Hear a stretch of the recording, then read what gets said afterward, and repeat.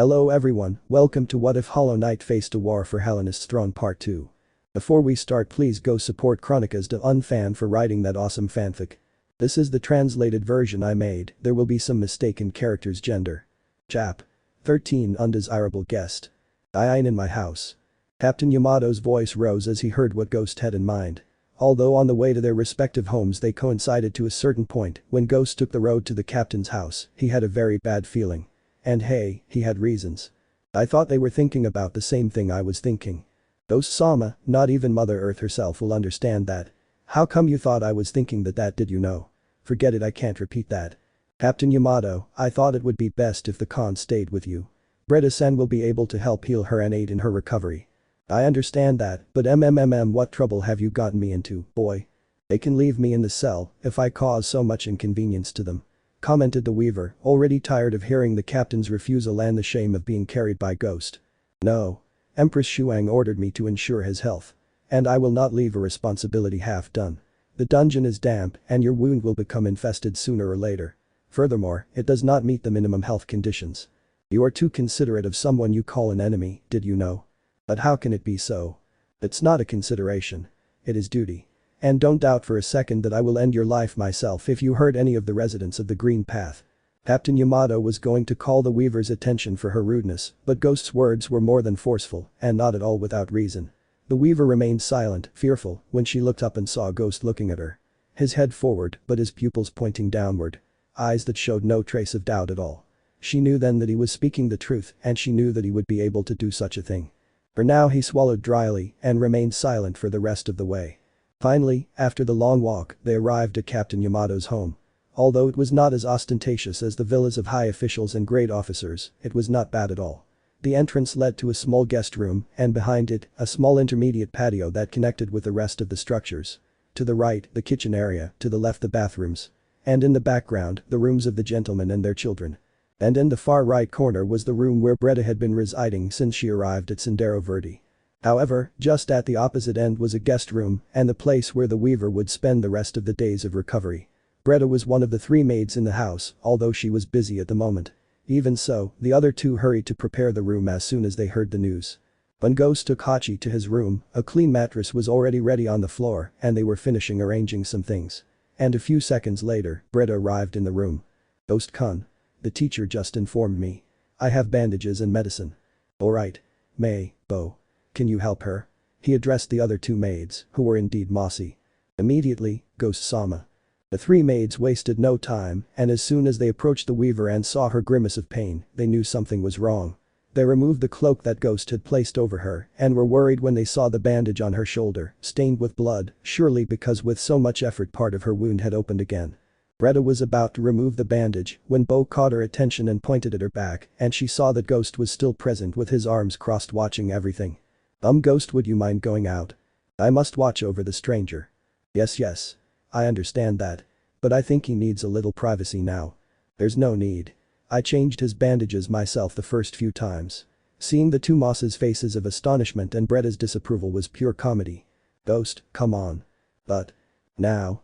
Knowing better than to unleash Breda's fury, Ghost left the room and closed the door, but sat down right in front of the door. You could still see her silhouette, but at least it wouldn't be so uncomfortable for the Weaver.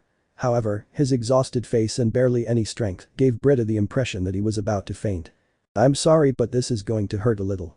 Ghost really seemed nervous, and every time a complaint of pain came from inside the room, he felt an urge to go in and make sure everything was okay. The previous times he changed the bandages, Hachi was in a deep sleep, so this was the first time he felt that pain while conscious. Still, a few minutes later, Yamato returned to a moss plant. The captain's wife. I'm glad to see you again, Ghost-sama. The pleasure is all mine, Mrs. Shuidono. I'm sorry for causing you so much inconvenience. Not at all. It's the least we can do. We still thank you for saving this old man's life. Enough, woman. Well, how is the patient? Don't know. I'm waiting for news too. We can only wait for them to finish. I see. Why don't we go to a quieter place? Ghost actually hesitated a little, but there wasn't much he could do about it. For now, the best thing would be to accompany the owners of the house to a quiet room where a little tea and something cool would calm things down a bit. The 3 individuals were talking about more banal things, although Ghost, as always, was just listening when the other 2 gentlemen of the house arrived. They were two Mosses, sons of the captain and his wife. The eldest, Ling Su, the firstborn of the house. A young woman contemporary with the ghost and fiancée of General Sun Si. The second, a younger Mossy, barely out of adolescence, named Guangli, but much less responsible than his sister. Father, Bo told us the news. Is it true that there is a weaver in our house? That's right, Ling Su. Idea of a certain gentleman here present. He said mockingly, looking askance at the ghost. I really apologize if I cause you inconvenience, Ling Su Dono. But I don't know a better place to leave it. Well. Bo said she was hurt. So it won't pose a threat. Are you serious, brother Guangli? It is still a danger. But good. Stop worrying about that. Her father and I have talked about it and we'll let her stay for a while. Maybe I think it's better that you ask for a guard, dear. It is better to keep an eye on her at all times. Alright. I am not opposed to the suggestion. Well, everything is settled now. The father mentioned. And what about you, Ling Su? Did you get to see Sun Si today? Yeah. I was with him since the court meeting ended. But he remains crestfallen. It's complicated. I understand, honey. But you have to understand that the loss of his father must be affecting him a lot. Surely now he needs all the support possible. I know, mother. I will do my best to help you. A moment of silence and. Maybe you can make him lean on you. Guangli. His sister shouted with shame. By Mother Nature, Guangli. Is it really necessary to make that comment? Ah, you guys are very boring. Guangli, listen to your mother. What a family gathering, but with the youngest at the table it was difficult to take things seriously.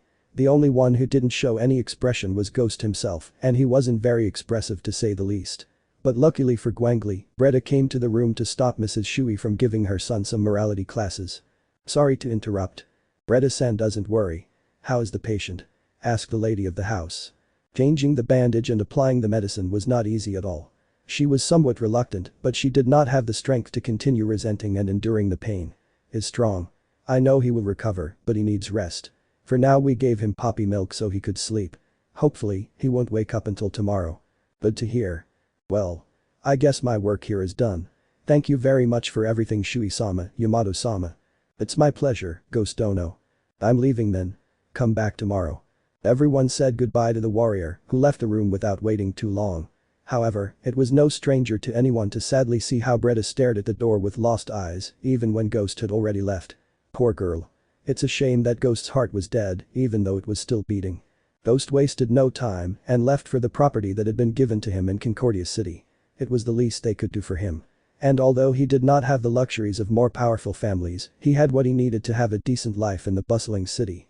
Ghost crossed the threshold of his home and headed towards the kitchen. I was hungry and I really could eat anything. A fruit or some dried meat. Luckily, food was something he didn't have to worry about. I'm at home, Kita-san. Welcome. Long day, isn't it? Quite. They have weighed too many things. Well, the stew has a couple of minutes left. Make yourself comfortable and tell me over dinner. The ghost left some supplies that he had bought at the market and went to his room. The house was not a palace, but it had a kitchen, bathroom and 2 rooms. Once he left his things and clothes, he went to the bathroom to freshen up, although Keat had already scolded him on several occasions for not covering himself while walking inside the house. The bathroom was rustic, with a huge wooden tub of water, which was heated by placing hot stones inside. Ghost used to sweat a lot and his body odor was very strong, so washing himself well was something he did patiently. At least those sandalwood soaps were very good at their job. A cloth to wash your body and a couple of buckets to stir everything. If he weren't in a hurry to eat, he would stay in the tub of water for a while, but today wouldn't be the occasion. When he returned to the kitchen, the table was already ready and the pleasant smell really whetted his already enthusiastic appetite.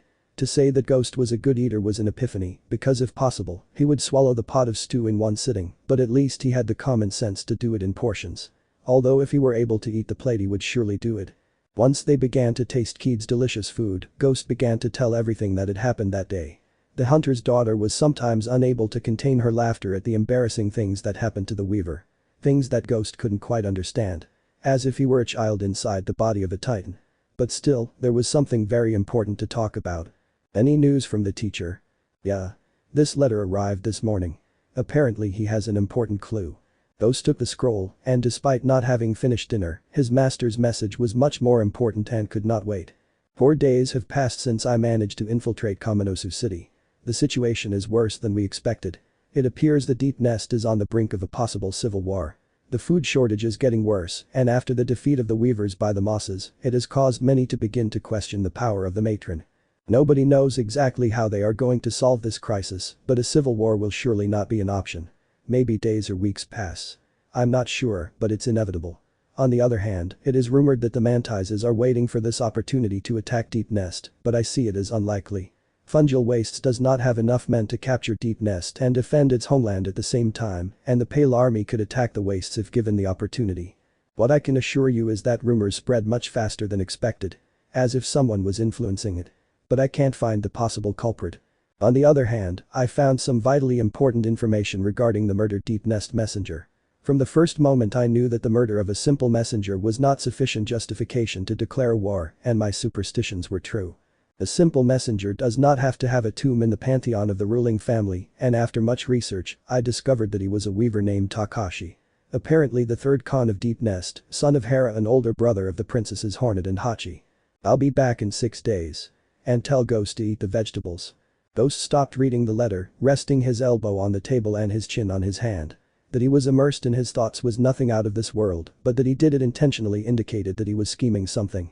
Meanwhile, Keed remained silent, waiting for a response from him. That explains a lot of things. I'm not surprised by this sudden war. The murder of a prince is more than enough for something like that. But who could have been responsible? We have no way of deducing such a thing. On the other hand, mantises seem to be the main culprits of such a thing. But, you yourself are a defender of the idea that mantids are not possible. And I maintain it. But thinking about it carefully, Fungal Wastes borders Deep Nest and the Green Trail. If I had to win a war, the best option would be to make my enemies face each other and thus fight in victories with greater superiority. Although it's hard for me to even think that mantises would be capable of doing something like that. However, there is something that seems to make no sense to me. What do you think? Why would a prince act as a messenger? It doesn't make sense, and it's very dangerous. Well, there's the result. That's something that baffles me. But I can't understand why the Khan hid something so important in her interrogation with the Empress. This information could clarify many things. Pride. Perhaps it is not possible for one of his brothers to die in such a dishonorable manner. Maybe. We can only wait for him to wake up and ask him directly. I hope she's not too stubborn. Changing the subject. Dad mentioned a civil war. That seems to be a serious problem. And a food crisis. Now it is more than clear. The reason for the attack and its justification. Everything is too perfect. Do you think there is someone pulling strings that we are not able to see? No doubts. The other option was a series of coincidences, but I refuse to believe that. And what do you plan to do? Unfortunately, right now you must fulfill the Empress's request and ensure the Khan's life. We cannot do anything. Wait for the teacher to return and find out if he managed to discover anything else. But it looks like we'll have to go to Fungal Wastes to get an answer. I assumed you would say that. Well, let's finish eating, tomorrow will be another day. And so, they both concluded dinner and retired to their respective rooms after collecting everything. Sleeping would be difficult, especially with all those ideas running through their minds. But eventually, the dream world claimed their consciousness. However, deep within Hallownest, in a dark cavern of Deep Nest, a weaver dressed in a red robe was doing her best to obtain some melodies from her needle. Hornet tried to find a second of peace among so much chaos, but his pain prevented him from breathing easily, and his own musical instrument was an example of this. The chords didn't sound the way she wanted, and the string was slipping from her limbs. The note sounded asymphotic, and with each failed chord, his own frustration became more visible. Finally, her own fury got the best of her, as a low note sounded wrongly. His anger was such that he threw his needle against the floor while pressing his face with his hands in helplessness. A week had passed since his defeat, but his heart was unable to find any joy. You will never find peace until that anger is released from your body. Hornet reacted immediately, because that voice would be able to take her out of even a berserker state she was in. The weaver immediately stood up and without wasting a second, knelt towards the entrance of the room. I'm sorry for my attitude, mother. Your emotions dominate you. You are volatile. And in your current state you are not in a position to act as the leader that everyone expects of you. Hornet didn't need a response, and his eyes reacted when he felt his own needle bounce off the ground repeatedly before stopping right in front. However, he did not have time to think about what he was weighing, because a shadow warned him of the imminent danger. Hornet took his weapon and rushed forward, a thousandth of a second before a powerful battle axe impacted the ground where he was just a few seconds ago. Hornet looked with fear at the imposing figure of his mother, Hera, the Beast. The most powerful warrior that these lands have ever set foot on. And in his hands, his powerful war axe, with which he had decapitated countless enemies. Hornet didn't have time to think about what he should do. Her only option was to fight with everything she had and do her best to stay away from the edge of her mother's axe. But that would be something not easy to achieve. Hera gave a quick dash forward and Hornet could only interpose his needle in the middle of the path of the colossal axe. The weaver was not able to resist the impact and flew against the wall of the resin. It was a hard blow, but it was not the time to hesitate. Once again, Hera lunged at her, but this time the princess was able to evade his attack. His needle tried to land a thrust, but Hera's defense would not give in to such a mediocre attempt in his eyes. Hornet had the advantage in speed, but her mother surpassed her in every other aspect. Strength, endurance, skill, technique, experience. Years of battle on his shoulders, which made an endless chasm between his power and that of the Red Weaver. Hornet managed to escape certain death, only to find himself in the same situation again and again. Hera was relentless, and his axe split the hard rock as if it were a thin stick of wood, and only Hornet's pale ore needle was strong enough not to give way before its enormous strength, although the user was not able to hold the firm. Before the powerful blows. Hornet, he never had the slightest chance. Not even 3 minutes had passed, and now Hornet was lying on the ground, defeated and hyperventilating. The edge of Hera's axe was just millimeters from his face, and despite its ridiculous weight, Hera's pulse did not tremble in its grip. His needle had fallen too far, and he was dead before he could even reach it. The only thing he could do in that situation was cry. Hornet's heart couldn't take it anymore. All the weight he felt saturated his mind and the facade of apparent strength he maintained tore like a thin strand of thread. Hornet had not yet mourned the loss of her brothers, and that pain was eating her up inside. But before this moment of weakness that his crushing defeat gave him, he could not resist. Hornet let her tears flow, but you could still see how she did her best to try to stifle them. Hera saw her and soon withdrew his weapon from his trail and approached his daughter. But this time, instead of giving her a show of strength, he wrapped her in a warm motherly hug. Then Hornet completely broke down. Hera's shoulder was the place where the princess found relief, and her mother's hands hugging her did their best to comfort her. Hera was a tough mother, but one who loved her children more than anything in this world. The matriarch herself had the luxury of shedding a tear at that moment, but her impenetrable character would not allow her to show any more traces of weakness. I miss them so much, it's all my fault. That's it wasn't your fault. If I had been more competent, if I had been less useless. War is unpredictable, Hornet. May this serve as your experience, always. That's why we weavers are relentless, that's why we show no mercy. I will take revenge, even if it is the last thing I do for Takashi for Hachi. Yes, I know you will. And that's why you will go to Concordia City, alone, and you will avenge the death of your sister, you will end the life of the person who put an end to her life. Hornet looked up, still teary-eyed. Hera looked at her condescendingly, knowing that she would not be able to come forward until she purged the ghosts that tormented her. And still imperceptible, he smiled at her to relieve her pain a little.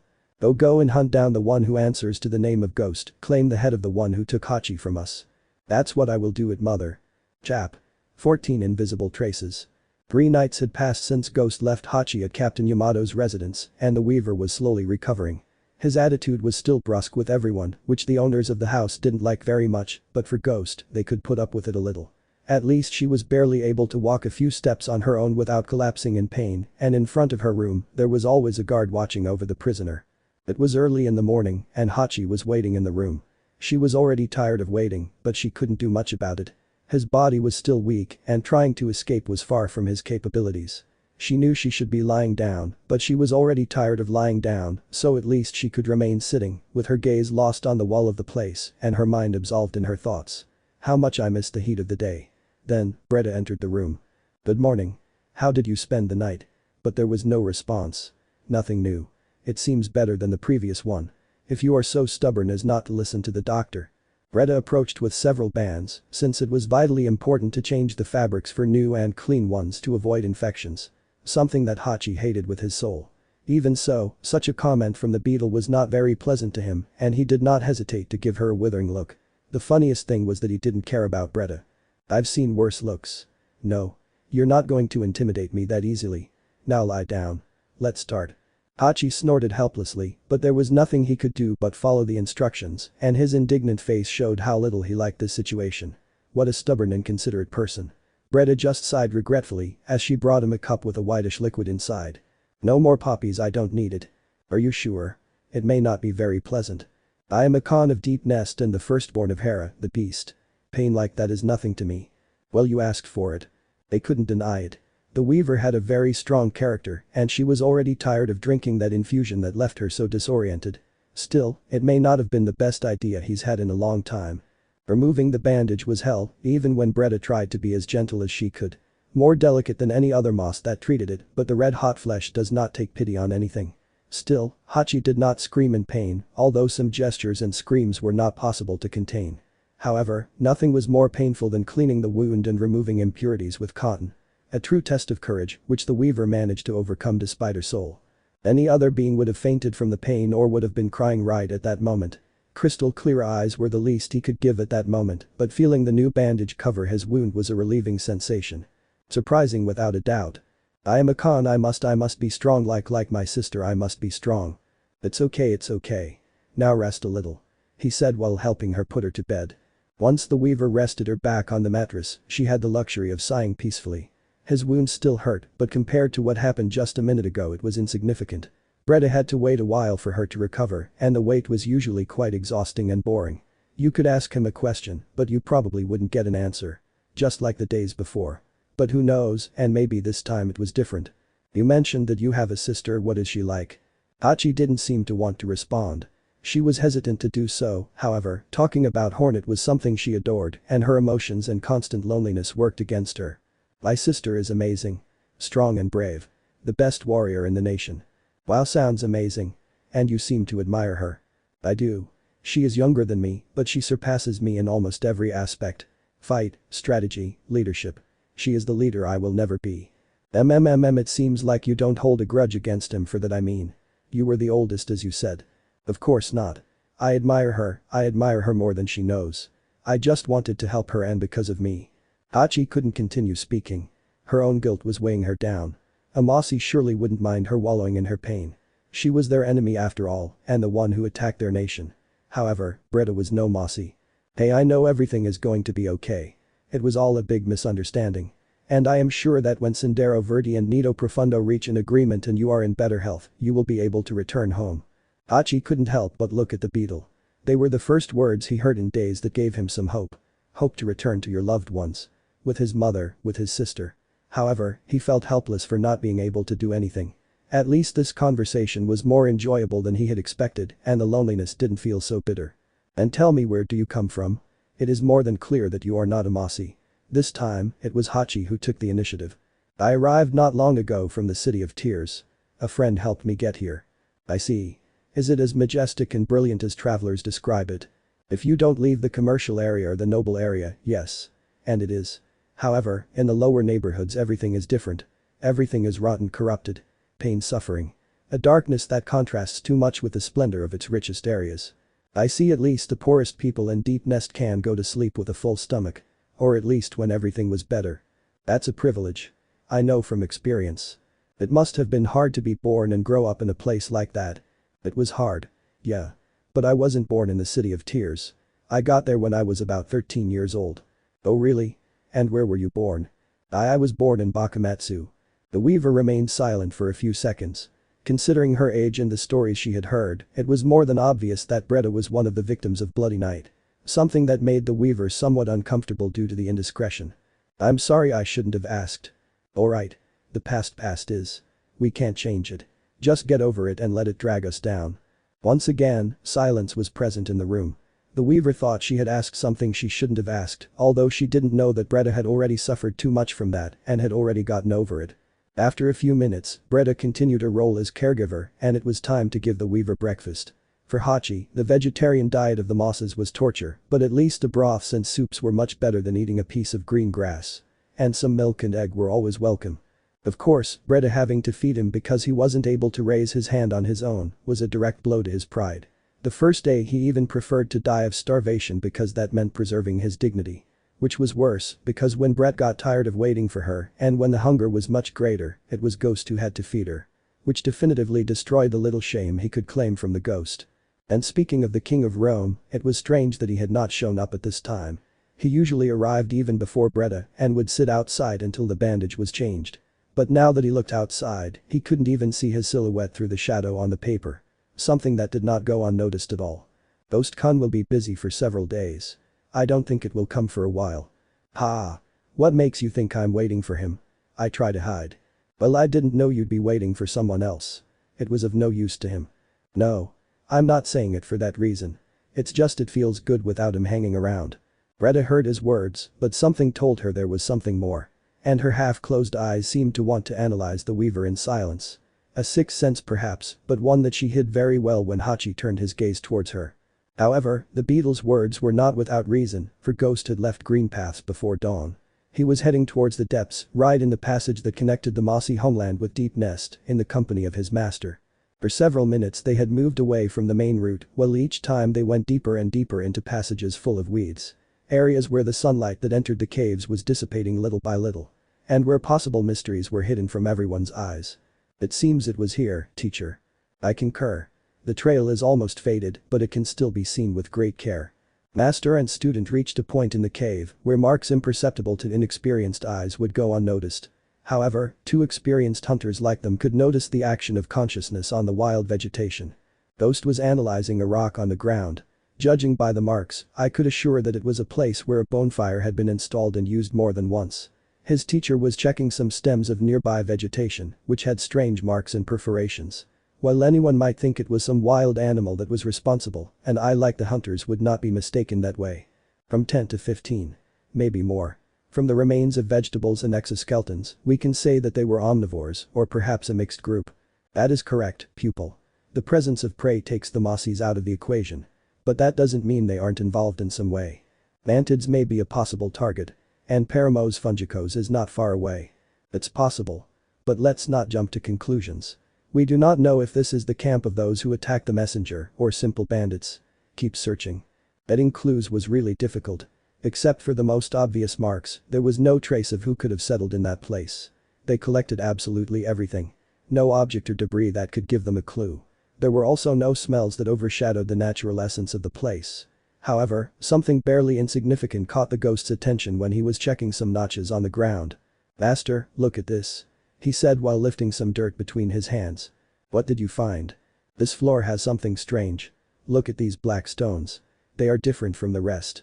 The hunter approached, but his vision, not as accurate as that of his pupil, took a few seconds to realize what Ghost was referring to. The hunter stretched out his fingers and with the tip of his claws took one of those strange jet stones that Ghost mentioned. Then another and another. Until he had a handful in his palm. Interesting. What is it, teacher? I light a fire. I'll show you. In less than a minute, Ghost piled a handful of dry leaves on a stone and with a pedestal and a stone, created a small spark that soon turned into a weak flame. Get away a little. At the hunter's command, Ghost stepped aside, curious as to what his master had in mind. However, his instinct forced him to cover his face when small explosions frightened his mind. The hunter threw those strange stones towards the fire and immediately, they created small explosions that both amazed the ghost and terrified him. That I saw it before. The Greys used it against the mantises in their coiling. Gunpowder. A weapon as lethal as any sword but whose use requires much less training.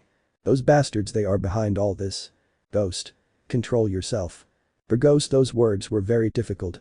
Learning that the Pale Army was behind this made him burn with anger as he was still unable to control his hatred towards those who took his home from him. I hate that it blinded him from reality. His own teacher had to make him recapitulate. And his harsh voice calmed his angry heart. He calmed the veins in his face and relaxed his angry mouth. Now, he appeared embarrassed before his teacher while he looked at him with clear disgust. The hunter never loses his composure. He's cold, he's calculating. Does not act on impulses.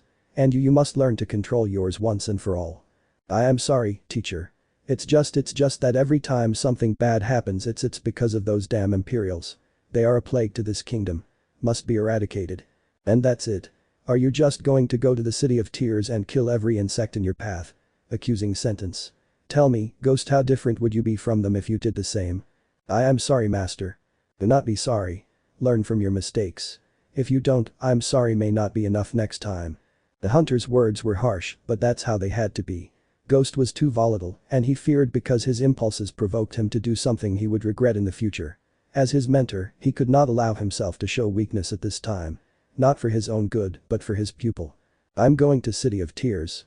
I'll see what I can find out. You return to Concordia City.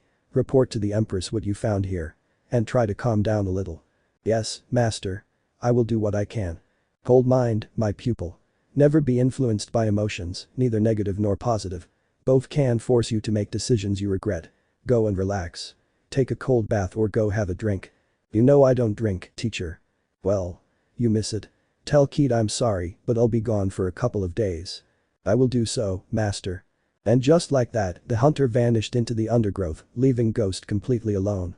Unlike the other kingdoms, the imperial court was not unified under a single mandate like the Green Path or Deep Nest.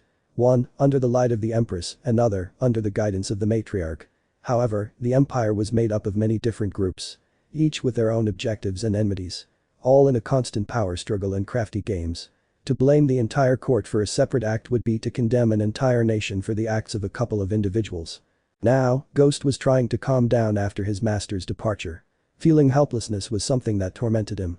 The inability to not be able to do anything. Always be waiting for others.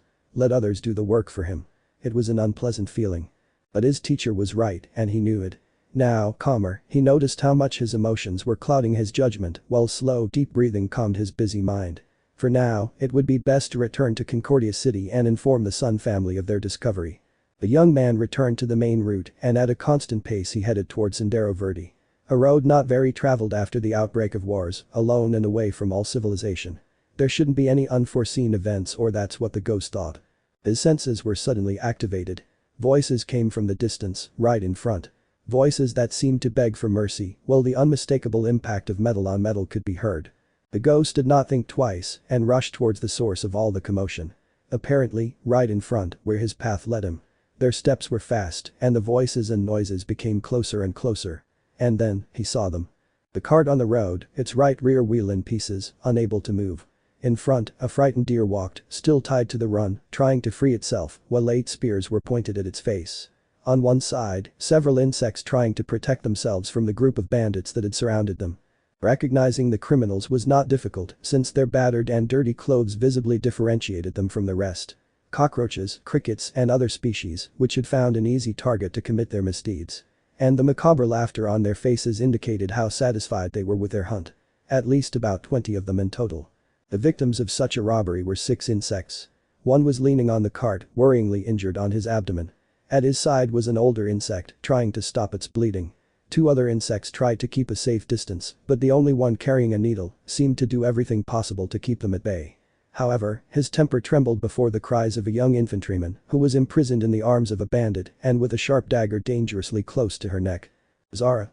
Mother. The little girl screamed on the verge of tears. Everyone stay still. Or I'll cut off the brat's head. Especially you, the one in red. Put that needle down. The warrior hesitated a lot and tried to keep the rest of the bandits at bay, pointing her needle at them if they tried to get too close.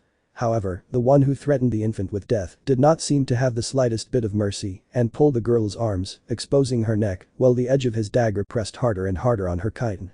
The infant cried with fear, her mother begged for mercy and begged the warrior in red to surrender. However, it did not seem capable of doing them. As if he knew that no one had hope anymore. It doesn't matter if you put down his weapon, his future would be even worse than death itself. But, between the screams, the cries, and the macabre laughter of his assailants, he did not know what to do. Boss. Be careful. One of the bandits who was in front of the one holding the little girl tried to warn him, but it was too late. In the blink of an eye, a shadow fell on the bandit's back and a blinding brilliance crossed the space in front of his neck. Time stopped for everyone present as they watched the cockroach's head take flight, shedding the ties that kept it attached to its body.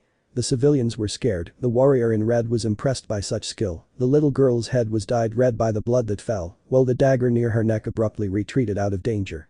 But the remaining bandits saw the terror, while before their eyes the angry face of Ghost was revealed, who made his way through the flesh of his leader with his sharp onyx-bladed katana. Saw. The warrior in red did not miss the opportunity, and due to the commotion, her needle pierced 3 bandits with a single slash, while her web extended towards those who were more distant. Ghost immediately recognized the possible danger, noticing that it was a weaver. However, at that time they both had a common enemy. The ghost took the little girl and left her with her mother, who, to Ghost's surprise, was also a weaver, although her daughter seemed not to be.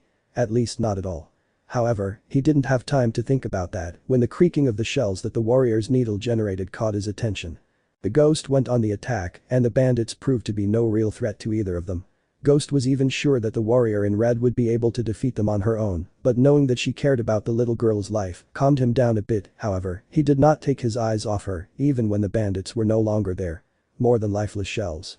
And it wasn't until she put away her needle that Ghost didn't ease his grip on her katana. The warrior had her back turned, silent. Ghost looked at her still fearful, thinking that perhaps she was a potential enemy. After all, the marks of war had not yet healed, and this could be someone who saw him on the battlefield.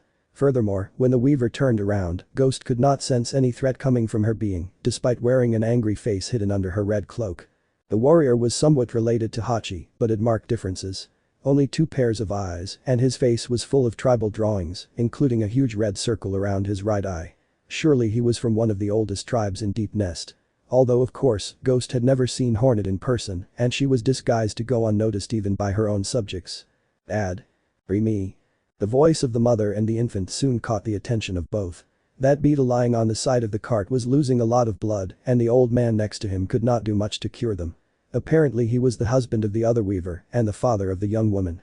That would explain why its hybrid nature. Ghost approached immediately, and from his equipment he took out some bandages and cotton, with which he tried to cover the wound to stop the bleeding. However, that would not be enough, and time was working against them. There was nothing Ghost could do to save him, no matter how much the cries of his loved ones urged him otherwise. Step aside. The voice of the weaver in red rose from behind him. Ghost didn't know what he had in mind, but anything in that situation would be welcome. Hornet approached, and from his body he began to produce a peculiar very thin web, and with amazing skill, he began to close the beetle's wound. Hornet's movements were as precise as those of a professional surgeon, using his spider's hair to gradually close the wound. An insect's chitin was inflexible like flesh, but the sticky strands wove together and made a perfectly waterproof patch. And for added security, Ghost placed a bandage around him once Hornet finished his work. "Thank you. They really saved us," commented the old beetle. "And thank you for saving my husband. Thank you for saving my dad." It didn't take long for the voices of thanks to come, both for Hornet and Ghost. Especially that of the infant, whose high and sweet timbre was impossible not to listen to tenderly. Hornet accepted them with respect, fulfilling her role as a traveler. However, Ghost was completely different. "Who are you, and where are you going?" The ghost's voice was as gloomy as ever. So much so that it shocked everyone equally, because they were not expecting such a threatening way of speaking. However, Ghost had his reasons for such an attitude, because a group where 3 weavers were traveling was something he could not ignore. Much less, when that one in red robe slowly placed her hand near her needle, ready to attack him if the conversation escalated into tension. Luckily, the old beetle intervened in time. We are just travelers, we don't want to cause any kind of problems. We just want to get to the green path, that's all."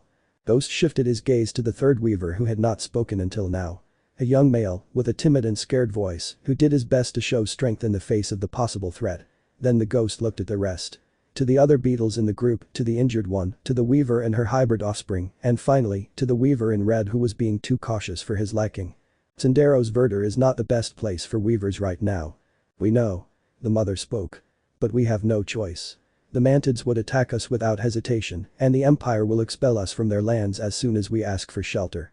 We have no choice but to pray and ask for the Empress's forgiveness." Is the situation in Deep Nest that serious? Ghost's question caused an awkward silence among those present. Everyone had left their homes for a trace of hope, fearful of being involved in a possible civil war within Kaminosu City. For this reason, those who lived in the peripheries were the first to flee, prey to fear. Sacrificing everything, for one maybe. Ghost looked at each person present. He was not at all expressive, but he could identify sadness and fear in others. Even the youngest, who knew very little about this world, could see fear. However, the one that caught his attention the most was the weaver dressed in red, in whose gaze focused on the ground one could see helplessness and frustration. Who knows how much she would have lost due to all these events? Ghost had no idea. Ghost took a deep breath, praying that his decision was the right one. The ghost turned around and took some spears from the fallen bandits, which he would use to repair the broken wheel of the carriage. It wouldn't be the most optimal, but as long as it was able to roll without breaking, it would be enough. "I will take you to Concordia City. But once there, they'll be on their own. I can't promise that the Mosers will accept them." "Thank you, young man. You have been very helpful." At the old man's comment, Ghost just nodded his head and headed forward. The road deer pulling the cart was still nervous about everything that had happened and was a little afraid when Ghost approached him. But when the ghost offered him a piece of cherry, he gladly accepted it and began to trust him more. And so, Ghost would begin his journey back to the city, in front of a group of refugees whose future was as uncertain as the waters of a turbulent river. Ignoring that behind him, Hornet herself walked. The one who had sworn to cut off her head with her own hands. Although neither of them knew the identity of the other. Chap. 15 Peculiar Company. The road to Tsundero's Verdes was slow and tedious. Ghost was in the front, accompanying the deer on its journey while the rest traveled behind. The wounded beetle now occupied much of the cart and only his weaver wife and daughter were allowed to accompany him. Although it took at least half a day to regain consciousness. The rest went on foot after the cart. According to the ghost's calculations, it would take about 4 days to reach the city, so it was better to rest at night and avoid the dangerous and dark passages. So, on the side of the road, they set up camp with a small bonfire right in the center, where the insects gathered to shelter from the cold of the night. "Where have they gone?" asked the weaver. "The warrior left not long ago, he didn't say what he was going to do. But the one in red said she was going to hunt something," commented the old beetle. "Do we still have food left?" "Yeah. Some grain and some legumes." "Well. Something better than nothing. I'll start preparing something." The last member of the group was a grid, who did not stand out much among the rest of the members. She stood up and walked towards the cart where the family was taking care of the injured beetle, which was still lying on the ground, while his weaver wife caressed the head of the little infant who was lying asleep on her lap. "How are they?" the cricket asked in a low voice. "Tired. But they will be fine. I'm going to prepare something to eat, I'll let you know when it's ready." "Thank you, Subaru. It's the least I can do, Rena. Remy did his best to defend us. This big head. When he wakes up he won't be spared a good scolding." "Hee hee. Don't be so rude to him. Oh look. It seems the other two have already arrived. I'll let you know in a while." "Alright. Thank you." And so, the grid got out of the cart with various foods in his hands and some pots, which he placed near the fire, at the same time that Ghost and Hornet returned from their hunt. The weaver in red brought with her 2 tic-tac that she had hunted, which were quite uninteresting prey for the group. Still, he couldn't compare to someone who lived 7 years to hunt and knew those places like the back of his hand. Ghost not only brought 5 tic-tac among his prey, but he also carried some fruits and herbs that were edible. Knowledge that Hornet did not have. Even so, the weaver could not help but look at him with a certain reproach when her pride as a hunter was defeated by that silent insect. Which Ghost couldn't have cared less about. "Wow, what a good hunt," the male weaver commented, although neither of them flinched in the slightest. "That will be enough for the rest of the trip. Thanks to both," commented the old beetle. "It's the least I can do to bring myself here." Hornet at least responded, which the same couldn't be said for Ghost. The ghost just went to the front, left his hunting and gathering near the grill that was preparing the pot to cook, and headed towards where the deer was, which was excited to see him approaching with several fruits in his hands. It was strange to see such a ruthless warrior appear so noble before a beast of burden. Despite his imposing presence, Ghost was friendly to the road deer, offering him the pieces of fruit while scratching his head, which the road deer seemed to like. "It seems that old Lexter has taken a liking to you," the old beetle commented, however, Ghost only nodded his head in response. "Mr. Farragle. How did you end up in Deep Nest?" asked the weaver. "Young man, when you are old like me, you realize that life takes many turns. One day you go out to adventure as a novice trader, and when you least expect it you arrive at a place and you decide that you want to stay." He had a small craft shop on the outskirts of Kaminosu City, but well, you can imagine the rest. "That's very sad. And what about you, Zuru?" I had never seen a gridiron live in Deep Nest before. Crickets are nomadic by nature, but one day I arrived in Hallownest, about 10 years ago or so, and everything changed. I lived in many places, giving small shows with my lute in taverns and squares. However, it was the weavers who appreciated my music the most, so I decided to stay in Deep Nest. Our people value music. Much more than others believe. Hornet commented, somewhat depressed. "Yeah. Even an old merchant like me who has seen so much is surprised that such fierce warriors are so delicate with melodies. I have a cousin who is a guard at the matriarch's house." The weaver commented somewhat enthusiastically. "He says that the princesses play such beautiful melodies that it is impossible not to stay listening." "Oh really? I didn't expect someone as gruff as you to appreciate art, Yord." "Hey Zuru. I do appreciate good music." "That's a surprise. I thought you were just a jerk with extra legs." "Hey." The weaver's reaction was surprising and took several by surprise, who could not contain their laughter at the interaction between the grid and the weaver. All except Hornet, who kept her head down and somewhat apart from the group. Chest aching since Yord mentioned the princesses. And the memory of her deceased sister would have made her cry if she didn't have such a strong character. However, Ghost, who was standing next to the deer a little ways away, could see everything. That weaver dressed in red kept within her a sadness and helplessness that little could be noticed, but that he was able to do. He could, because it reminded him of himself in many ways. The weaver in red had apparently suffered a lot, and perhaps that was why she was fleeing from her past. However, seeing Rena and little Zara get out of the cart quickly caught everyone's attention. "Yes, they are lively out here," commented the mother. "Oh. We're sorry. Shall we wake you up, little one?" "How sorry I am. But don't worry. Dinner will soon be ready." A short time later, spirits lifted a little, as everyone was able to enjoy a good portion of tik-tik stew and hot bread. Everyone gladly accepted the food, even Hornet, who despite everything stayed with the rest. Ghost, on the other hand, took his portion and sat next to the deer on the road. That pleasant environment was so foreign to him that he felt anxious just thinking about being surrounded by insects. However, the solitude was comforting to his agitated mind. Even so, those present could not help but look at him sadly as he walked away into the darkness, away from the fire. "He must have suffered a lot too," commented old Farragle. "I wonder what happened to him." Young Yord, sometimes there are those who cannot overcome their past. And some they let these consume them. Their gazes turned to Ghost, who remained eating in silence, giving a piece or two to the deer, who accepted everything without many scruples, ignoring that the ghost could indeed hear them with his keen hearing. "And what about you, miss? Could you tell us something?" After Yord's question, Hornet felt quite uncomfortable being the center of attention. Standing up and retreating would have been very tempting, but taking into account that there were still a couple of days of travel left, it would be best not to behave like an antisocial person, since with that warrior who remained next to the servoroads, it was more than enough. At least, some talk could help him weigh those bitter thoughts that were flooding his mind. "Yord, don't be rude." The grid scolded him. "It's okay, Zuru, I know I've been a little distant. I apologize for that." "It's okay, dear. Everyone here is going through a difficult time." Rena's words were a caress for his agitated mind. And after taking a deep breath, Hornet spoke. "My name is Zuu, sorry for the late introduction." "It's okay, young lady. And tell us. What made you want to leave Deep Nest? If it's not too much trouble, ask." I lost someone very important to me. Now I need to find a new path." True words, although just as confusing. Those present assumed that he had lost a love or something similar, perhaps a very close family member, so the idea of looking for new opportunities did not sound too far-fetched. Of course, no one in their right mind would imagine that they were traveling with one of the cons of Deep Nest themselves.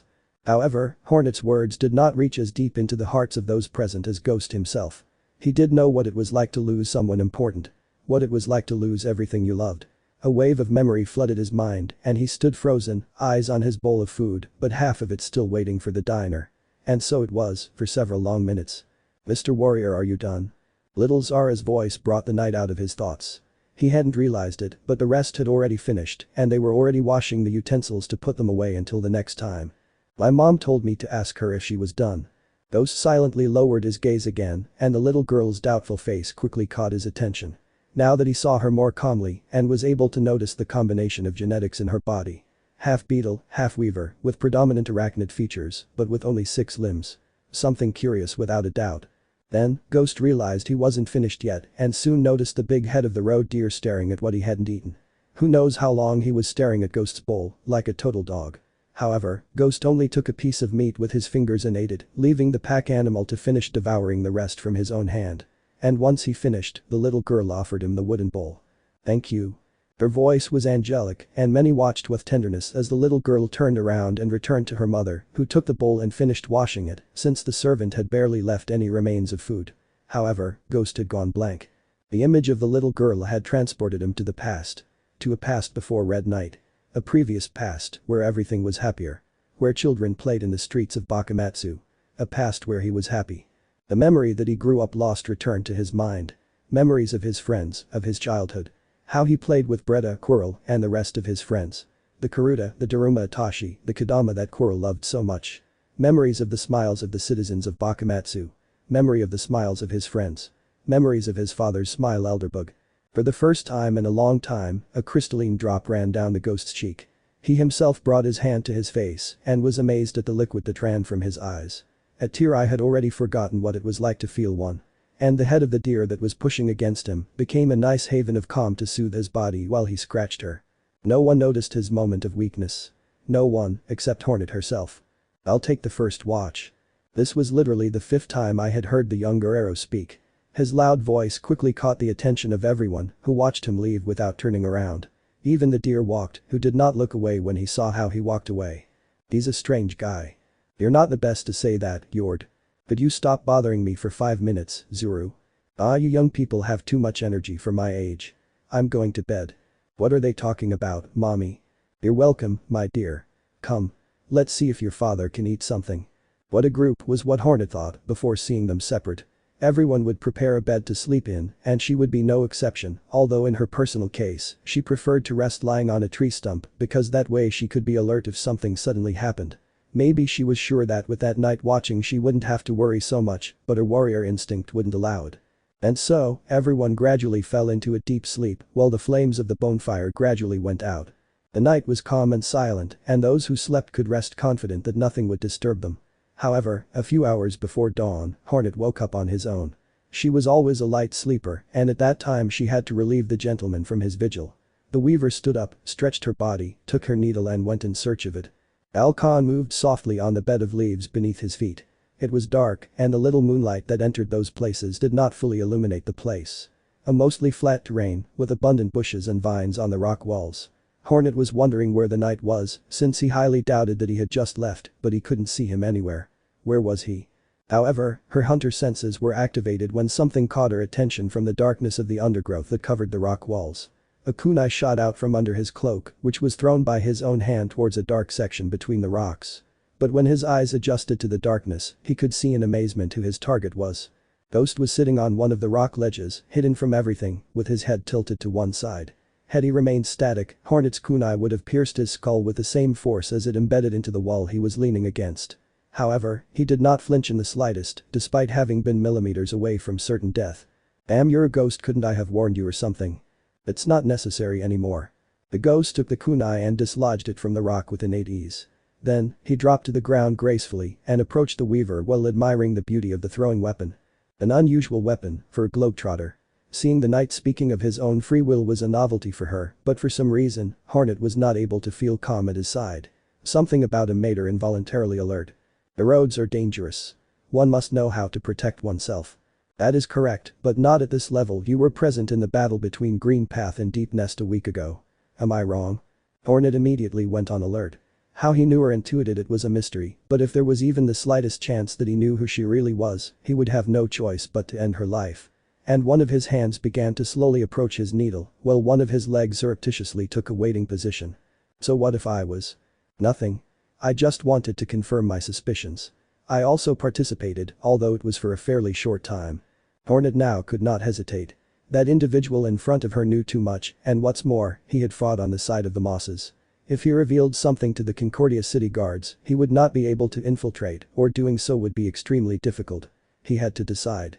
Kill him right there and then look for a justification to give to the rest of the group that accompanied them. His hand was about to grab his needle when his gaze petrified, seeing how the warrior offered him his kunai back. Something that completely threw her off. But well, that already happened, and if you are willing to abandon everything to look for a new life, I have to assume that you are no longer my enemy. Hornet's eyes showed clear confusion. Still, he carefully took his weapon and kept it under his clothing. The only thing I wanted to know at that moment was what the hell was going through the mind of such an enigmatic insect. So that's all.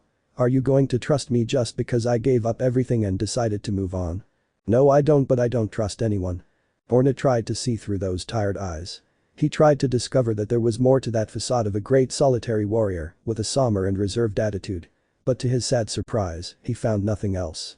The warrior in front of her was simply that, and one look was enough to tell her. He was not trying to hide anything, he did not show any double intention. That haggard facade was all the warrior was, nothing more, nothing less. Well, maybe we had a bad start. Let's start again. My name is Zuu. And yours is? Hornet tried to be friendlier, but that was of no use with the knight. He would simply stay still, as if he were reading her soul. At this point, Khan herself was beginning to feel uncomfortable with the situation. Aren't you going to tell me your name? I won't do it. Hornet opened her eyes at his response. I'm not going to reveal my name to someone who hides hers. The weaver had forgotten it for a few seconds. Perhaps seeing him as he really was, he thought that being more cordial could alleviate the situation a little. But she forgot that she was dealing with someone much more dangerous than she herself was. And clearly dead of it were her hands under her cloaks, which involuntarily rested on her kunai, ready to attack in the face of danger. An instinctive act. And soon, the knight simply turned around and began walking towards the rest of the caravan. I don't know who you are, and I don't know your reasons for hiding your identity, but I'm not the one to judge you, I'm just a guide. Hornet was petrified by what had happened, even when the shadowy knight had already gone far enough away. She was aware that she wouldn't be able to fool him completely. And he knew it from the moment they fought together against the bandits. However, he never thought he would see so clearly through her facade. That warrior was very dangerous. And while he said he fought alongside the Mosers, he could very well be a mercenary. Someone who just goes from battle to battle looking for some money, but without any loyalty. And this particular one didn't show very reliable loyalty, considering he was leading 3 weavers towards Sendero Verde. But what she was sure of was that she couldn't take her eyes off him. Chap. 16 Double Faith. The trip continued, despite past confrontations. Hornet did not stop watching the ghost, even though it did not show any sign of aggression on his part. Although, despite always being in a state of apparent alignment, the weaver was sure that facing him would not be an entirely good idea. There would be 3 days left to reach Concordia City, now that the cart was moving more slowly, so that the injured Remy, Zara's father, would not have too exhausting a journey. Above all, because the carriage wheel had to be reinforced from time to time, since Ghost, although he made some improvised repairs to it, was far from being a fully efficient job. A long trip where Ghost had to expose himself to situations for which he was not prepared. First of all, old Farragle, who was driving the cart, wouldn't stop talking. He was a first-class talker and always had something to comment, something to ask. Usually, he spoke with Zuru, Yord and Rena, who were the most talkative of the group, although sometimes he would ask Ghost, who always responded with his characteristic silence or by nodding or shaking his head when the answers were limited to a simple yes or no. Hornet was another who was very difficult to talk to, although she would at least occasionally participate in conversations, but never revealing much information about her past or her goals. Of course, he used to have a tendency to defend Deep Nest matters, something he did involuntarily and that went unnoticed in a pleasant conversation. But not for the ghost, whose predisposition of the weaver was not overlooked. However, there was no more uncomfortable situation for Ghost than having to deal with little Zara. The infant seemed to have acquired some kind of fixation with him, and the fact that she was constantly watching him was quite uncomfortable. Ghost was a hunter, and he knew when he was being watched. During hikes, when they were camping, even when he was alone. The little hybrid seemed to have something on her mind, but Ghost would never be able to imagine what an infant could want from him. He was not like those creatures who were dedicated to entertaining children and who were always dressed in bright colors and made them laugh so much. He was cold, silent. His dark clothing did not make him stand out at all, and his lack of speech and expressionless face should not be liked by any infant. So why didn't the little girl stop following him? Rena herself noticed this on several occasions and scolded her daughter to give the gentleman privacy, but she usually returned to her ways shortly after. However, on the afternoon of the second day, the sunlight was gradually fading and the caravan decided to leave the road to set up camp for the night. Zuru and Yord would be in charge of preparing everything, now that both had become quite close, despite their visible differences. Rena would help him with some things, while old Farragle unmounted the beast of burden. Sod had gone hunting for something, and Hornet remained somewhat distant so as not to get in the way, observing everyone from a distance, but where was Zara? But so many things to do, no one noticed his absence, and Hornet soon went in search of him. He shouldn't have gone far, but he should hurry to find her. These lands could be dangerous, much more so for an innocent girl like her.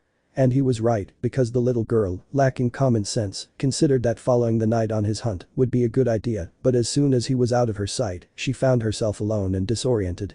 The little girl immediately regretted her decision, and the longer the sun went down, the darker and more terrifying that area of Sendero Verde became. All sound scared her, whether it was simple leaves being shaken by the wind or some tic-tac that appeared out of nowhere but was completely harmless. However, she was lost, and that was something that terrified her. Mother? Miss Zuru? Yord? Is there anyone? In the silence of the twilight, the little girl's voice echoed inside the caves. His fearful steps made the leaves crunch under his feet while he tried not to fall before the branches that filled the entire ground. Each step was as fearful as the last. Heading to who knows where, with the innocent hope of finding the way back, ignoring that he was going deeper and deeper into the unknown. Hallownest was not a safe place, much less for those who do not know the dangers that lurk in the dark corners of these caverns. Hornet, on the other hand, searched more and more desperately. The night was getting darker and visibility was considerably reduced. Even using his needle to move with great speed from one place to the other seemed not to be enough. Where the hell had the little girl gone? It was a question that was beginning to terrify her. However, an answer soon came to her in the form of a terrifying scream. There was no doubt. That was Zara, and it definitely couldn't be anything good. Hornet jumped in without thinking. He had already determined the possible origin, and the only thing he could think about was getting there in time before something bad happened. It didn't seem that far away, but he was terrified of not getting there in the face of a tragedy. Then, the weaver saw them. Zara was terrified, cornered against the wall of the moss-covered caverns. Judging by her breathing, she had probably been running for a while, although the terror generated by the chilling creature that was chasing her was noticeable. Those red eyes. That mouth full of sharp teeth and those guttural sounds were the stuff of the worst nightmares, especially for the mind of an infant. The wild insect had cornered her, and she could now taste her prey. He moved like a hunter, seeing the best way to attack the little girl without being hurt, although all Zara could do was stick closer and closer to the wall in vain. Hornet saw the scene with terror and did not hesitate to rush forward as fast as he could. However, he would not be able to arrive in time. Her needle would not stop the beast before it reached the little girl. His kunai wouldn't reach, no matter how hard he threw them. The only hope her heart could harbor was that a coincidence of fate would help her save her, but that seemed too far beyond her possibilities. Zara could only cry in terror, watching how death in the form of a nightmare was thrown at her with an uncontrollable whirlwind. Apparently, the little girl would meet her tragic end here and now. Then the ground shook and a curtain of dirt rose from the ground. Hornet couldn't define what had happened, but he assumed that that thing lashed out with such force that it had caused all this disaster. The weaver could only grit her teeth at the impotence of not having arrived in time, while she waited with concern as the curtain of dirt gradually descended, revealing the shocking truth in front of her eyes. The heartbreaking spectacle of viscera and blood were scattered everywhere. A vision of nightmares, which was revealed to the weaver once the environment returned to normal, and the little moonlight that reached the cave revealed reality before her eyes. Hornet swallowed at what he saw, and his body reacted involuntarily to true and deep fear. Before her gaze stood the knight, who had fallen from who knows where on the creature who had believed that Zara would be easy prey. The ghost's katana had fallen on his head, but that was nothing compared to the brutality that the warrior had unleashed when his leg slammed into the monster's back with all his fury, breaking the chitin into pieces and spilling the inside everywhere. Which complemented his terrifying actions with that angry look lacking compassion. The image of Hallownest's apex predator. Despite all the disaster he had caused, Ghost rose above the corpse, and with one swift movement, he spread all the blood that had remained on his katana on the ground before putting it back in its sheath. The ghost turned his head towards the little girl, who was still unable to move, while his crystalline eyes and stuttering mouth did his best not to burst into tears, even when the remains of the dead creature covered both his clothes and his face. Ghost emerged from the hole he had created and slowly approached Zara, stopping a few steps away from her. The infant was still sitting, leaning against the wall of rock and moss, terrified and unable to make her legs act as she wanted. Ghost crouched in front of her and looked at her with his unchanging stony gaze, wondering what the hell that brat was thinking to have come to this part of the caverns. Then, Zara was not able to hold her emotions, and a deep cry emanated from within her. Ghost still had a lot of trouble showing empathy, and the crying of an infant was not something that made him show compassion, despite his past. However, he had the feeling that he had to do something, because he couldn't just leave her until she was tired of crying. Ghost searched through his things and soon found a piece of cloth which was somewhat stained with the creature's blood. Finding himself at the epicenter of the disaster, he was the one most covered in viscera and blood, but at least that cloth was cleaner than Zara's face, which he tried to clean as best he could. Take. Use this one. Ghost looked to the side and soon saw a piece of fine white silk, which Hornet's hand offered him. Now that she had been able to react after such a bloody spectacle and that the little girl's crying brought her back to reality. Ghost took the piece of perfectly white cloth and began to clean the little girl. At least the most superficial, because he should take a bath after all. And above all, wash his clothes, although he was sure that he would probably never be able to remove those stains. A shame, because that purple robe really was his favorite. "Can I know what you were thinking about?" Hornet asked, clearly annoyed. "I'm sorry, I didn't think that I'm sorry." The little girl tried to respond, but her own sobbing prevented her from speaking normally, although Ghost's hand on her head soon began to have some kind of calming effect on her. Something that was strange to the ghost, because he didn't think that the same thing that calmed Lexter would work so well with her. "You were following him. Isn't it?" Zara nodded her head sadly. "Look, little one, these passages are not safe for someone your age. They are not safe for anyone experienced, in fact. If it's not for him, you." Hornet was about to finish the sentence, but his common sense prevailed over his anger, and he knew that saying something like that was unnecessary and quite cruel. The little girl had already been too scared, and her drooping eyes and hands inside her clothing showed it quite well. This would definitely be a lesson he would not forget. "Were you following me? For what?" This time, it was Ghost's voice that brought the little girl out of her lamentation, since she had not heard him speak since they met him when he saved them from the bandits. Zara looked up, but unlike the Red Weaver, the knight showed complete bewilderment behind his tired eyes. She hesitated to answer him, but in the end she gathered her courage and took out a small wreath of flowers in her hands. "What's that?" Ghost asked doubtfully. I wanted to give it to you, but I was afraid. I wanted to thank you for saving me from those bad bugs, but you don't talk and I thought you didn't like being with us. I thought I'm sorry." So that's what it was all about. Hornet thought to himself, although Ghost was not very convinced of this. I didn't understand the purpose of this gift, much less its usefulness. What good would a flower crown do? Why did she give it to him? I didn't have to thank him for doing the right thing. However, Zara's sad face and her hand extended with the gift, for some reason, forced him to accept it. And what should I do with this? But will you be insensitive? Hornet scolded him. My mom says that flowers help calm the mind. Having them nearby is good for resting and sleeping well. But I don't think it's going to help you. Sorry for making it so small. Innocent, without a doubt, but smart. In the end, so much mystery just to give him a gift. Surely seeing Ghost's tired eyes, Zara assumed that such a gift would help him sleep better. Poor girl, who was unaware that the ghost's exhaustion was more rooted in her own sorrows and not in her rest. However, seeing her sad was not very pleasant, now that she had realized that Ghost's head was indeed too big for the small crown she made for him. Ghost looked at the gift in his hands, looking for a way to find some use for it. Although in the end, he simply put it on one of his horns as a mere decoration. Something that brought out a sincere smile in the little girl, and her crystalline eyes once again acquired that illusion that she demonstrated so much. This how do I look? Funny Hornet responded immediately. It suits you very well, Sir Knight. I see well. Let's return to camp. Your mother must be worried. And so, the three insects began their short walk back to the caravan. Zara still seemed fearful of the dark, even when she walked in the middle of Hornet and Ghost. This went unnoticed by neither of them, but ironically, while Hornet remained calm, Ghost offered her a hand, which the little girl happily accepted. However, despite having walked for a while, Zara was now looking at Hornet with curiosity, who also did not feel very comfortable with the little girl's eyes on her and her hand. Hornet looked to the side, and it was difficult to resist Zara's cunning gaze, although Ghost did not take his eyes off the front. And after a long snort, he ended up offering his hand to the little girl, who accepted it now wrapped in a more noticeable laugh. What a charming scene without a doubt. Zara. Rena's voice was raised when they were reaching the camp and they saw her and Zulu approaching in a hurry. Zara broke free from her companions and ran to her mother, who received her with open arms as she threw herself on top. I worm Zara, where were you? Is that blood? Zara, are you okay? Yes, this is it, Mom. I'm sorry. You are in serious trouble, young lady. And mother. Usually, the energetic girl would have responded to a possible punishment, but seeing her lower her head and her antennae made Rena understand that something serious had happened. But seeing that she was okay, she simply decided to put the problems aside and hug her daughter with affection. You had us very worried. I'm sorry. Now you really got into a big mess, little one. Father. Everyone looked at the wounded insect that was approaching using a cane and helped to walk by old Farragle. The beetle had risen from its slumber despite its injury, and his daughter was about to jump on it. Thank goodness he remembered his father's condition at the last moment and simply hugged him gently. Dear. What are you doing standing up? You should be resting.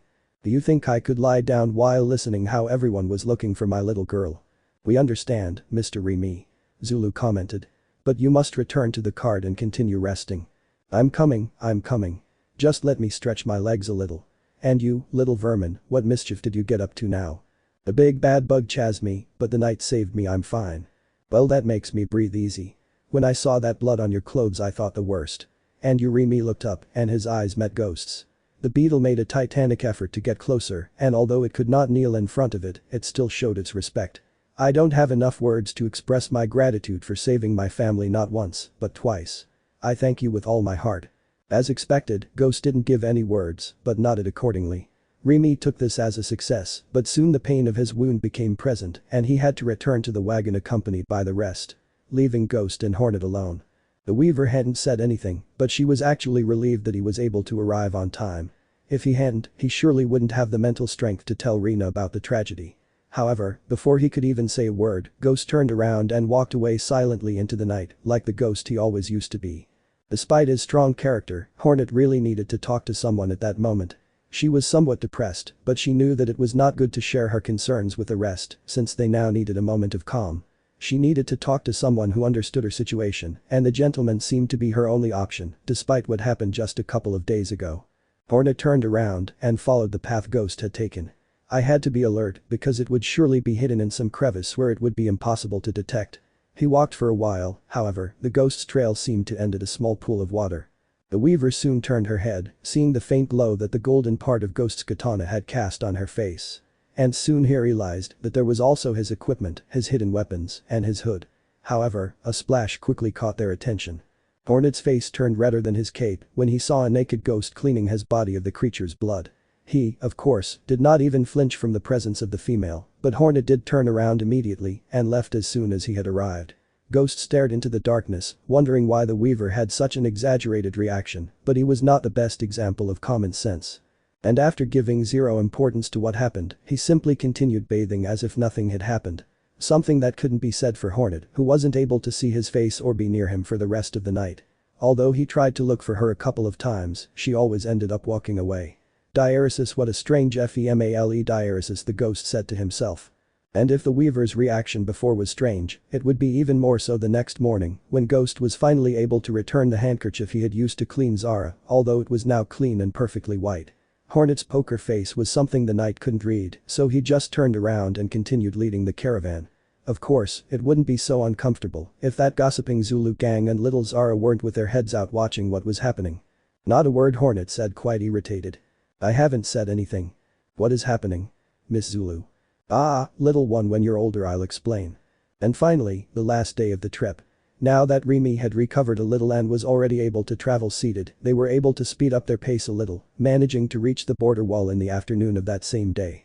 For those who had not been in the heart of Sendero Verde before, it was impossible to contain their surprise at the sight of such a defensive structure, which extended as far as the eye could reveal. However, now was the most tense moment of all, since none of those present were sure if the kingdom would accept them. The last thing they wanted was to have made such a dangerous trip for nothing. However, when they were barely several meters away from arriving, Ghost's voice caught everyone's attention. Wait here. I'll go talk to them. I don't think it's a good idea. Hornet replied. Why not? I don't think it's a good idea for a mercenary to speak for us. Ghost arched her head to the side at the Weaver's words, who was as confused as the rest when she saw the knight's reaction. I am not a mercenary. Ghost-sama. Everyone watched in amazement as a squad of about 11 mosses emerged from inside the walls and headed towards them. Nervousness suddenly attacked them, but the surprise they got when they saw the mossies kneel in front of Ghost left them speechless. Who the hell was this guy really? Lieutenant Ming, these insects behind my back have traveled with me all this time. Give them food and water and a place to stay until I speak to your majesty. But, Ghost-sama, they are weavers, we cannot do such a thing. It's an order, Lieutenant. That would be something Her Majesty Empress Shuang will decide in person. Have I been clear? His voice caused some panic in the lieutenant. Yes, sir. Immediately. Good. I leave them in your hands. You must go to the palace immediately. Yes, Ghost-sama. You can count on us. And so, the knight left the rest of the caravan behind him, while his silhouette left everyone's sight once he crossed the enormous gate in the wall. Those who traveled with him were stunned by what happened, because what they least expected was that their guide would be someone of such importance in Concordia City. So much for ordering a lieutenant not to lay a finger on them. Very good. You have already heard the general. We will give them entry to the kingdom and feed them, but they will have an escort at all times. Remember that you will not be welcome until we receive news from the palace. I recommend you not do anything stupid, the lieutenant announced. Yes, sir, we are deeply grateful. Do you answer for the rest? Yes, sir, my name is Farragle. To serve you. Very good. Let the cart enter and park on the side of the road. Let's prepare conditions for you. And so, the caravan fruitfully entered the green path, guarded by those same 3 mossy sentries that had emerged from the wall. Everyone was shocked, surprised that the one with whom they had traveled all this time was nothing more and nothing less than someone with the position of general. Who in their right mind would do that? The emotion in the group was collective. However, one of the travelers in particular was doing everything possible to contain her fury at that moment. Since he heard his name from the lieutenant, his heart began to pound, while his mind was filled with negative emotions and desires for revenge. Ghost. That was the name of the bastard she had come for. That was the damn one who took his sister from him. I wouldn't forgive him. She would never forgive him, and now that she knew his face, she couldn't stop thinking about anything other than ripping off his head and claiming her long-awaited revenge. For now, he had to wait for them to be accepted into the kingdom and create a plan to hunt him down. Chap. 17 Tense relationships. Ghost wasted no time, and trusting that Lieutenant Ming would know how to handle the situation, he headed to the Concordia City Palace.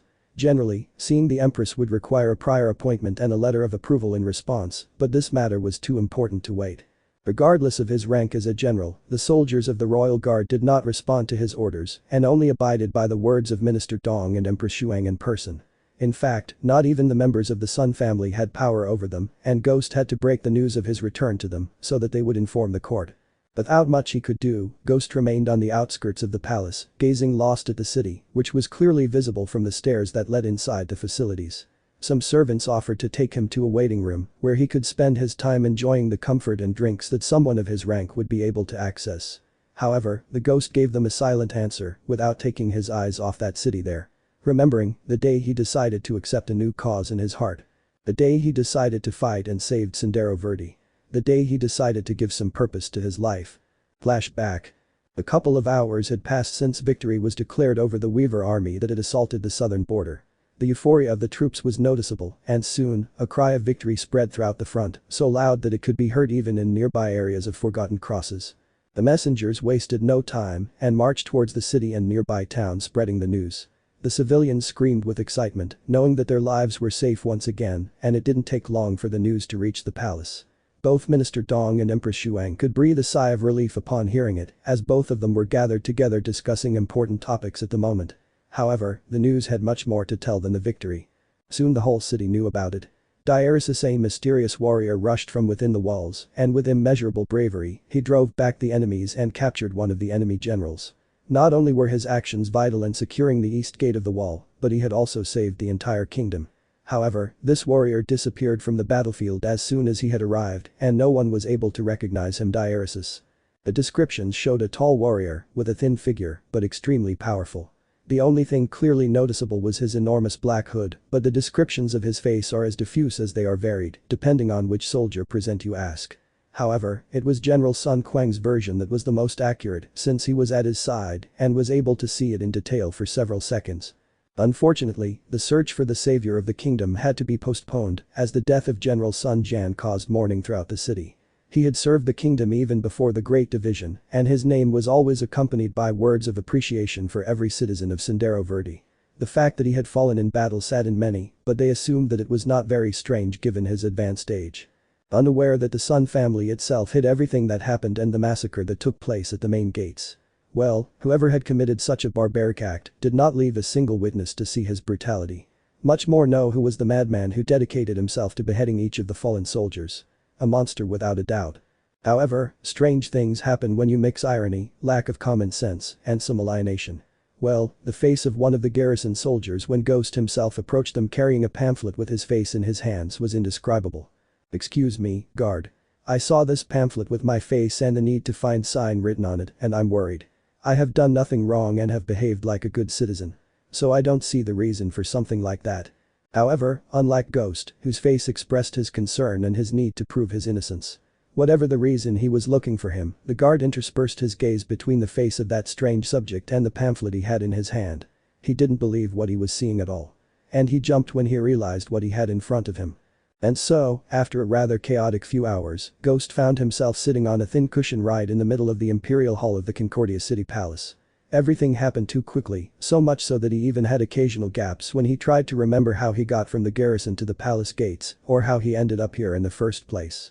The only thing he remembers with shame is countless servants changing their clothes, and now he was wearing an elegant hanfu suit that he never thought he would wear in his life.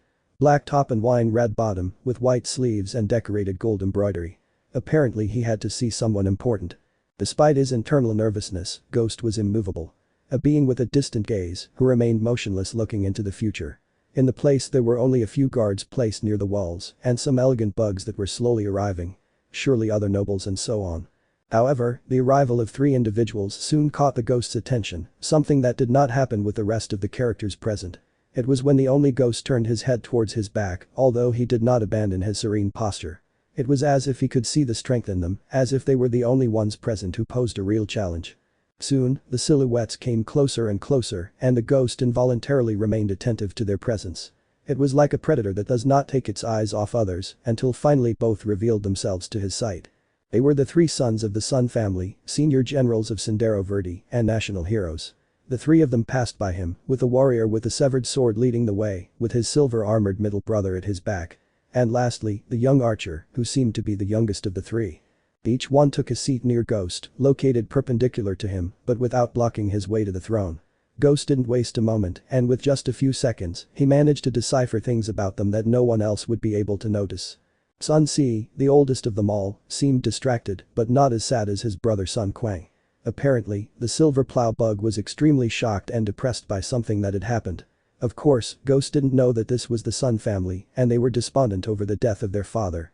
The young Sun Ren was the only one who could at least give him a greeting gesture, something that Ghost responded immediately.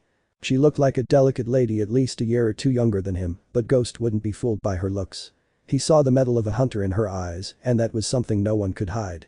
Now, the throne room was completely filled. Many more insects than Ghost expected were present, and each of the cushions in the room was occupied by an important member of Concordia City. Or at least that's what Ghost assumed, because the only face he knew was that of the dejected silver-armored insect. Everyone present. Rejoice to welcome your majesty, Empress Shuang. The voice of a spokesperson caught the attention of everyone, who focused their gaze forward while a small improvised procession was shown near the throne. Everyone present bowed their bodies, and their heads showed respect to the beautiful root-like creature that entered from one side of the hall, accompanied by a small entourage of maids and Minister Dong. His bearing was glorious. Her beautiful white skin radiated a fascinating light. His walk was slow, and his gaze did not leave the front of his walk. She really hated these types of ceremonies, but the minister was someone very conservative, and given her young age, she always preferred to listen to his advice. It would still be too much for a simple hero, although perhaps the best thing would be to do something decent in the way of thanks. The Empress ascended the small staircase, while the maids remained below, with their heads lowered as a sign of respect. The only one who came up with her was the minister himself, who stood by her side as she took her seat on the throne, like the brilliant white regent she was. However, an element in his field of vision immediately caught his attention. Everyone present lowered their heads out of respect. Even the soldiers lowered their weapons and knelt in his presence. All in perfect harmony. But not Ghost.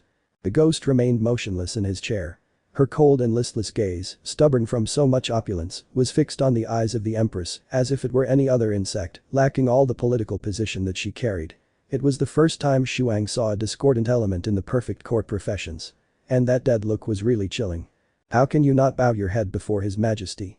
The voice of an angry minister was raised above the sudden calm, and all those who had previously shown respect raised their heads to look at whom his golden claw was pointing. Everyone's eyes widened as they saw the discouraged way Ghost looked at the Empress, who slowly turned to face the Green Path minister himself. This was unacceptable. Guards. In less than a fraction of a second, what was planned to be a thank you ceremony, with gifts and possible securities, seemed to turn into an arrest warrant. The court's mossy soldiers, wearing shining silver armor and carrying ceremonial but equally deadly spears, abandoned their posts and quickly surrounded Ghost in a deadly circle of spears. Everyone was in shock, even the Empress herself had no words for the situation, and her fear was clearly visible for someone who did not know what it was like to feel danger. Above all, because she could perfectly see Ghost's gaze resting on the minister. Ghost would show no mercy ever. His carefree face disappeared worryingly, while a much deeper look dominated his face, a chilling look, empty and at the same time, full of anger. The look of someone who is willing to kill without thinking about the consequences, the look of a hunter stalking his prey. My minister, wait, there must be some. Sun Quang's voice suddenly rose, but was quickly calmed by the hand of his own older brother. They had no idea, none of them had any idea. Only Sun Quang had seen him slaughter several dozen weavers alone in a matter of seconds. 12 soldiers might not be enough to contain that beast, no matter how well armed and armored it was. But even knowing that Ghost was not carrying any weapon, something inside the middle brother told him that something was not right at all. And a dry swallowing gesture was heard with concern by both of his brothers. The hunter does not need a gun to kill her prey. With warning, Ghost reached out and grabbed the spear right in front of him by the shaft behind the ornate metal tip, but not even the shaft of oak wood reinforced with metal rings could resist his absurd strength. In the blink of an eye, Ghost rose from his work, and a violent twist was noticeable by almost none of those present until he stopped dead in a dry movement that made his clothes shake. And before the confused gaze of everyone trying to deduce what had happened, the heads of the spears that surrounded him fell to the ground. 12 historic ceremonial launches, passed down from generation to generation, were now little more than scrap metal. Everyone, absolutely everyone, was petrified at the sight. Only the Sun family was able to still keep their faces amazed, but not shocked. Even Sun Ce himself, the greatest warrior of the Green Path, was amazed at such ability. That's not even to mention the minister's face. Now, surrounded by several frightened soldiers, Ghost raised his gaze once more, and those angry eyes collided with his again. The minister feared, truly feared for his life. He remembered that look from somewhere, and his golden clamp trembled at the thought of that monster destroying everything in its path. He was about to call the guards when the main door to the room burst open, taking everyone by surprise. The figure that was present caused great amazement in all those present and left the older ones in shock.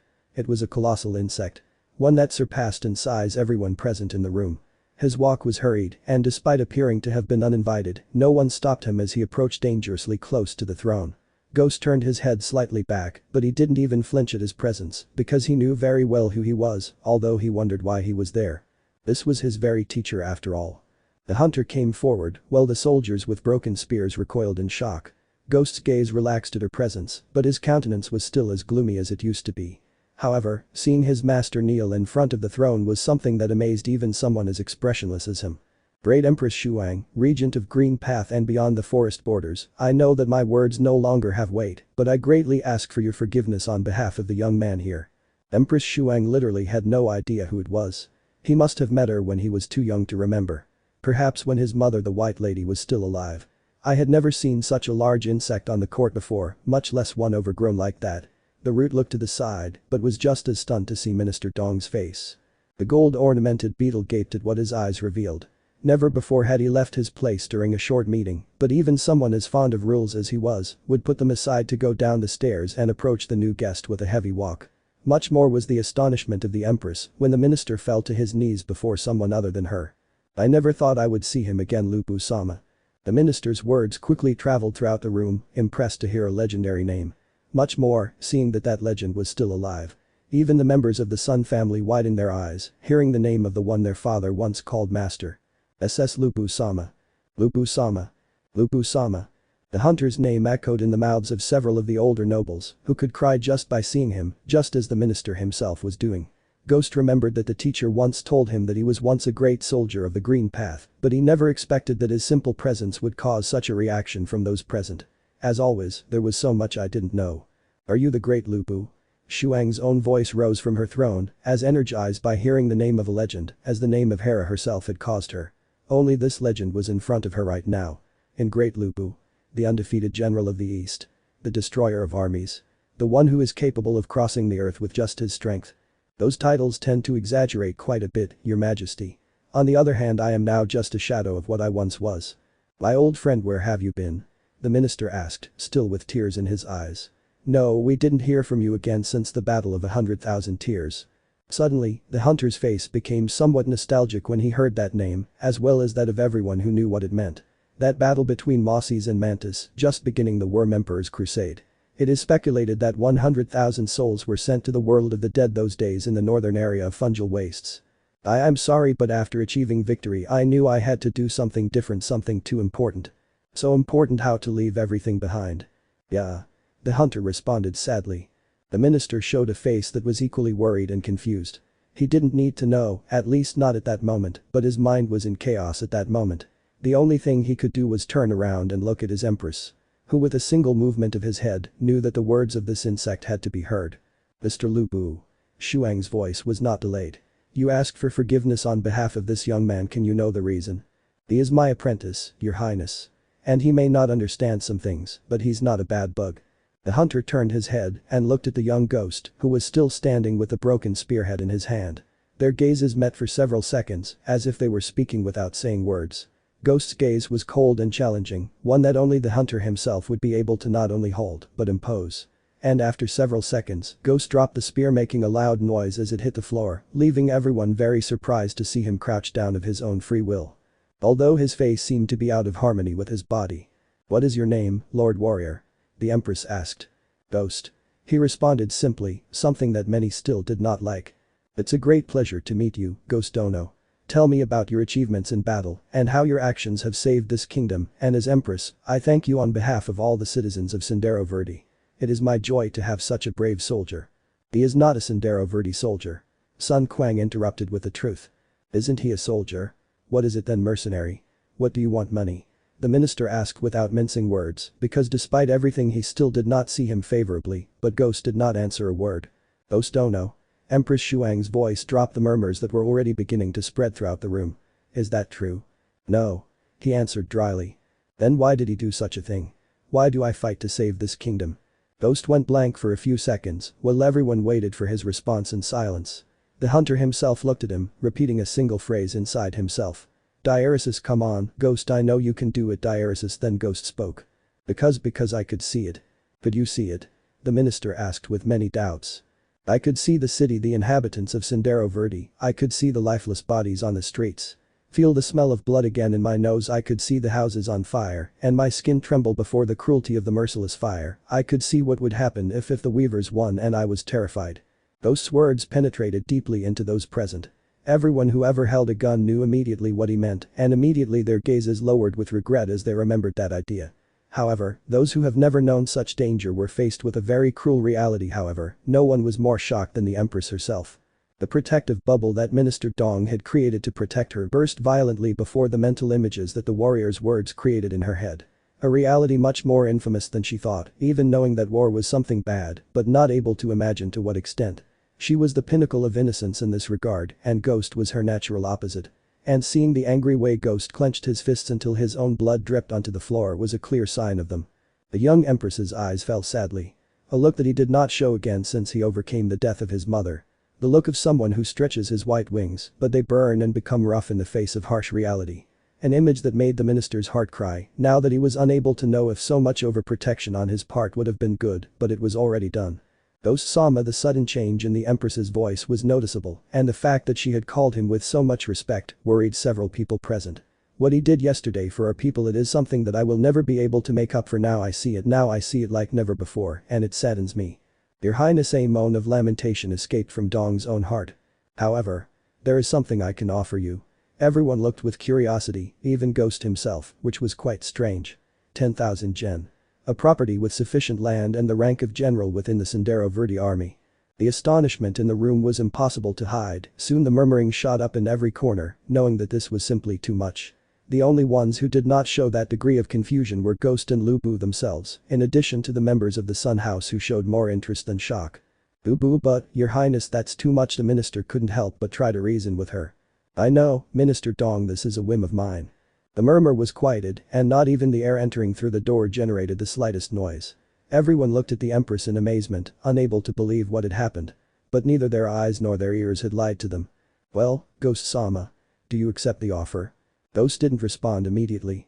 His mind was lost in thought for several long seconds, in which everyone was waiting for a decision that would affect the kingdom, although they did not know to what degree. And finally, Ghost responded. I accept the military offer, but I don't need the money or the properties that can be used for something really worthwhile.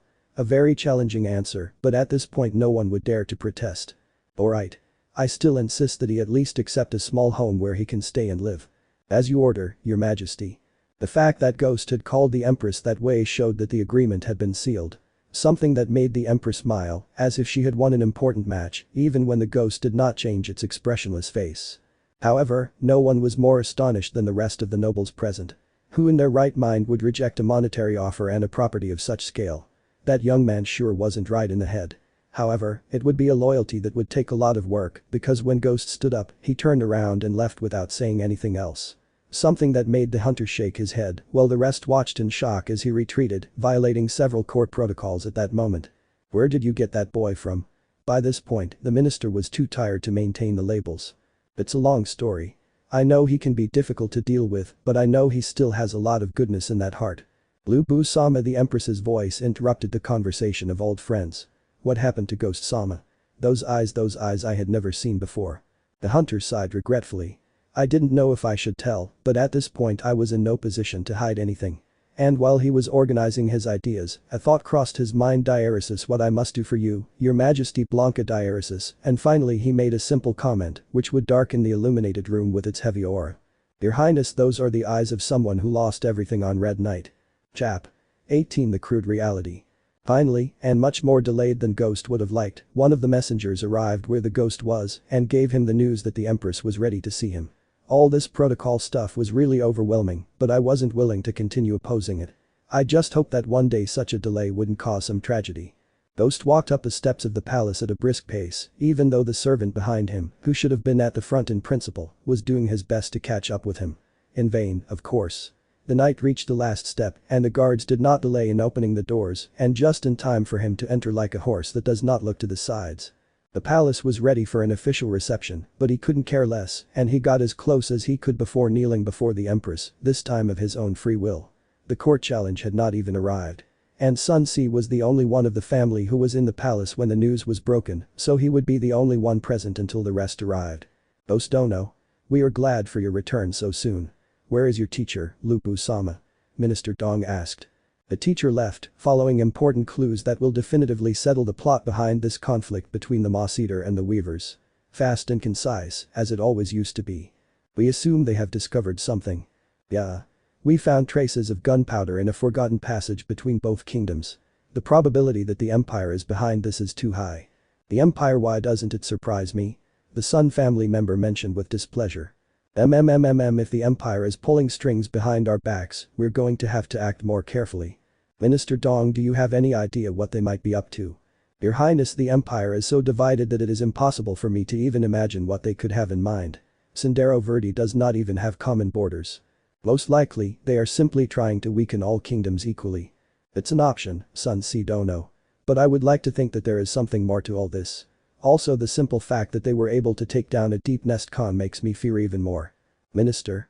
For now we should remain alert. Maybe the Empress seemed to have an idea in mind, but she calmed down her own thoughts. My lady. I am sure that we will find a way to resolve this matter in a more diplomatic way. I hope so, Ghost Dono. Is there anything else you would like to inform us about? Yes, Your Majesty. We are all ears. With me came a caravan of deep nest refugees. The what? Calm down, Sun Si Dono, please. Ghost Dono, could you be more specific? The minister tried to intervene. 6 individuals. 2 beetles. A grid. 1 hybrid and 3 weavers. 3 weavers in the kingdom. As I escorted them here. The general's face was beginning to show worrying signs of anger. And I know what you were thinking about. 3 weavers, no more no less. Did you forget that just a few years ago Saemons wanted to conquer our kingdom? Are you going to judge an entire town for that? Ghost's tone was as cold as it was threatening. Who cares? I will not allow any arachnids to roam freely on Sendero Verde. That decision is not yours. For a second, the older son brother forgot how dangerous it was to make this insect angry. He was a great warrior, and he knew he could hold a single combat against Ghost. But he would also know that he could lose more than 1 limb in the process. And that was something it was best not to try. Sun Si could only grit his teeth. Ghost didn't look away from him, and his tired, angry eyes showed no mercy. Luckily, the minister's voice quickly deflected the tension between those two. I must admit that it was a risky act, Ghost Dono. Bringing them here without knowing their intentions is very reckless. They were already on their way to Sendero Verde when I found them. I only acted as an escort, nothing more. And I'm sure they wouldn't be the last. What do you mean? The rumors are true. Deep Nest is on the brink of collapse. The food crisis is a reality, and many insects do not want to be part of such a disaster. The Empire closed its doors to them. The Mantids will show them no mercy. Sendero Verde is your only real possibility. That's your problem. Not ours. That was very cruel, Sun Si Dono. The Empress's voice sounded very inquisitive. I'm sorry, Your Majesty. Suddenly, an awkward silence fell over the throne room. Each of those present lost in their own thoughts. The general was clearly not comfortable with the news. The minister looked doubtful, but seemed to be formulating some ingenious plan. And the Empress could not hide her sadness, just imagining everything that could happen. And in the end, it was the Sendero Verde monarch herself who spoke with compassionate words despite her young age. The green path is our doctrine. Our way of being. The same one that maintains peace in these lands and balance with nature. And it is that same doctrine which tells us that we all have the same rights to live, to have a future. That goes for all of us mossbugs, beetles, crickets, mantises, weavers, roots. Her warm words filled those who heard her with pride. Sun Si looked somewhat astonished, knowing what he would say next. The minister smiled at him, proud of what he had become. A smile she returned. Like that being that you see as a father figure. Ghost, however, remained inert with his tired gaze resting on the ground, although he could feel a relieving sensation in his chest. Very good. The green path will not turn a blind eye to the suffering of others. Prepare for the arrival of refugees. Create areas to receive them and provide them with support. And we must contact the leader of Deep Nest as soon as possible. Excellent decision, Your Majesty. The minister did not take long to praise her. However, we must have a more convincing agreement prepared. What does it mean? I don't think a kingdom accepts help just for charity. Instead, we can offer a trade agreement. Food for resources. And Deep Nest has many that we lack. A magnificent idea, Minister. A trace of her illusion escaped from the Empress's face. Like a light of hope at the end of a dark tunnel. Prepare a messenger for your immediate departure. Maybe we should prepare it better.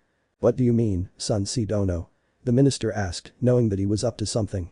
The weavers will most likely attack the messenger before you can even establish a conversation. Even though Ghost Dono wants to say otherwise. The two warriors looked at each other, a clear challenge without the need for words. However, if you see a familiar face, we could start off on the right foot. What do you propose then? It's been 2 weeks since the Kanhachi woke up and I'm sure her wounds must be in better condition. That would be a guaranteed trump card. Do you plan to use it as a peace offer? Ghost asked angrily, just imagining the idea of treating a living being as an object. I don't think the Weaver will mind returning home. Isn't it? Ghost's face fell for a moment. Leaving aside the real purpose of such a proposal, the elder son brother was not without reason. The Khan must have been well enough to make such a journey, even if it was done carefully and avoided very dangerous routes. Maybe this was the end of his responsibility after all. Ghost Sama the Empress's voice was soft and calm. I hope to have your support for this task. Yes, your majesty. He responded without hesitation. Excellent. We will form a caravan too.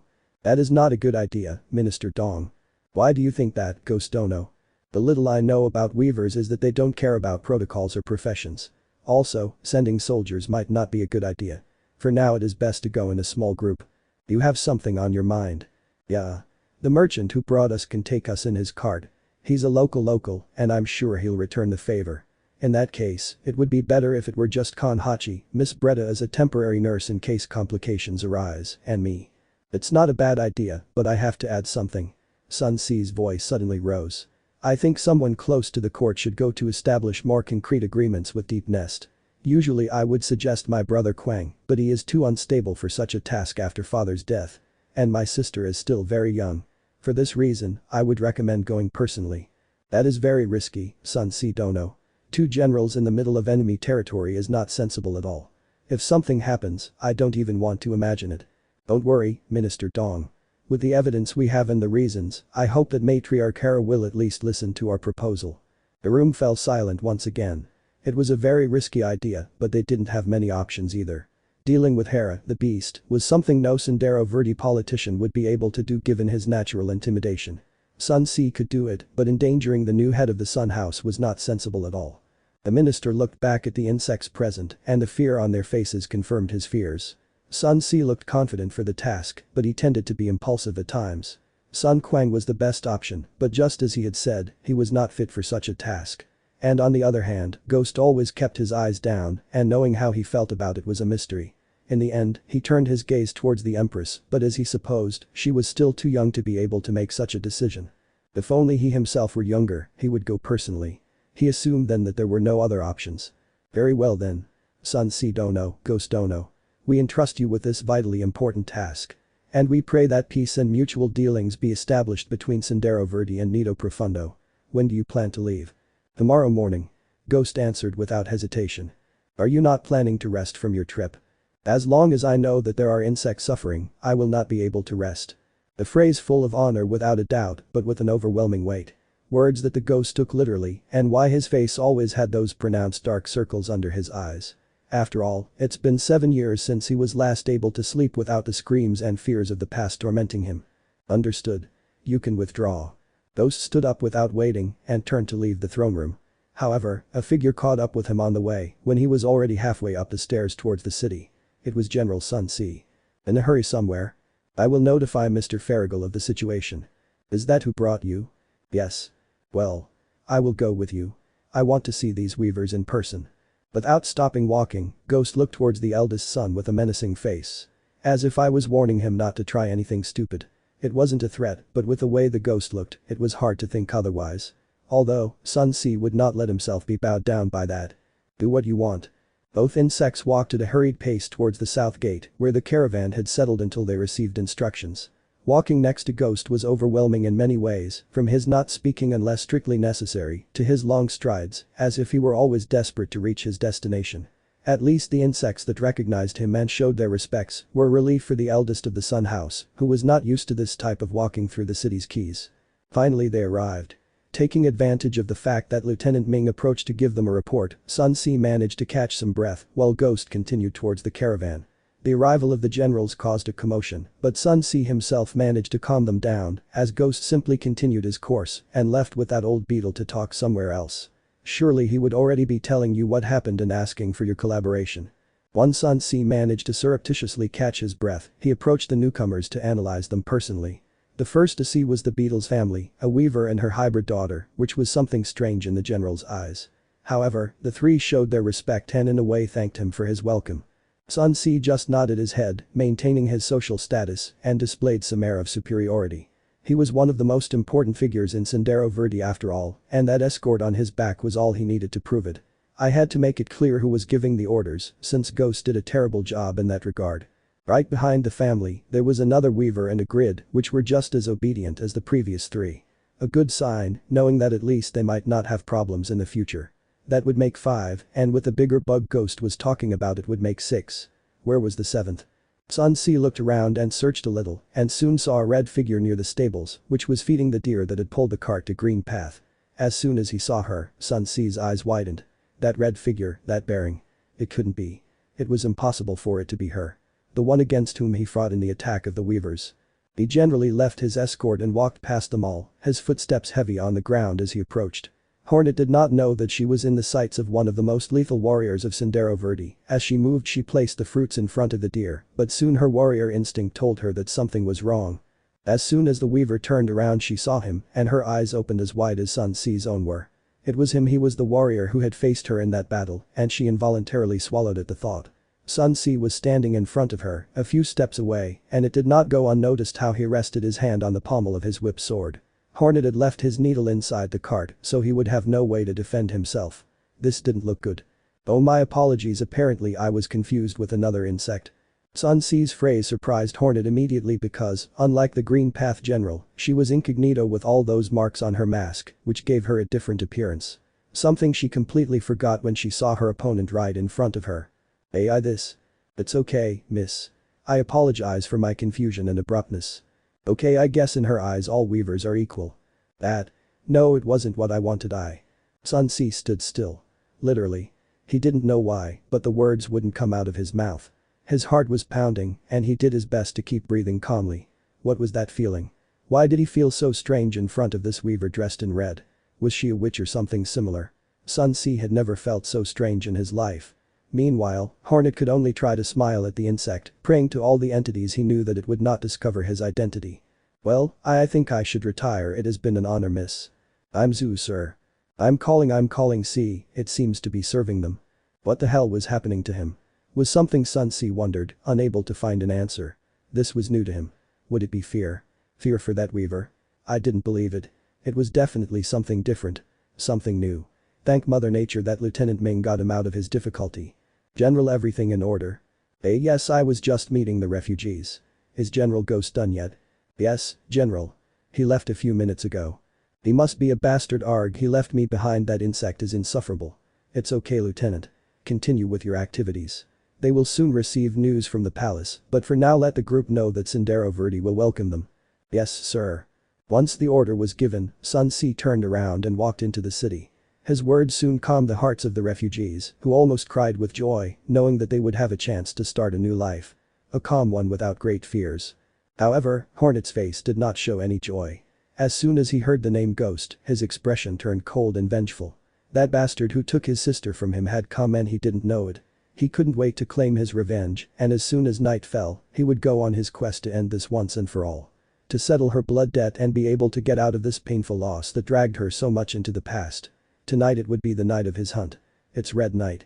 Ghost, on the other hand, wasted no time, and forgetting that Sun Ce was accompanying him, he headed to Captain Yamato's house as soon as he received confirmation from the Elder Farragle. Now all that was left was to inform the Khan of what had happened. Oh, Ghost-sama, the voice of the servant Mei interrupted the walk of the ghost, who was patiently waiting for her to approach. Mei-san, could you tell Bretta-san to go to Khan Hachi's room as soon as possible? There is something I must tell you. Yes, Ghost, don't know, but both Miss Bretta and Khan Hachi are not in their room. And where are they? In the backyard, next to young Master Gwangli. Understood. I'm on my way. Ghost said goodbye to the maid and resumed his path, crossing the passages of the villa until he reached the back gardens of the place. A quiet place where the grass seemed green and fresh and a small pond called for peace and tranquility. Very much in contradiction to what the insects present were doing. The Khan Hachi was sitting near the building and the captain's young mossy son was sitting next to her. Both, watching with dedication as Bretta did her best to draw a long bow, aiming at a circular target where several arrows were already lying on the wood or the floor. You must contract your chest and arms. Otherwise you will not have enough strength to reach your goal. Indicated the weaver. I try, but my arms are already tired. This arch is very big. Ad says long bows are better than short ones. They are stronger and have greater range. That's true, but short bows allow you to shoot faster. After all. It's just a matter of practice. Ghost decided not to interrupt and watched as Bretta did her best to get an accurate shot. None of those present had noticed his presence and he preferred to keep it that way until the arrow was shot from the scarab's bow. However, Bretta was unable to hit the target and her arrow lodged in the green grass behind her. You're not going to get it that way. Ghost can. The young woman exclaimed sadly. Thence you came back. What were they doing? Miss Hachi was teaching Bretta how to use a bow, but they haven't made much progress. I see. Ghost came forward and took his steps over the green grass to where the beetle was. Bretta remained somewhat embarrassed by her failures, but she couldn't blame herself for that. Hachi had mentioned to her that it wouldn't be easy, but she insisted on wanting to learn. Besides, for the weaver it was better than continuing to wait inside the room. However, Ghost was now there, offering a new arrow to the beetle. List. It has no point. I'm a mess. That's what I thought when I started training with the teacher. Bretta looked up and couldn't help but feel a little more embarrassed at his words. He took the arrow from the ghost's hand and decided to make a new attempt. With his left hand he held the bow in front, his right hand tightened the string with the arrow in position. A tense pose, which Ghost soon rectified. The ghost went step by step. Primer corrected the position of her left elbow, which should be facing down and not to the side like Bretta had it. Then his right arm was too low and Ghost soon rectified it. Contacts that were very embarrassing for Bretta, even more so when he stood behind her to sharpen his aim. Something uncomfortable for the weaver behind her back. Open both eyes. Don't lose sight of the target, breathe and then release. Bretta was nervous and controlling his breathing would not be easy. His arms were already somewhat tired and he wouldn't be able to hold him for much longer. However, he decided to listen to her words and his breathing became calm and serene. He looked at his target and took a deep breath. And then, he let go of the rope. The arrow crossed the space between at an impressive speed. 20 meters traveled in a fraction of a second. Its deadly tip hit the target squarely and although it missed the center, it was the best shot he had made since he began practicing. His excitement over his achievement was so great that he jumped up and down with joy and those two behind him did not hesitate to smile with contagion. Too bad Ghost wasn't able to express it like any normal bug would. Good job. It was the best she could get from him and Bretta knew it. Gwangli Dono. Would you allow me a moment? I need to talk about something important with Kon Hachi and Bretta-san. Even a teenager like him knew that Ghost's requests were not whims and he soon left after saying goodbye. Whatever it was would be important and Bretta didn't take long to help Hachi get inside the shelter to a tea room where they could talk more calmly. Kon could now move more freely, but she still needed some help, especially on steps and when sitting. Once settled, Ghost explained the situation with precise and accurate words. How they discovered gunpowder in their investigation and how it is possible that the Empire was involved after the death of Hachi's older brother. That was news that left the weaver heartbroken, but it eased her pain when she knew the truth. Although his hatred towards the Empire only increased exponentially. Bretta was hesitant about embarking on a trip so soon, but the Khan accepted it immediately. He wanted to return to his lands. I wanted to tell everyone that I was fine. He wanted to hug his mother and sister and apologize for everything. Much more so now that he knew that this trade agreement between Nido Profundo and Sendero Verde could alleviate the food crisis that his nation was suffering. It was too perfect to be real. Very good. I already spoke to a merchant and he will take us back. He knows the way and his cart will be very helpful. I'll leave for now and collect my things. I will ask the family for permission to spend the night here to leave at dawn. Bretta, make sure to take everything you may need for the trip. I'll take care of it. Very good. That's all. Return after dark. Ghost soon stood up to leave when a voice suddenly stopped him. Ghost Dono. The ghost turned around at the weaver's call. Thank you for everything. Endless emotions could be seen on Hachi's face. Many positive ones and in space, a clear one of gratitude. Ghost saw her and simply nodded his head, letting her know that everything was fine. That I was just doing the right thing. Although the truth is she would have longed for a response from him. A shame he was so broken inside. Once Ghost left, Hachi gave himself the freedom to sigh regretfully, as if an enormous weight had fallen from his shoulders. During these days that she was at Sendero Verde, Bretta was not only her nurse and caregiver, but she also became a very important emotional support and something similar to a friend. One that didn't take long to rest her hand on his shoulder, making him understand that everything would be fine from now on. The thought that finally managed to bring a sincere smile to the weaver's face. Untitled Part 20. Night was already beginning to fall over the passages of Hallownest and daylight was beginning to slip over the horizon. The evening air was cold and constant, a product of the storm that shook the outside of the underground kingdom. The humidity rose considerably, and the roar of lightning shook all the passages, frightening the smallest of the homes. The constant rain saturated the land, and all of Hallownest was covered in a constant rain similar to the City of Tears. Starting in the areas close to the surface such as Bakumatsu and Sendero Verde, and gradually falling to the deepest places of the kingdom. A natural process which kept the blue lake itself always abundant and crystalline. Ghost was at home, sitting on the table, eating the delicious food that Keed cooked so well. A delight for any palate. Too bad the sense of taste was something Ghost lost a long time ago. Come with us. Are you serious? The ghost asked his companion. Yeah. I'm already tired of being locked up in the city. I need to go out, stretch my legs. And let's see if the gossipy neighbors next door leave me alone for a while. Ghost listened, but did not intervene. Do you know what they told me the other day? They hadn't seen my husband in a week. What if there was a problem? Ghost stopped eating for a moment, and an expression of utter confusion came over him as he looked at the hunter's daughter. Husband? Did you get married? He asked amazed. Not genius. I'm not married, she said with irony and a poker face. So who were they talking about? They were talking about you, Brainiac. Ghost was thoughtful for several seconds. But I'm not your husband. Ghost, it's just one of those gossips, you know what? Forget it, don't think about it too much or your brain will shut down. That doesn't make sense. And you have no sense of irony. Anyway, I'm going with you so I'll see a little of Deep Nest. Alright. Just don't do anything crazy. The young woman celebrated her victory as if that were even a discussion. Ghost didn't have the character to contradict her, but she seemed to enjoy those small, meaningless victories. Once they finished eating, they prepared their things for the trip and headed to Captain Yamato's house. Outside the residence was old Fenigal's wagon, and the road deer rested in the stables. Fenigal was sitting in the guest room with the rest of the family, the servants and Hachi, who listened with concern to the stories that the merchant told them about the tense situation in Deep Nest. Hopefully, his return would be a relief for everyone. However, their gazes rose before the two newcomers, and their eyes showed worrying curiosity when they saw the large young woman who was accompanying Ghost at that moment. Ah, Ghost-sama, welcome. We were waiting for your arrival. Thank you very much, Captain Yamato. We hope not to interrupt. Don't interrupt anything, Ghost-sama commented Shui, the captain's wife. And who accompanies him? Greetings to all. My name is Lu Keed. A pleasure. She will accompany us to Deep Nest. Well. The more the better. Old Fenigal commented. Lu? Like Lu Bu the great general? Yamato asked, somewhat curious. Yeah. Lu Bu is my father. Suddenly, the blood of the mossy people present froze, and their relaxed poses became rigid and stony. Lu Bu was not just any name in the city, and the Mosers soon showed respect by bowing their heads to his offspring. And of course, the servants too, Breda included. How sorry we are, Miss Lu. We didn't know about you. I hope you forgive our lack of ethics.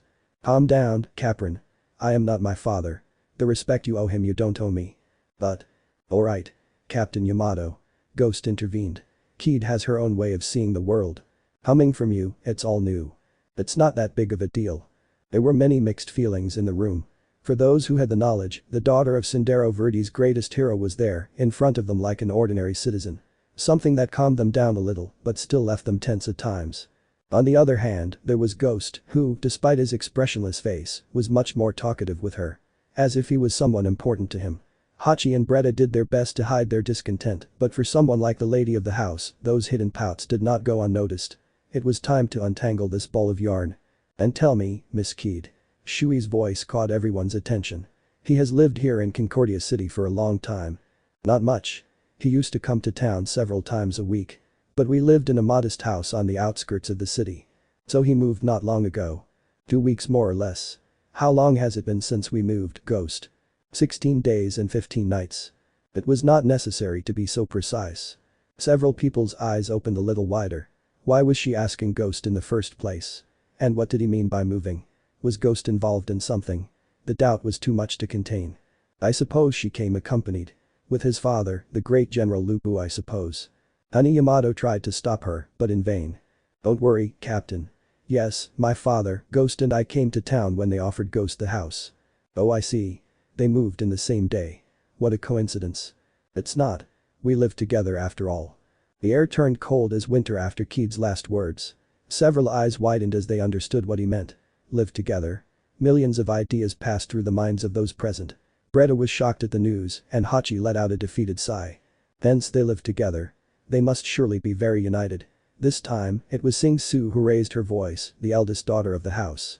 not knowing that maybe it was better not to ask such a thing. Yeah. Ghost and I have been close for a few years. The last comment that would give the definitive defeat, but. Yeah. I owe a lot to the teacher and Keed. Ghost commented, with a trace of gratitude in his voice. They welcomed me when I thought this world had already turned its back on me. They took care of me, and they became the closest thing I had to family after what happened. My debt to them is priceless and my gratitude is eternal. The tone of Ghost's words quelled any other feeling in the air other than compression. The doubts, the jealousy, the curiosity. Everything suddenly disappeared before his tired gaze on the floor, before his drooping, almost defeated shoulders. The sorrow of a man. He tried to smile at him to cheer him up, while her hand delicately rested between the ghost's antlers and patiently began to caress him. It was like a lullaby, an act of understanding and love. But not the love of a couple. It was more like the love of an older sister trying to comfort her little brother. Something that in Keed's eyes, that's what it was. Now, despite the moment of sadness, a certain iota of regret rested on the hearts of Breda and Hachi. They had been jealous of Keed and they had their reasons, but seeing her in that state with Ghost made them understand many things. That young woman was very important to him, much more than she thought she would be one day. After a cautious time, the participants retired to their rooms. Sun Ce arrived a few minutes before finishing, being the last of the travelers. He brought his equipment and some belongings. He did not take long to greet those present. In particular, Yamato and Shui, parents of his fiancée. It was still curious to see how he and Sing Su greeted each other with only a kiss on the cheeks. For two engaged people it was something quite banal, but one would have assumed that he was not doing it out of concern for those present. Now, however, Ghost was in the hallways of the house, even when the majority was sleeping peacefully. Something was not letting him fall asleep, and the constant rain and lightning seemed to calm his agitated mind somehow. For better or worse, he wasn't the only one. Stormy night, it's difficult to sleep for some. Ghost turned his head to the side and saw that it was Sun Ce, who showed a much more relaxed character than in their meeting in the palace. Of course, Ghost responded by simply nodding his head. When Sing told me that Keed was Lu Bu's daughter and that she also lived with you, I almost jumped. I didn't think Infallible Ghost was also popular with girls. This casual conversation wasn't something Ghost really enjoyed, but perhaps responding to him would be the most appropriate thing to do. She is like a sister to me. Yeah. He told me that too. The general approached slowly until he was standing next to Ghost. Both of them, watching the rain fall in the darkness of the night, illuminated only by some lanterns inside the house. They both stayed like that for a while, until Sun Ce let out a deep sigh. Hey, I want to apologize for my attitude in the palace. I know it wasn't very wise on my part. It's just that I understand. Ghost interrupted.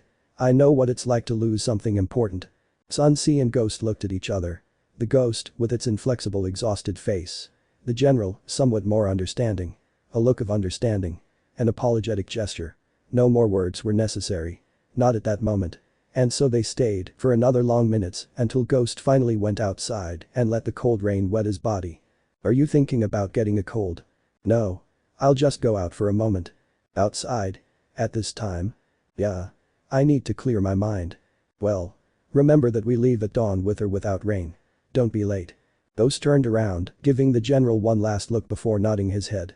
Immediately, he approached the wall that separated Captain Yamato's residence from the outside and crossed it with a powerful jump, something that few insects were capable of doing. And behind him, the general remained thoughtful, looking at the rain before returning to his room, wondering what someone like Ghost could do wandering around the city at this time of night. Answers that only he would know. And so it was, because Ghost walked like the ghost he was through the streets of the city. He was heading east, to the wall that divided the green path from the forgotten crossings. Maybe he wanted to visit his old shrine before he left. The place where he lived for 7 years with the teacher and Keed. However, his journey only led him to a place full of vegetation, away from any busy path. I think it's a good time to reveal your intentions. Despite the darkness and loneliness, despite the rain and the crash of lightning outside the kingdom, Ghost's voice was clear and unwavering. There was no one in sight. Just him, the weeds, and the rain that fell on his body and wet his hood. However, he knew he was not alone, and he turned around, slowly, as a crimson-headed figure stood firm behind him. It was her. It was the weaver in red who had traveled with him from the vicinity of Deep Nest. He hadn't seen her since they broke up 2 nights ago, but it was clear that something wasn't right. The weaver, who had introduced herself to Ghost as Zuu, now showed a much more grim and ruthless countenance. A murderous aura that not even the darkness of the night and his red hood was incapable of hiding. Ghost recognized that look. He recognized those intentions. He knew them as if they were part of himself. Many questions were generated in the Ghost's head. Who was she? What purpose did he have for coming so far? What motivated her? Was he their target, or was this the first step in a much more elaborate plan? Questions I wanted to ask, but knew I wouldn't have answers. However, there was one question that would probably get no answer. Why? The weaver raised her head a little. Now, the little natural light illuminated his black eye sockets. Angry and unbridled basins. The eyes of someone who was willing to do anything to achieve something disastrous. Their hands moved in unison. The weaver, defend her needle. The ghost, his jet katana. And then, he got the answer he wanted so much. Revenge. Her words were barely faster than her body. Hornet launched herself at Ghost with overwhelming speed, to the point of having stopped the rain itself in its path for milliseconds. A crimson silhouette, frantic, unstoppable. One who raised the tip of her weapon in front of her, ready to open a deadly hole in her victim's chest. However, that would not happen, and the clash of metal with metal shook even the very stone. A sharp knock, which produced a sharp sound that saturated both of their eardrums for a fraction of a second. Ghost swung his katana, and the side of his opponent's needle was his target, deflecting it from its trajectory away from his body. The weaver had to stop, otherwise her own momentum would have forced her to turn her back on her opponent. A deadly mistake. His needle retracted instantly, and a second attempt to reach his opponent's body was similarly repelled by the ghost. Despite his anger. Despite his need for revenge, Hornet strived for immaculate precision and divine grace. His fury was expressed as a dance, where his needle was a mere extension of his body. Dance steps perfected to the point of divine perfection, which remained impregnated to his muscles, even when his mind was crying with rage. Ghost was regal. His pose was firm as a mountain, where Hornet's deadly dance found no opening. His katana was an unattackable bulwark, and his eyes did not look away from his opponent. Even someone like him, so emotionless, could feel the passion that those deadly twists and pirouettes gave off. Anyone else would fall prey to panic from such overwhelming skill, but Ghost was unable to flinch, even if the Grim Reaper herself appeared before his eyes. His awe. Blinded by fury, the weaver let out a cry of emotional relief as she launched her needle at unthinkable speed at the night. As fast as an arrow, its sharp tip shone in the twilight of the night and divided the raindrops in its path. Ghost saw the deadly blade go straight into his eyes and did not tremble at the possible death. A simple movement to his side caused the needle to pass just millimeters from his head without even taking his eyes off his opponent. For a second he thought he had dodged danger, but a flash of white soon told him how wrong he was. A silver line now slid close to him, disappearing from his field of vision. A line that was tied to the weaver's hands. A strange movement from Hornet informed Ghost that something was not right. However, his instinct warned him that the real danger was behind him and not in front. The ghost only had a fraction of a second to look back, and his body was unable to completely move out of the path of Hornet's needle when the thread connecting his weapon to his hands was tightened again. Ghost stepped aside, and soon a burning sensation began to emanate from the upper part of his left hip. His hand slid slowly, and he could see a trail of blood slowly oozing from his body. He was hurt. After so many years, an enemy's weapon had finally reached his body. A completely new sensation for him. Ghost slowly looked up and now saw his opponent with a different expression. Hornet remained ready, waiting, looking for the next opening to hurt the one who had taken away the one she loved most in this world. It would make him suffer. It would make him slowly agonize until his body desperately asked for the eternal end. This cut was only the first. Or so she thought. Suddenly, the falling water stopped and a wave of humidity spread where the ghost once stood. As if reality itself had stopped before his eyes as Ghost disappeared before Hornet's eyes. The weaver could not even open her eyes in amazement when the imposing figure that was her prey teleported before her eyes. Or at least that's how she saw it. Hornet only had time to raise his weapon, but this time, Ghost's katana showed neither mercy nor self-control. Very different from how he had been fighting up to that point. The ghost's weapon, now wielded with two hands, traced a circular path from left to right. And although Hornet's needle was able to avoid certain death, his smaller body was not able to hold his ground and he flew several meters until barely landing on his own feet. That had been close, but the real combat was just beginning. In just an instant, the hunter became prey and Hornet understood this immediately. The brutality of this opponent was far beyond anything he had ever seen or any weapon he had faced. Even Nosk's eye lacked the anger and murderous determination that this warrior's attacks had. To the point, you really doubt if it was the same insect that you traveled with those days. No, this monstrosity in front of her was someone completely different. Now it was Hornet who was fighting defensively, making futile attempts to maintain a safe distance. But unable to find a second of peace to draw up a counterattack plan. Her mind was too busy trying to dodge the ghost's attacks, which now had a fierce determination to finish her off. Even though the blood stain was becoming more and more noticeable on the side of his abdomen. The only one. Desperate times call for desperate measures. A secret technique of weavers. A sphere created of dancing threads, which he moved with his limbs while producing the filament of his body. A shield and a weapon at the same time. Anyone who dared to approach would be stuck in the strands, and that would be a definitive defeat. But every rule has its exception. Ghost's katana knew no barrier to stop it. And its bearer knew no technique that would make him retreat. The deadly curved edge pierced space, and the strand supposedly uncuttable until that moment ceased to be so. Hornet watched in amazement and terror as his ultimate technique shattered like a balloon before a needle, while the figure of the ghost slipped away from his broken defense. There was no way he could defend himself at that moment. Hornet's body took the impact, and her needle fell to the ground as she felt the ghost's left hand grab her by the hood beneath her face. The weaver was unable to resist, and the air and strength left her when Ghost slammed her against the rock wall behind her without mercy or compassion. Hornet's and Ghost's lower limbs battled for a millisecond, but Ghost's right arm was raised as he aligned its concave tip toward the weaver's face. Hornet opened his eyes and accepted death when the jet katana lunged at his face. Crash. The edge of the katana passed through the hard material without breaking, and its tip was embedded in the rock due to the force. Hornet opened his eyes, believing that he was no longer on the earthly plane, but his surprise was great when he saw the edge of the katana just millimeters from his face, while the sword was still reeling from the force it had had to endure. However, nothing confused the weaver more than her target's exhausted look of shock. Ghost held her in front of him, and something about her made him stop. But what? That was the question Hornet asked herself, while her delicate heart did its best not to cry out of helplessness. Having experienced her near death and her defeat had broken her at that moment. Hornet tried to resist, but she was no match for Ghost's strength, who wouldn't let her move at all. She feared when the fantasy's hand slowly approached her face, and the worst thoughts that a female being could experience passed through her mind. But his heart stopped, and his mouth let out a fearful sound when he felt the ghost's hand gently rest on his face. She didn't have the slightest idea what was going on, but for Ghost, the truth was revealed in front of his eyes. Now that the rain fell on them both and the battle had shaken their bodies, the paint on Hornet's face was slowly fading and her facade disappeared before the hunter's eyes, revealing her beautiful white face and her fine face without any dent. Ghost's hand rested on his cheek and his thumb removed a little more of the remaining paint, finally revealing his opponent's true identity. A surprisingly familiar face. You are Hornet Hachi's sister. The weaver's eyes widened at his words. How the hell did he know that? Why did he know his sister's name? Was he a psychopath who learned the names of all his victims? What the hell was he up to? And the worst of all. Why was he smiling while seeing her? A genuine smile. Devoid of any type of malice. She will be happy to see you. Suddenly, Ghost's body lacked strength and his limbs felt heavy. His wound had leaked too much blood and even keeping his eyes focused was impossible.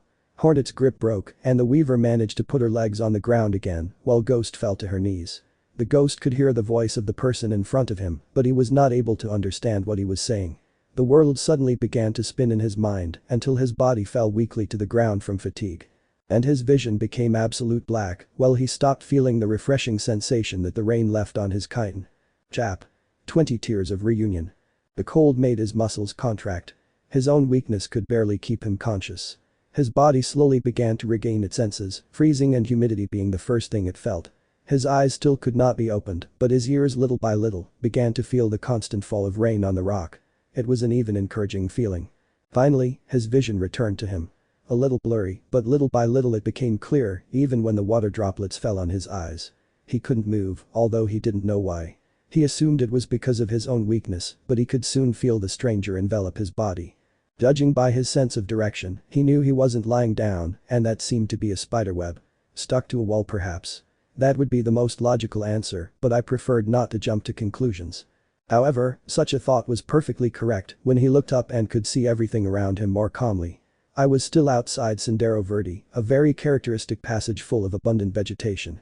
However, he couldn't ignore the weaver who was sitting on a rock in front without looking away from him. Ghost and Hornet exchanged glances for a few seconds. One, as expressionless as ever. The other, with a bitter mixture of doubts, fear, and hatred. However, Ghost soon lowered his head, making the person in front think that he had given up in some way, but the weaver's surprise was great, seeing that even with weakness, he bit the web on his body, and I traced much of it. That is not a very sensible decision. Hornet's threat was accompanied by the edge of his needle, which rose dangerously, pointing at the ghost's face. Any sane being would have stopped instantly, but Ghost simply ignored everything around him until the claw of his finger tore his silk prison from the opening he opened with his teeth to his knees. But, once free, he simply stayed seated, right where he was, without looking away from the weaver's face, whose needle did not cover the contact that their pairs of eyes were making. "You're too reckless or too stupid. If you had wanted me dead I would already be dead. And what makes you think that I have changed my mind?" Ghost's gaze did not waver, but his body made a great effort to raise his left hand, showing his injury. He didn't need to see her to know that she had been sewn with very fine weaver's thread, because he knew her body enough to know it just by feeling it. It was a clear answer. Hornet was reluctant for a few seconds, but soon her needle retracted and stopped threatening the ghost's face. Even so, she kept it close to her hand, resting the tip against the ground. Ready to be wielded if her opponent tried something stupid. Now with the threat seemingly appeased, Ghost settled back in pain. His hands ventured under his cloak, but it was not at all a surprise to discover that his equipment was missing. "Are you looking for this?" Ghost looked up and saw how the weaver had all her belongings in her possession. A wide variety of hidden weapons and accessories, all arranged on a black harness that he used to wear under his hood. "And tell me what you want. The daggers. This knife. Or maybe you want the katana." Hornet's tone was an acid mix of irony and fury. As if she were tempting him to do something stupid so she would have a real reason to attack him. However, Ghost just shook his head at everything she said. "The bottle." It was the only thing he said. Hornet looked for a moment and found what he meant. A small bottle made of the skin of some animal, which was sealed and covered with a fairly hard material. As if it were a chrysalis. The weaver took the container, leaving the rest of the ghost's equipment aside. He opened the container and inside there was a type of blood-red liquid. Disturbing, much more seen under the gloom of the night. "What is this? Some kind of poison? Medicine?" Hornet looked up, doubtful of her response. It really seemed like a lot more disturbing things than medicine.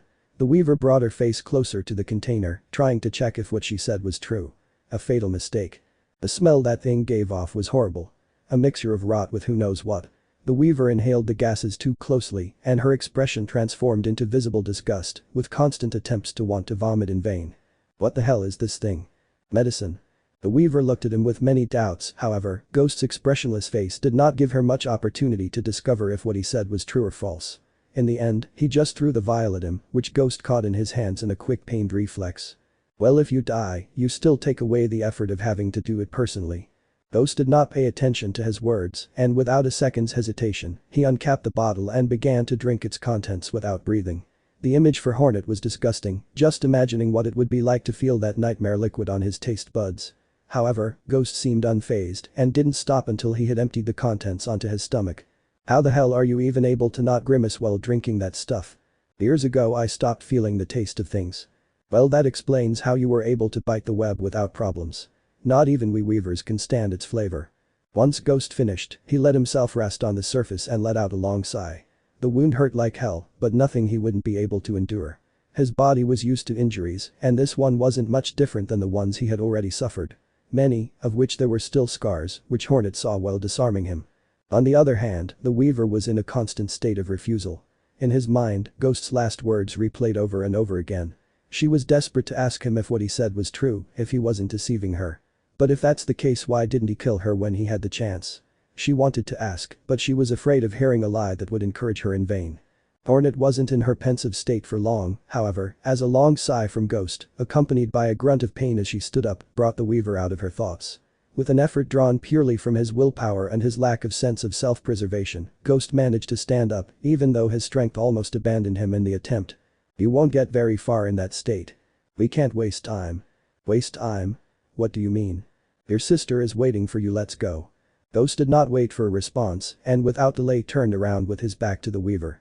His steps were heavy and he had to lean on the walls of the cavern to maintain his balance.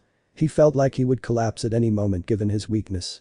What he didn't count on was the angry beast he had left behind. "What the hell are you intending with all this?" Hornet's voice made no attempt to hide his anger. "Why do you want to deceive me like that? Isn't that enough for you? Stop lying. Stop saying my sister is waiting for me. Stop pretending such a thing. I know you killed her. I know it was you, and that's why I came, to get vengeance on her. Why are you treating me like you care? Why are you acting like she is not your enemy? What do you gain from playing with my mind like that?" Hornet's words unleashed all the pain that was building up in his chest. Ghost stopped walking when the weaver's anger stopped draining from his mouth and he slowly turned around to face her. His face, more pained than angry, was not able to hide his pain. Her eyes, red with pressure, were unable to hold back her tears. She was consumed by pain rather than anger and desire for revenge. An image that Ghost remembered very well of himself. I'm not lying to you, what I say is not, it's not a lie. Now, please, this time, Hornet's voice didn't feel angry, but broken. Stop giving me false hope, stop playing with me, what do you gain from all this? He doesn't win anything.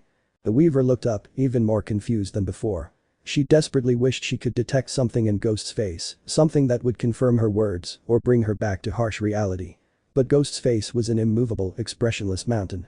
His eyes tired. His mouth expressionless, the mark of exhaustion under his eyes. That constant sad look. There was no way a look like that would give the Weaver hope. But he didn't show any trace of malice either. Ghost didn't know what to do at that moment. How would I be able to help her? How would he be able to convince her that his words were not a lie? How could make others able to understand it?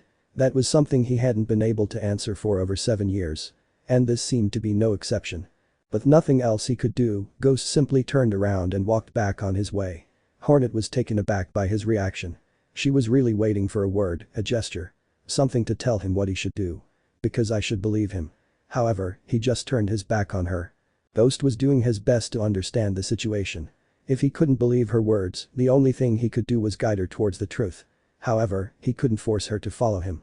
And he didn't have the strength to do it either. He was knowledgeable enough to know that it was 2 or 3 hours past midnight. The dawn would not wait for them, and they had to return as soon as possible. However, that would not be an easy task at all, especially having to support himself to take each step, which became more difficult with time, until his support little by little faded away, until he ended up on the plain. Which would lead him to the east gate of the city. One last small step, and his feet were not able to support him. Ghost fell, overcome with fatigue and pain. Despite his determination, the wound on his abdomen weakened him too much, and he had to put much of his effort into enduring the pain. The cut wasn't deep, but the blood loss would take at least a couple of hours to restore, even with that strange medicine made from beets and other things. Many, unpleasant to carnivorous palates, as Hornet was. However, its fall was interrupted by unforeseen support. Ghost looked to the side, and a hand was holding him by the shoulder opposite his wound. It was Hornet, whose expression showed her debate between trusting him or not. However, his conscience seemed to have unintentionally chosen the first option. If you're lying to me, I swear you regret having been born. A strong threat, but not unexpected. Ghost nodded, the only response she expected at this point. And with great regret, pain, and overexertion, both headed towards the east gate of the city, where fortunately the Moss Guard rushed in upon seeing their wounded general. An hour later, Bretta was sleeping in her room when Bo's sudden arrival in her room woke her up with a start. Bretta. Brittany. Her Mother Nature. What's happening? Come. Something horrible has happened. The young beetle did not wait for explanations. As soon as he saw the state of his companion and felt the fear of her words, he covered himself with the first one he found and ran after her. While the rain was still falling heavily, lightning could be heard in the distance. The rumble of footsteps inside the house echoed in the darkness of the night, while the lanterns left trails of light wherever the bearers carried them. Bretta arrived at the entrance of the villa, where she watched in terror as 2 Mosses carried Ghost into the house. Her heart stopped for a moment, but her breath returned to her when she heard him moan in pain. Fast. Put it here. May, the other maid of the house, did not delay and spread a mattress on the floor, on which the mossy people left the injured Ghost, before giving him space. Bretta didn't take a second to react and approached to check on the injured man. And a few seconds later, Keith arrived, who immediately helped her check the condition of her adoptive brother. I'm fine. I'm fine. I need to get some rest. I'm Mother Nature Ghost. How did you get such a big wound? Long story, Keith. You're a disaster. Did you take the medicine? Yeah. I'm recovering. I just need to rest a little. What the hell happened here? All eyes turned to the one who had just arrived at the place. Sun Si, accompanied by the family of the house, worriedly saw Ghost on the ground and immediately became worried. He did not take long to approach and see his condition, and the wound on his side worried him quite a bit.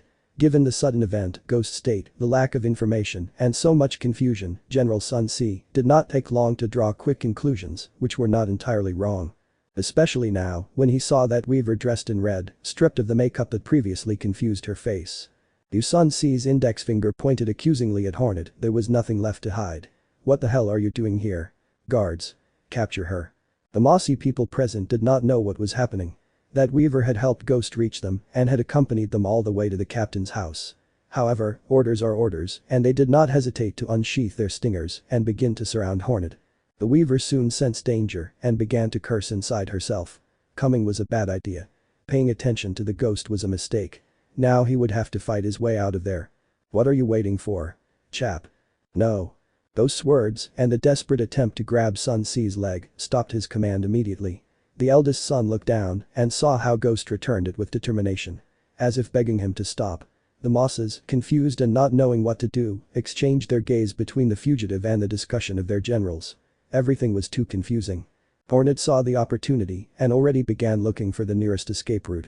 They wouldn't be able to stop her and she might leave the city before the alarm spread.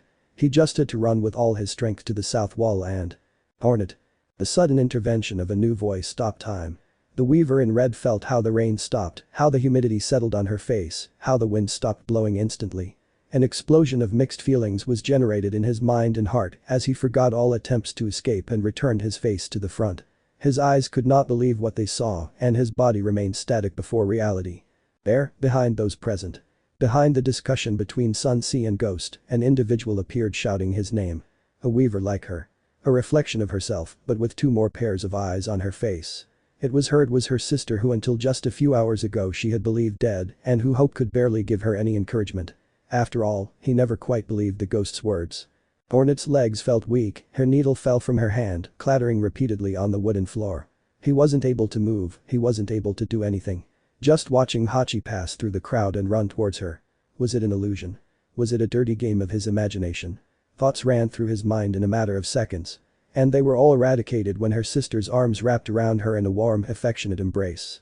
No, this wasn't a dream or anything similar. Hornet, I missed you so much, I'm so sorry. Hachi's voice sounded brittle. His heart was petrified when he saw his sister and his strong will broke when he saw her there, on the other side of the crowd. His legs ran of their own volition, his arms rose and wrapped around her. It was more of an impulse than an involuntary act.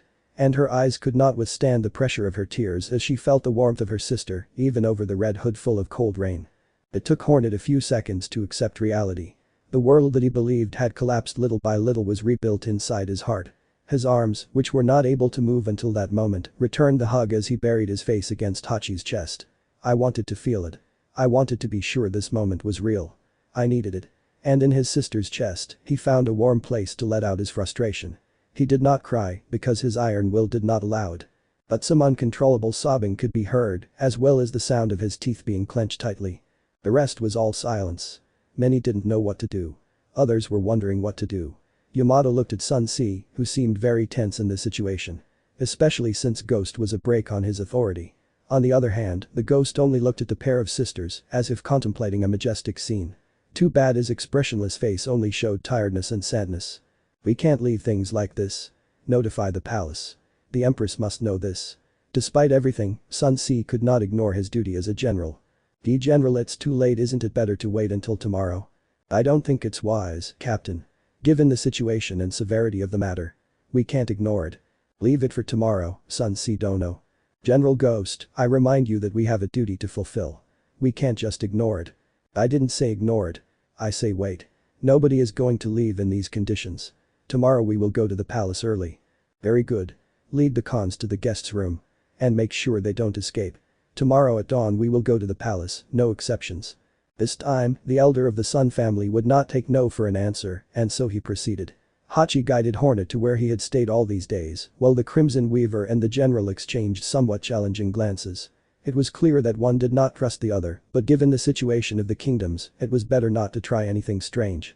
On the other hand, the residents of the house returned to their rooms, still shocked by everything that had happened, and the same thing happened with the maids. In the end, only Bretta, Kid and Ghost were left in the room to receive the visitors. Come on, Bretta. Help me carry this guy into a room. Yes, Miss Kid. No, leave me here. But Ghost. They are in the middle of the entrance. It doesn't matter. I just need to rest until dawn. Yamato will understand. You're a disaster. Well, come on, Bretta. The stubborn one doesn't want to cooperate. Hey Ghost, are you sure you'll be okay? Do you want a pillow, a quilt? No thanks, I just need to sleep a little. The little strength he had left was consumed as the adrenaline of the moment escaped from his body, now that everything was returning to a peaceful calm and he could afford to relax. However, fatigue was unforgiving and his words were silenced by his weakness. To the point of falling asleep even when Bretta was present. The beetle laughed at this, to the point of seeing it as cute, now that her concern for his health had been calmed. A little rest would be enough, and Ghost's body's recovery was ridiculously high, so a little rest would be enough. More so with the medicine he had taken. While he wouldn't be able to fight at dawn, he would at least be able to walk on his own. Breda moved a little closer, grabbed the sheets, and placed them around Ghost's neck. The night was cold, especially with all this rain, and while Ghost would be able to withstand it, there was no need for such a thing at the moment. He fluffed his pillow a little and got up without making the slightest noise. Still, a very controlled scream of fright escaped his mouth when he turned around and realized that Kate had not returned to her room. At least not yet. The hunter's daughter had a mocking laugh from ear to ear, although nothing offensive. More like he was controlling himself not to laugh at the situation. Especially with Breda's eyes wide open when she realized that she was still there.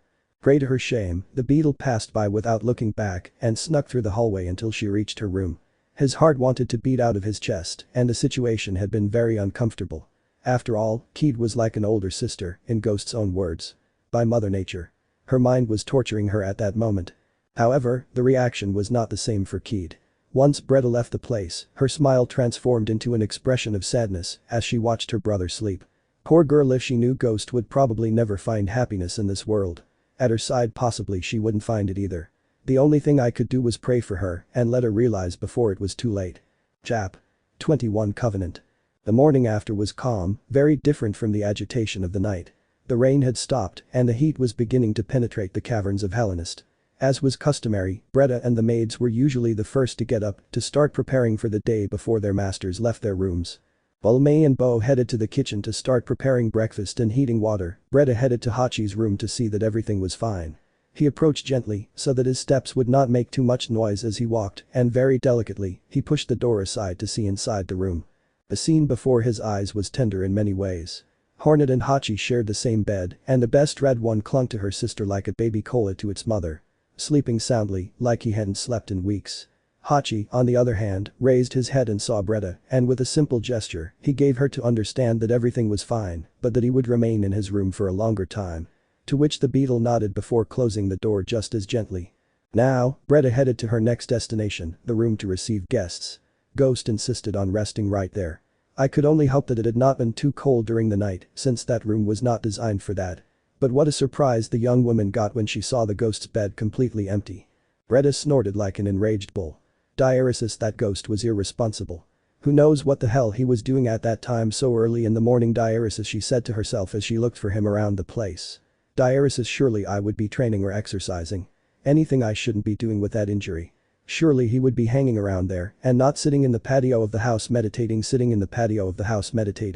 Breda stopped dead in her tracks when she discovered that her thought was a reaction of her subconscious to reality. Walking through one of the exterior hallways, he could see the Ghost sitting in a meditative pose and letting time pass in harmony. Who knows how long he's been in that position, but apparently his wound was much better, even though Breda could only see it from a distance. But I would have to do a more thorough examination. Although for now, I would prefer not to interrupt him.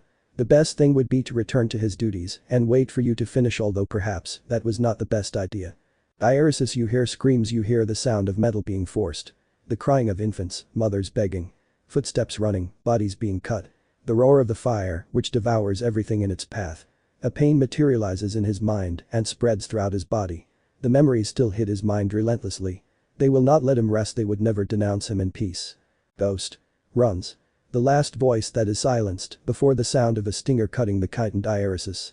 Ghost let out a gesture of terror while his attempt at meditation was interrupted by his ghosts from the past. His heart was beating with all its might, his breathing heavy and painful. Her hands rose and clutched at his face, as if her fingers wanted to pierce his chitin and compress his brain. And his eyes, terrified and with contracted pupils, trembled with terror. But when he came back to reality, he knew it was just a dream, a terrible dream. The only thing he could do was sigh heavily while he tried to caress his own face to calm down, wondering when would he be able to find the peace that the teacher told him so much about. For now, it's best to go get something to eat. Good morning. Hello. Good morning, Ghost-sama. We didn't expect to see you in the kitchen so early. I didn't want to bother you, Miss May, Miss Bo. I just wanted to eat something. Oh, how tender you are. You must be happy, Bo-san, he told you, Miss May-san. Listen to me carefully, young lady, I'm going to show you manners. It's okay, it's okay. And what are you craving, Ghost-san? Whatever is fine. Oh dear. You should show some more spirit. How about some bean muffins? I appreciate it, Miss Bo. The maid let out a smile, glad that someone wanted to try her buns. A little strong for a breakfast, but Ghost wouldn't mind such a thing. And almost immediately, the Ghost took a bite when he had them in his hands. Do you like them? They are very good. That was a lie, Ghost stopped tasting his food a long time ago, but he didn't want to be rude. I'm glad to hear it. Here. Take 2 more if you want. Thank you. Understood, Ghost-kun. Mei-san, show more respect towards the guest. You. Don't worry, Miss Bo, it doesn't bother me. You're too soft on her, Ghost Dono. Come on Bo-san, Ghost-san doesn't like formalities. And Ghost-san. How is your wound? Closed. Yeah, I mean it hurts or something. It hurts a little. A bit. He looked very bad last night. I have suffered worse injuries. But I think I'm better now. I see that Weaver did a very good job. Yeah. He did it. She does know how to use her hands. No. Mei-san. The eldest exclaimed at the indiscretion. That. I haven't said anything bad. Yeah. Miss Hornet is very good with her hands. Ghost didn't know what happened or if he said something wrong, but the silence of both maids became somewhat uncomfortable. And the blush on the younger girl's face was quite strange. Did he say something inappropriate? Not that he knew. Fortunately, a 4th insect entered the kitchen to get him out of that situation. Oh, but he's already awake, Ghost-sama. Oh, Mr. Farragle. What can I do for you? Ah, it's a pleasure to see you too, Miss Bo. Oh, thank you, how flattering, haha. Ghost and Mei remained silent at the obvious flirtation of those 2 old men. They were already a little too old for that, but it was just as funny to see them. Although Ghost simply watched without giving much importance to what was happening, even when Mei shook her head in amusement until the older insect remembered the reason for his stay in that place. Oh, right. Ghost-sama, General Sun C left early. He said you and the Weavers should go to the palace as soon as possible. Thank you, Mr. Farragle. We will leave immediately. And he left the place immediately. Wow, how much energy today's young people have. No way to say it, Mr. Farragle. Fighting young Mei every day is quite difficult. Hey. Hahaha. I know, Miss Bo. This is youth now. Always running. Always in a hurry. Ha ha ha. I wonder what they want in the Weaver's palace. Don't you know? Know what? One of the Weavers she brought was Hornet.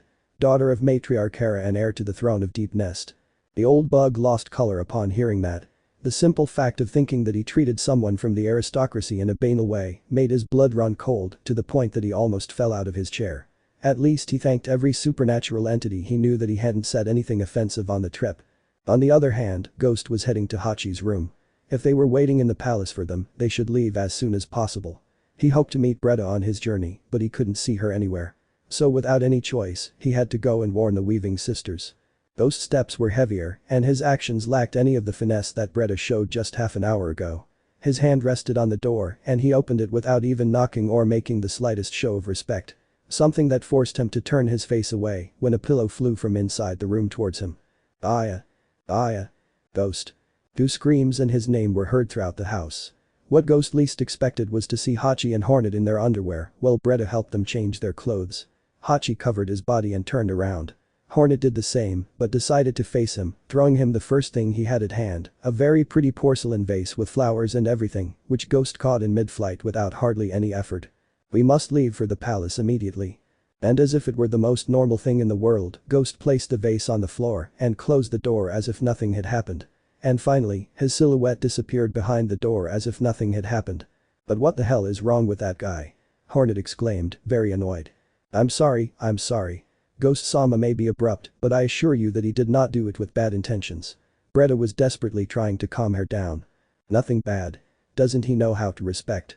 That's common sense. Calm down, Sister Bretta-san tells the truth. Mr. Ghost wouldn't do something like that. And why do you defend him? Well, Hachi hesitated a little in his response, trying to think of how to justify this to his sister. Hornet might be too impulsive, and the least they wanted at that moment would be to aggravate their situation. I have met Mr. Ghost these days. He seems like a dangerous guy, but he's not when you get to know him. Hornet gritted his teeth at that. She more than anyone knew what Ghost was capable of and what he wasn't. Those memories returned to his mind during the trip in the caravan, of when he saved them from the bandits and when he saved Zara, all without expecting anything in return.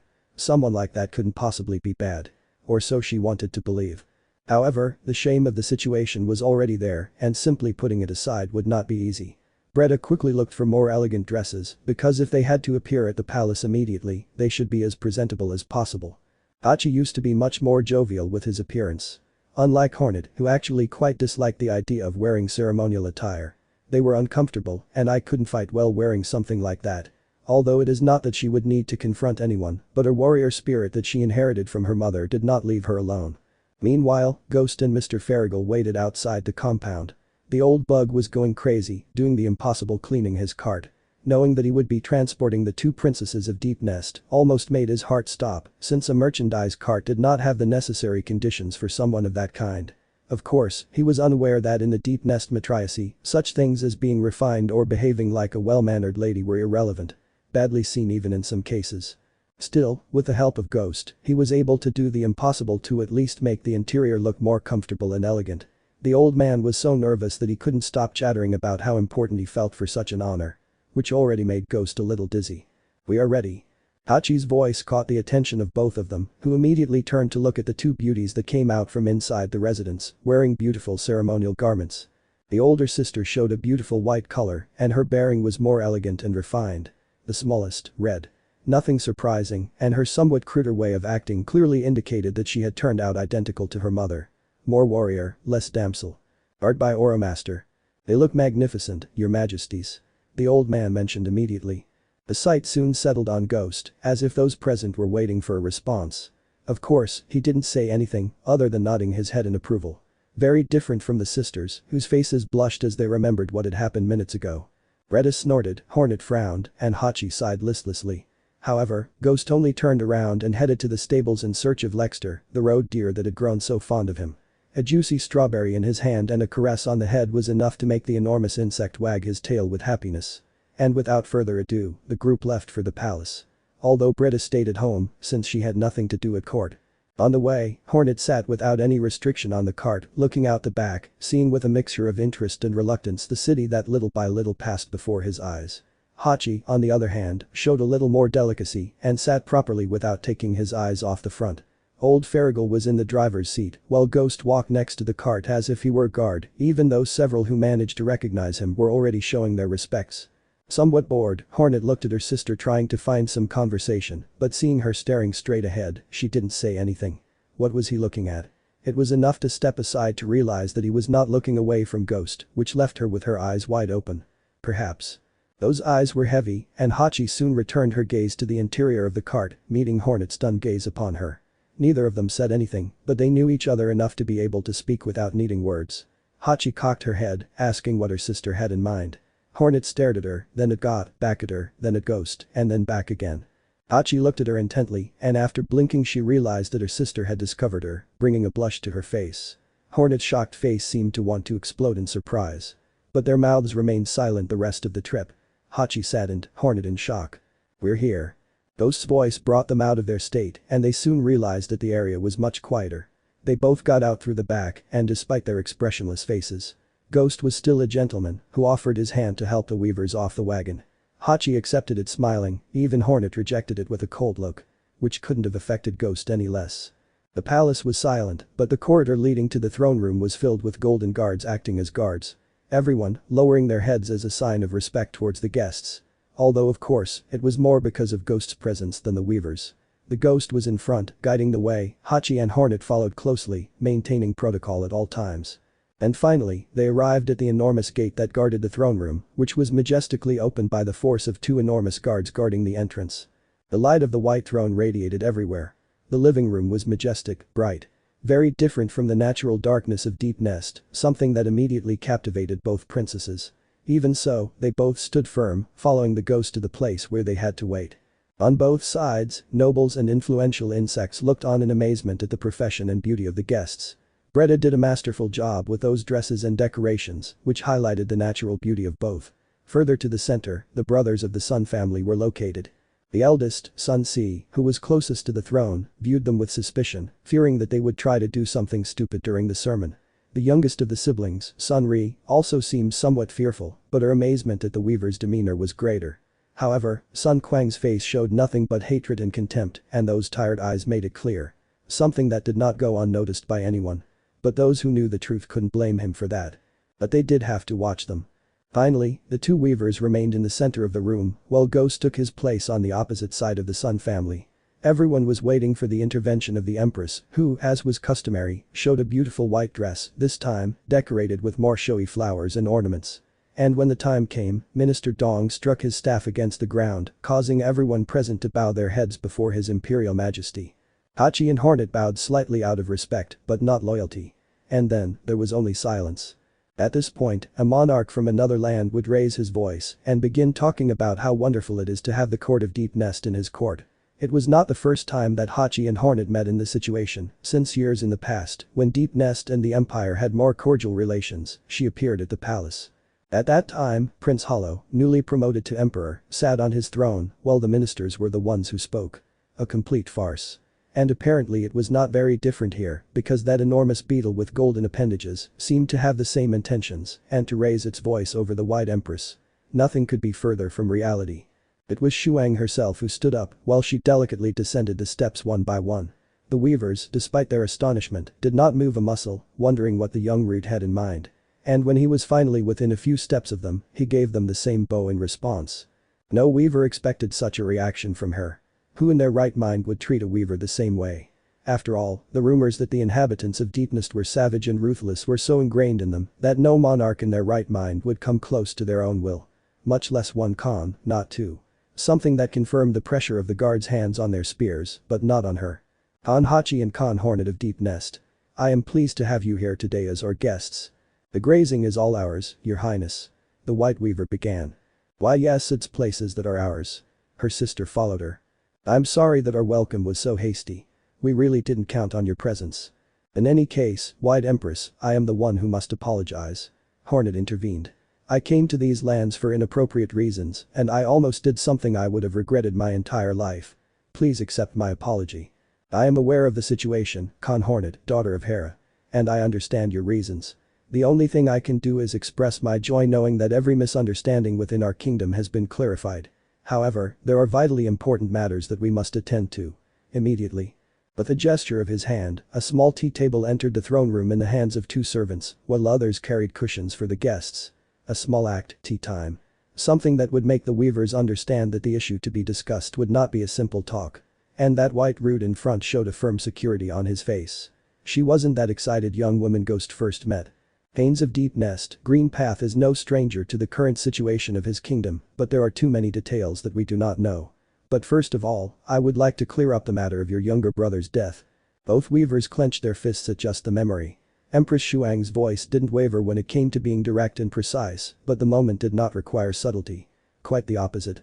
If you had to be transparent, this had to be that moment. And it was Hornet's own voice who took the initiative. My sister, Khan Hachi, told me what happened. What General Ghost discovered in the vicinity of Deep Nest. I know our kingdom cannot apologize enough for what we did. And you must not, Khan Hornet. I spent many days trying to understand everything. And as much as it is difficult for me, I understand his reasons. When the people suffer, leaders try to do the best for their people. Or so I want to believe. His brother had a fruitful vision among our people, but those who moved the threads of blood behind the curtain caused all this. All this violence. And from what I know, they are both enemies of Deep Nest and Green Path. Deep Nest will never forget what the Empire did to our people. None of us can do it. But we are willing to correct our mistakes somehow. Regardless of who was to blame, it was our people who damaged our lands. Hachi's voice did not shake. Very different from the nervous young woman that Ghost knew, the weaver in white showed her iron character. His steel temper. It was the pose of a leader. One who did not tremble when facing a duel of words with one of her peers. His eyes did not leave those of the rude empress. In that case. This time, Shuang's gesture made Minister Dong step forward. The beetle with golden implants was huge, and its footsteps echoed in the very silent place. Everyone watched and waited. The minister sat near the empress and did not delay in opening a parchment to read its contents. And his voice, grave and sure, read the possible future of both kingdoms. By decree of Her Imperial Majesty, White Shuang Empress, the lands of Green Path open the possibilities of dialogue and cessation of hostilities with Deep Nest. With this call, he is recognized like any person present who represents the matriarchy of the Kaminosu city as someone with the political weight to take and or carry the voice of his kingdom. For these reasons, today, Sendero Verde offers Nido Profundo a non-aggression pact and a bilateral and mutually beneficial trade agreement. And in this way, begin a new era between both nations. Together. The minister's words ceased and an overwhelming silence fell over the room. The hosts, waiting for the reaction of their guests, whose wide eyes were unable to hide their astonishment. This was far, far better than any knitter present could imagine. Not only had they forgiven their offense without any tribute demanded, but it also opened up the possibility of trade, which would definitely save their kingdom from famine. It was too illusory. Hornet couldn't respond. His hand covered his mouth as he tried to calm himself so as not to show weakness, but staying firm was almost impossible. Hachi was able to sigh with overwhelming relief, only to look at the expectant Root, who was looking at them somewhat afraid of their reaction. "I con Hachi as bearer of the voice of our kingdom, accept the treaty without contradictions."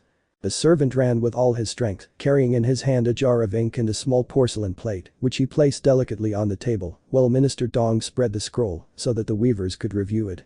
And upon verifying that everything was correct, the weaver in white left her signature on the papyrus, sealing the deal and causing those present to raise their voices in cheers and celebrations. All equally, all except one. Sun Quang didn't waste another second. As soon as the deal was sealed and the crowd began to cheer for good times, he stood up and left the room, but not before giving both princesses of Deep Nest a withering look. Hachi couldn't notice it, but Hornet could feel that cold gaze aimed at her. Only she could see the middle son leave in anger. Her and Ghost, who did not look away from Sun Quang until he disappeared into the corridors of the palace. Chap. 22 back home. Moments of joy for many, and a brighter future loomed on the horizon. Not even 48 hours passed, and a huge caravan was already leaving Concordia City towards Deep Nest. And not just any caravan. 100 carts carried tons of green path food to the darkest areas of Hallownest. Although the weavers were carnivorous, they could survive by eating alternative food such as grains, especially soybeans. In addition, vegetables would be welcomed by the inhabitants who were herbivores in the city. Aside from that, 4 carts served as escort, with a total of 100 Ma soldiers for security. There weren't many of them, but with the figures present in the caravan, one had to be very unlucky to decide that stealing such a shipment would be a good idea. At the head of the caravan, old Farragle led the way, while Hornet and Hachi enjoyed the trip inside their wagon pulled by Lester, now with more comfortable clothes for them. As was customary, Ghost walked next to the cart, since the very stubborn one was the only one who did not travel on a saddle, even when they offered him several options that were very suitable for him. A little further behind were Sun Si and Sun Quang. Both, as bearers of the words of the Green Path and Empress Shuang. His work was very important, as he had to ensure that the trade agreement with Deep Nest was fair, and that they received a payment equivalent in value to the cargo they were transporting. Of course, the word value varies greatly depending on the situation, much more so when both kingdoms use different currencies. Green Path used white free, while Deep Nest used silk yang. Both are not at all comparable, and for this reason, Sun Quang, with his great knowledge, had the duty to advise these exchanges personally. Although having to go to Deep Nest left him in a constant state of anger and denial. And he had his reasons. And finally, in one of the middle carts were Keat and Bretta. The first, unable to resist the adventure. The second, in charge of ensuring Hachi's health during the trip, because although the weaver showed considerable signs of improvement, it was better not to tempt fate. And along with everyone, the little more than 120 merchants who were pulling the cart and saw an opportunity to make some extra money from this potential new trade agreement. 2 weeks of travel separated both cities. The journey in such a large convoy was slow, and the cargo insects had to rest at night. An opportune moment where camps were set up and people ate and slept without fear of being attacked, since the guards were rotating and lasted all night.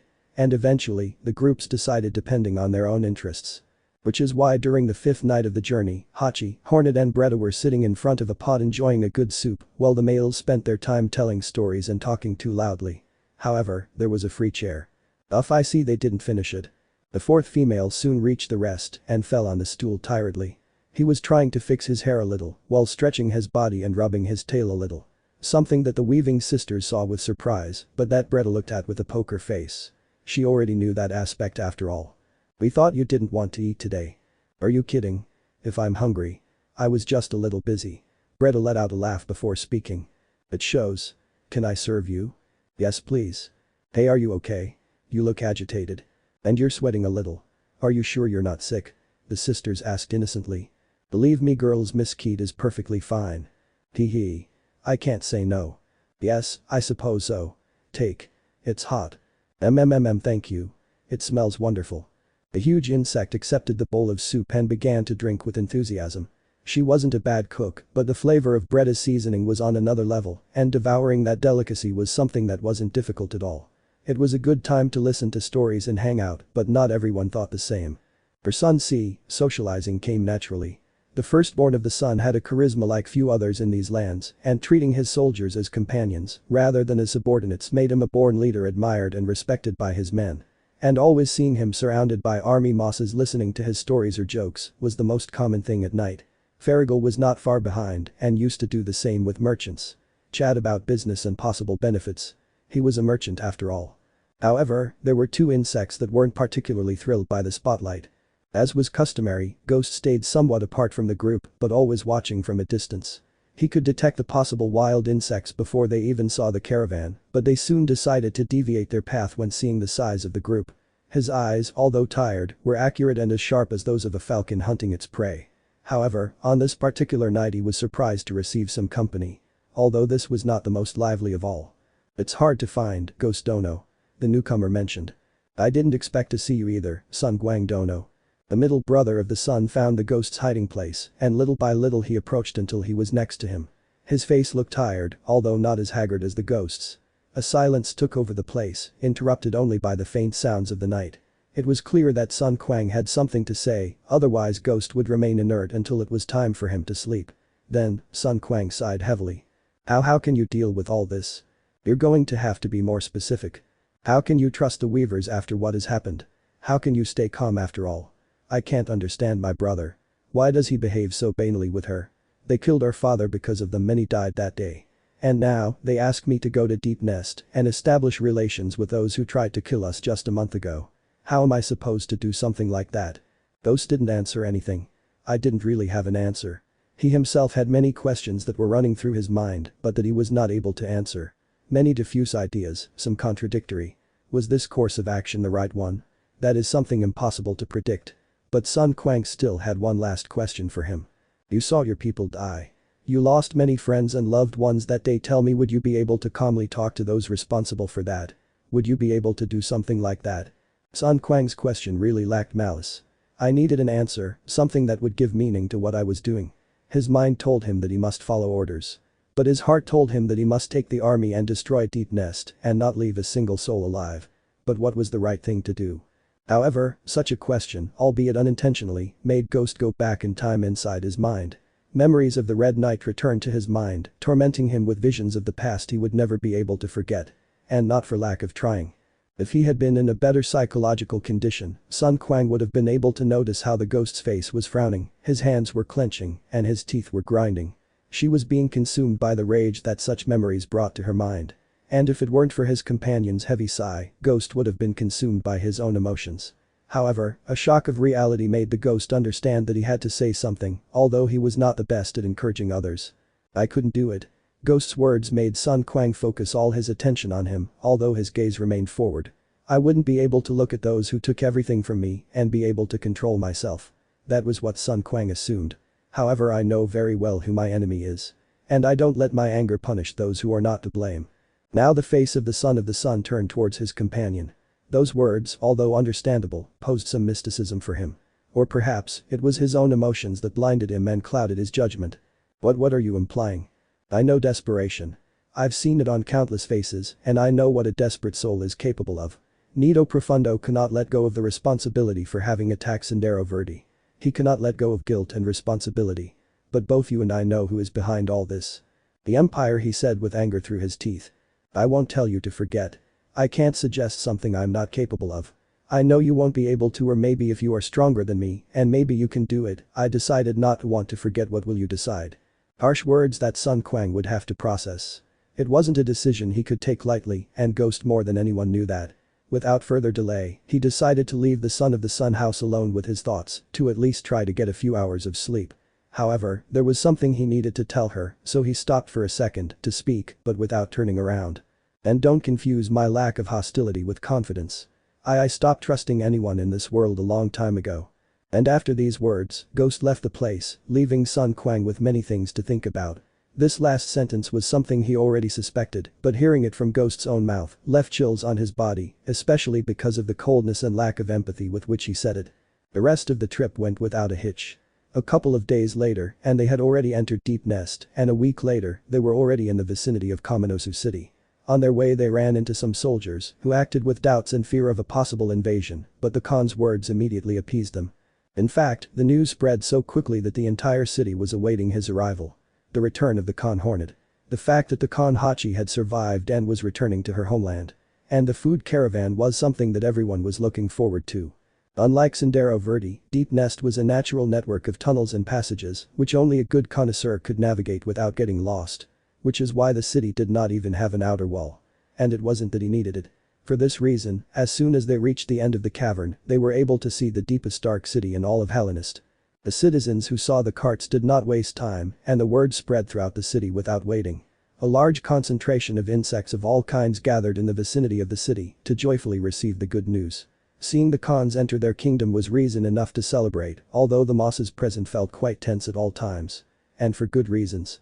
Then, the cheering stopped as a rampant force shook the ground and loud noises coming from inside the city grew louder and louder. The foreigners fearfully wondered what the hell was going on, but Ghost did not hesitate for a second to draw his katana and stand at the front of the caravan, ready to defend the wagons at all costs.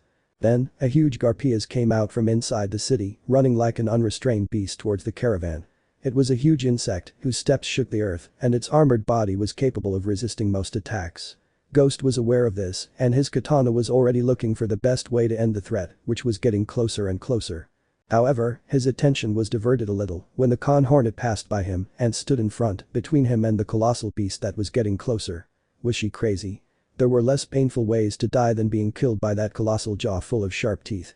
However, far removed from the expectations of the foreigners, the Garpias continued its unbridled journey until it stopped forcefully when it was in front of the Weaver in red. And very different from what they had in mind, the Garpias began to move the tip of its tail, while its head did its best to caress the Weaver. Seen that way, he looked more like a playful dog than one of the most dangerous creatures in all of Hallownest. And the Weaver seemed to be involved in a torrent of pampering and licking. "Haha, now stop, GG. Haha, you tickle me," she exclaimed as she was enveloped by the affection of the colossal creature. However, that didn't stop him from scratching his shell vigorously. He was his friend and loyal companion. One who became alert when he noticed the presence of someone else approaching. Hornet noticed his partner's reaction, and after turning around, he noticed how Ghost was standing right behind him. The Ghost constantly looked at the colossal creature while it looked back at him without even blinking. Something that terrified the Weaver and several people present. "Ghost, back away very carefully," Hornet whispered, intending not to alarm his companion. Garpias only respond to the will of their trainer, and anyone who came too close was in mortal danger. However, Ghost did not heed his warning and slowly stretched his hand towards the dangerous creature's face. Hornet and those present were paralyzed by what they saw. Apparently this guy desperately wanted to die, but there was nothing they could do or they might upset the beast. They could only wait fearfully, listening to the Garpias' guttural growls, while its heavy breathing seemed to be analyzing the intentions of that insect. With its face marked by fatigue and pain, however, nothing disastrous happened until finally the hand of Ghost gently leaned on the Garpias' snout. Hornet, Hachi, and the Weavers present widened their eyes because only the red-clad arachnid had been able to caress Gigi without losing her hand. Those from Deep Nest were just as surprised, but more by Ghost's lack of common sense attitude than by the enormous creature's reaction. Who in their right mind would approach a Garpias like that? If they thought Ghost was missing a screw, this act confirmed their suspicions. "You're very stupid, did you know that?" Hornet commented, now that she could breathe a sigh of relief, seeing that nothing bad had happened. However, Ghost only nodded his head without looking away from the front, contemplating the majesty of the beast before him. He doesn't look so intimidating when he acts like that, huh? Sun C came forward, now that he believed the danger had passed. However, Gigi looked up upon noticing his presence and began to growl angrily upon seeing him. Something that stopped the general immediately, feeling how the creature had real resentment towards him. Which Hornet took the opportunity to make fun of a little. "Looks like Gigi still remembers you." "It seems so," he said while little by little he brought his hand closer to the handle of his weapon, which made Hornet laugh a little. "Very good girl. Come on. The war lady must be waiting for us." And as if a switch had clicked inside the Garpias, he began to completely ignore the general, turning around and accompanying his teacher into the city. A scene that left several people quite confused, especially Sun C, who looked at Ghost as if searching for an explanation of what had just happened. Which of course, Ghost didn't understand at all. "My lady, you don't know the joy it gives us to see you again." The doubt among the generals was quelled by curiosity when they turned and saw a dozen or more weavers kneeling in front of the Khan. Judging by their similar appearance and clothing, they could assume that they were soldiers of the kingdom or members of the city guard. And in front of them, a huge arachnid seemed to be the leader of the group. "It's nice to be back, Captain Dirge," commented the weaver in white. "Their presence is a very encouraging surprise. We thought that. Judging by the way he acted and that his voice fell silent while small tears threatened to escape from his face, one could guess that this captain was loyal to the court as well as the soldiers behind him who were crying with happiness at the sight. See his return. However, they could not confer. Deep Nest was on the brink of a civil war according to rumors, and every war has at least two parties involved. Perhaps the news that food was on the way calmed the conflict, but that did not take away the fact that possible enemies were hidden in the shadows of the city. Something that both Ghost, Keed and the Sun were very aware of. Then, the talk between both weavers continued. Captain, help the merchants and distribute the souvenirs among the population. Rationalize food and store the rest in warehouses. And he informs him, Sendero Verde is now a trading partner of Deep Nest, and there is a non-aggression pact between the kingdoms. I hope there aren't any problems. And so it will be, Your Highness. Hachi's voice was hard and forceful. It was not only a message for the captain, but also for everyone present who could hear it. This was an opportunity they would not waste, and they could not afford any kind of misunderstanding. And that determination was something that both the captain and the rest could see on the Khan's face. Very good. You have already heard his honor.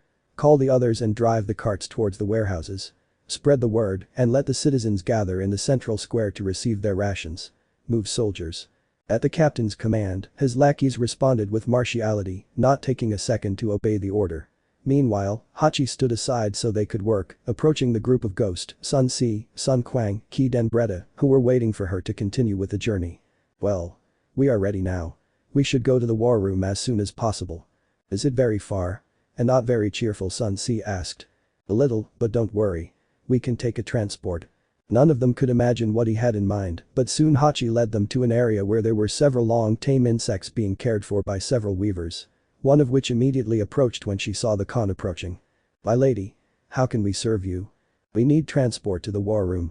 As you order, Your Majesty. Hey Crunt. Yes, boss. A weaver shouted in the background. Feel lucky, boy. You are going to take His Highness to the war room. Why yes boss. Perhaps the rumors that the weavers were somewhat rude were not entirely untrue, since those two were shouted from one part of the place to another, even with the presence of a Khan. But since Hachi didn't react with negativity, they assumed it was quite normal. And then, after just half a minute, the arachnid approached the group, riding a medium-sized diplopod. Or millipedes as it is known in some places, a species related to the Garpias, but almost harmless. All aboard. The Diplo Transportation Company is honored that you use our services. That's how you say it, rookie. He mentioned the driver and then turned to Hachi to speak in a more submissive tone. Your lady, everything is ready. Thank you so much. Alright, let's go. At first, some were hesitant to climb on the insect's back, even though a series of seats had been arranged for passengers. Keed was the first to get on, and Sun Quang was the second. Ghost wasn't far behind and had to pick up Bretta to help her up. Something that made her quite sad, although Ghost wasn't even fazed by it. And finally, Sun Si, who was more reserved after his experience with GG, got on the weaver often. Once everyone was settled, the driver pulled the reins, and the elongated creature began to move, entering the city and taking passages that seemed made specifically for the movement of these transport insects. The city of Kaminosu, although it had a more gloomy appearance because sunlight did not reach such depths, had its own beauty, with thousands and thousands of lanterns lighting up every corner. At first glance it seemed much simpler, but the fact that it was a large cylindrical cavern suggested that they were not simple structures placed on top of each other, but rather a detailed work of engineering. They could now see the city more calmly, for now, they had a rather complex meeting to attend to. The transport finally reached the outskirts of its destination, and the passengers got off their transport. Watching Sun Si tip him a currency that didn't circulate in the kingdom was hilarious, but the carrier accepted it anyway. Although he couldn't wear it, it would be a good souvenir of foreign lands and of the day he took someone from royalty. Once they arrived, the guards opened the way, recognizing and watching with joy the return of the Khan, something that overshadowed the presence of the foreigners in the beast's lair. Each insect present was not limited to paying its respects upon seeing the princess back in her home, on her journey to the hall where the matriarch was waiting for them. Just don't do anything stupid. It was the last thing the Khan said before the doors to Deep Nest's throne room opened before them. Keed seemed a little shocked at the idea, very much at odds with the visible fear on Bretta's face. The Sun brothers watched in all directions, unable to feel comfortable in this situation. And Ghost well the same immovable expression as always, unable to recognize anything other than indifference in him.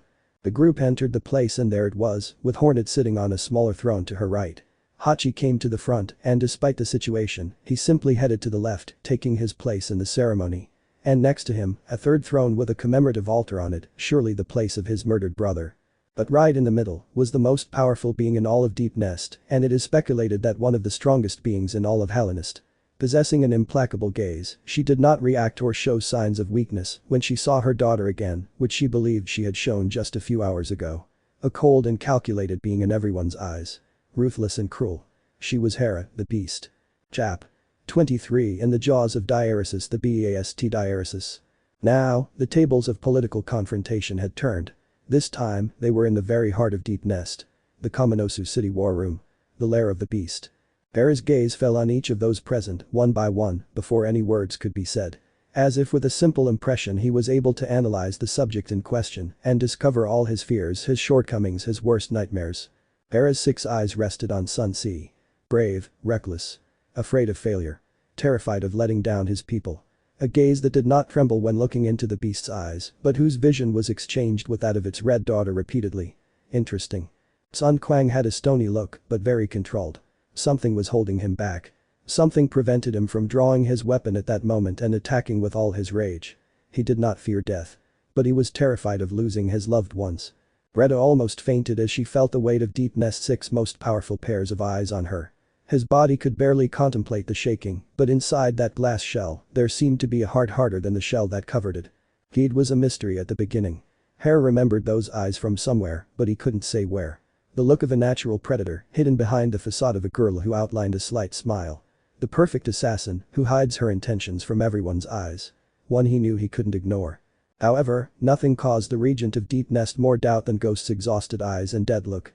A soul consumed to the foundation. A look that did not let any iota of weakness escape her strength.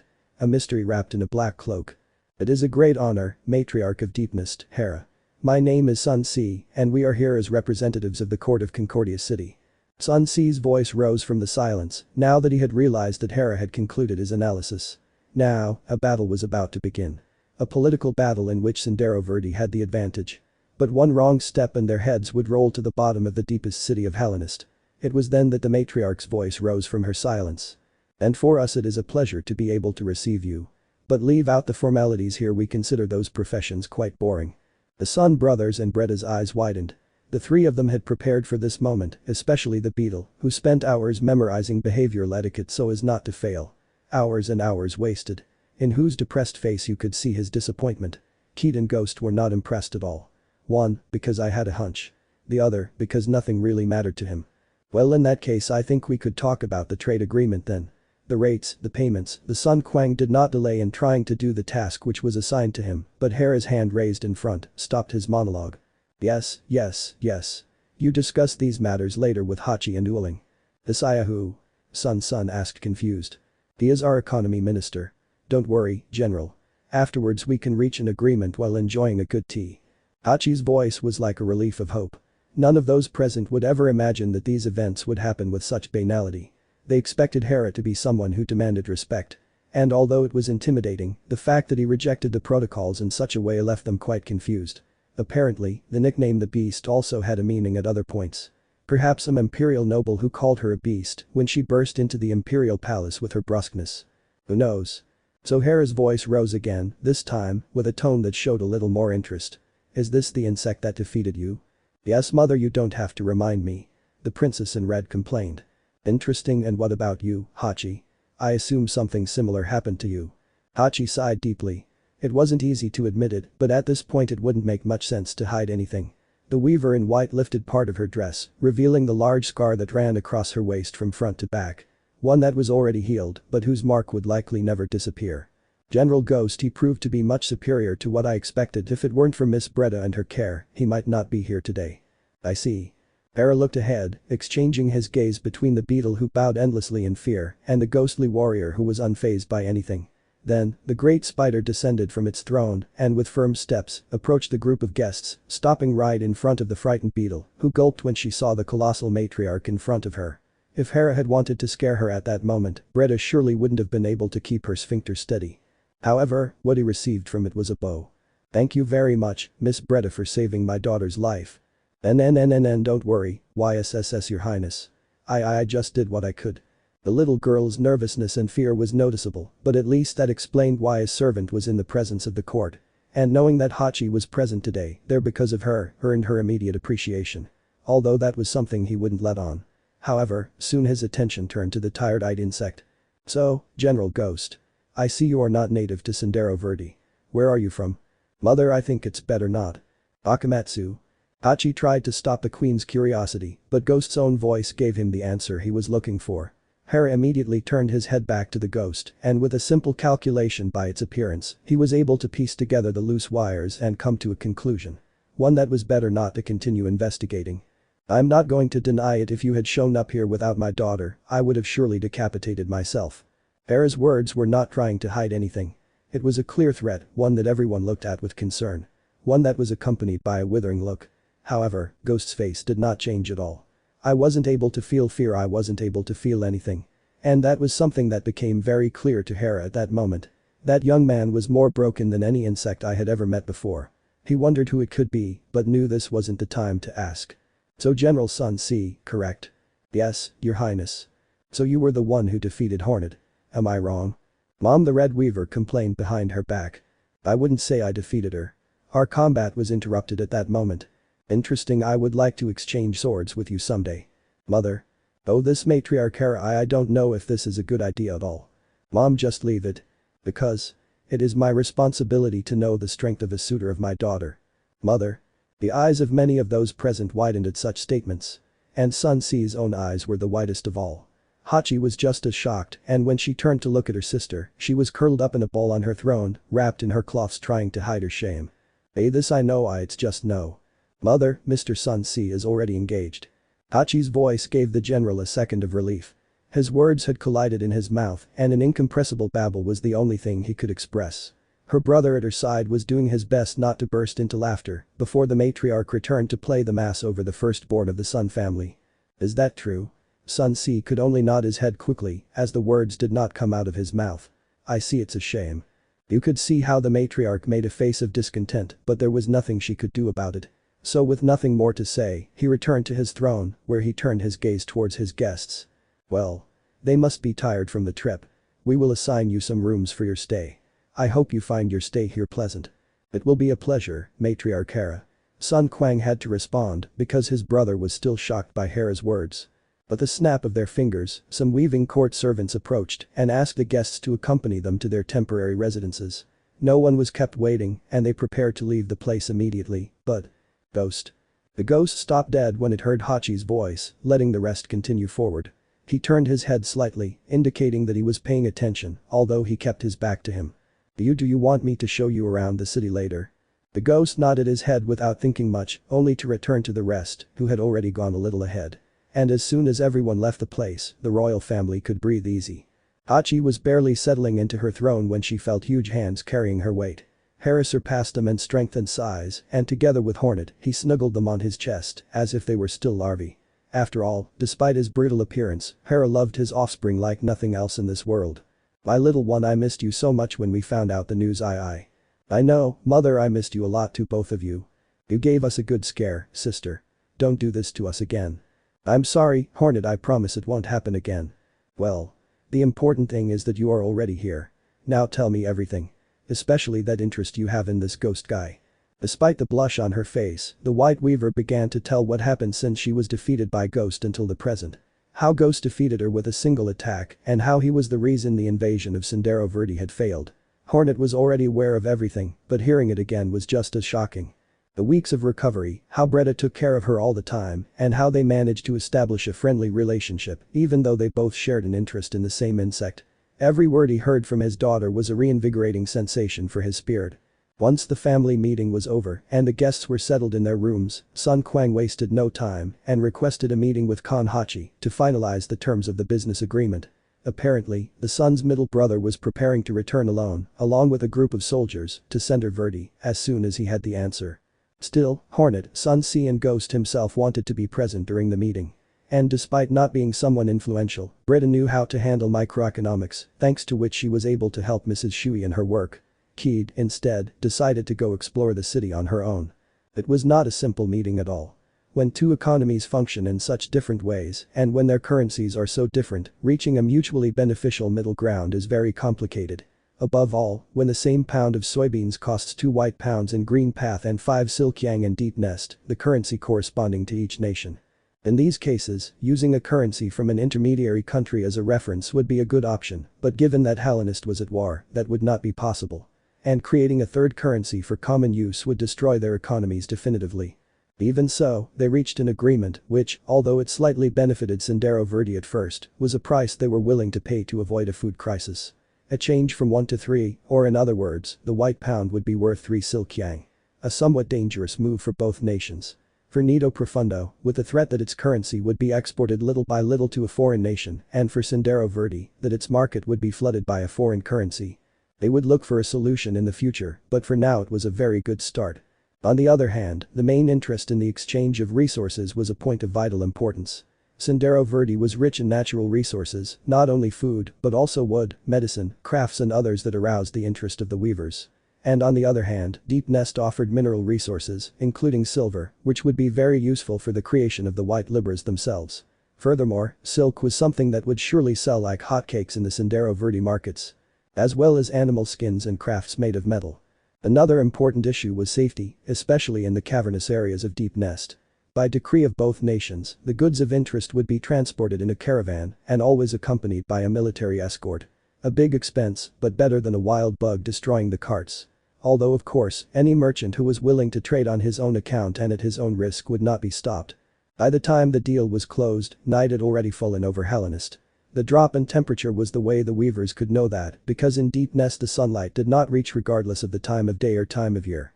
An interesting, but effective system. In the evening, a modest dinner was held. In times of yore, with more abundant game, they would celebrate a feast full of meat of all kinds, but in the current situation of the kingdom that was not possible. A dinner for just 50 diners, including those incited by the Green Path, the monarchy and some local nobles and high-ranking officials. All accompanied by the soft music that the weavers of an orchestra offered to the diners. Learning that the weavers were capable of creating such melody was quite a surprise to those who came from the more enlightened areas of Hallownest. However, there was something that wasn't right. Since dinner began, the older son brother had not taken his eyes off a strange arachnid that also did not take its eyes off him. Neither of them had seen each other before, but the look of contempt towards the guests of Sendero Verde was something that could not be ignored. It was a colossal creature, larger than any Green Path warrior. His gaze was cold and calculating, implying that he was obviously not happy with everything that was happening at that moment in Deep Nest. But he could not know who it was, after all, on the front where Nosk himself fought, there were no survivors who could tell what they saw that day. Ghost had already noticed his presence and had classified him as a possible threat, but as long as he stayed distant, they would be safe. Still, the thought that perhaps this arachnid was responsible for the civil war seemed possibly correct. But as soon as he finished the meal, he stood up with his followers, ready to leave the place. "Are you leaving so soon, Commander Nosk?"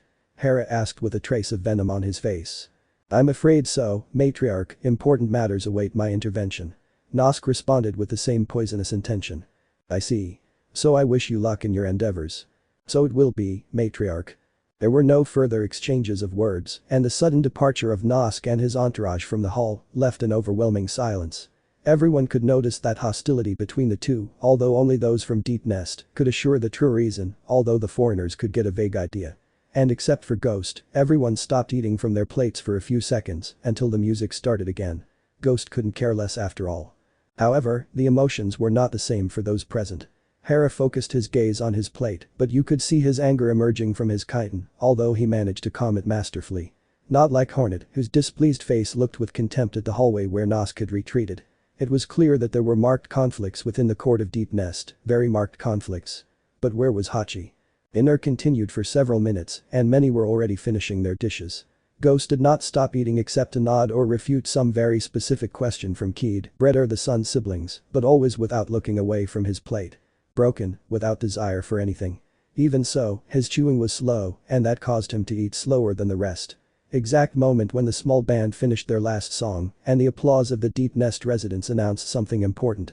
For Keed and the Sun, it was strange to see Kon Hachi take the stage, although Bretta did know of the weaver's passion for music.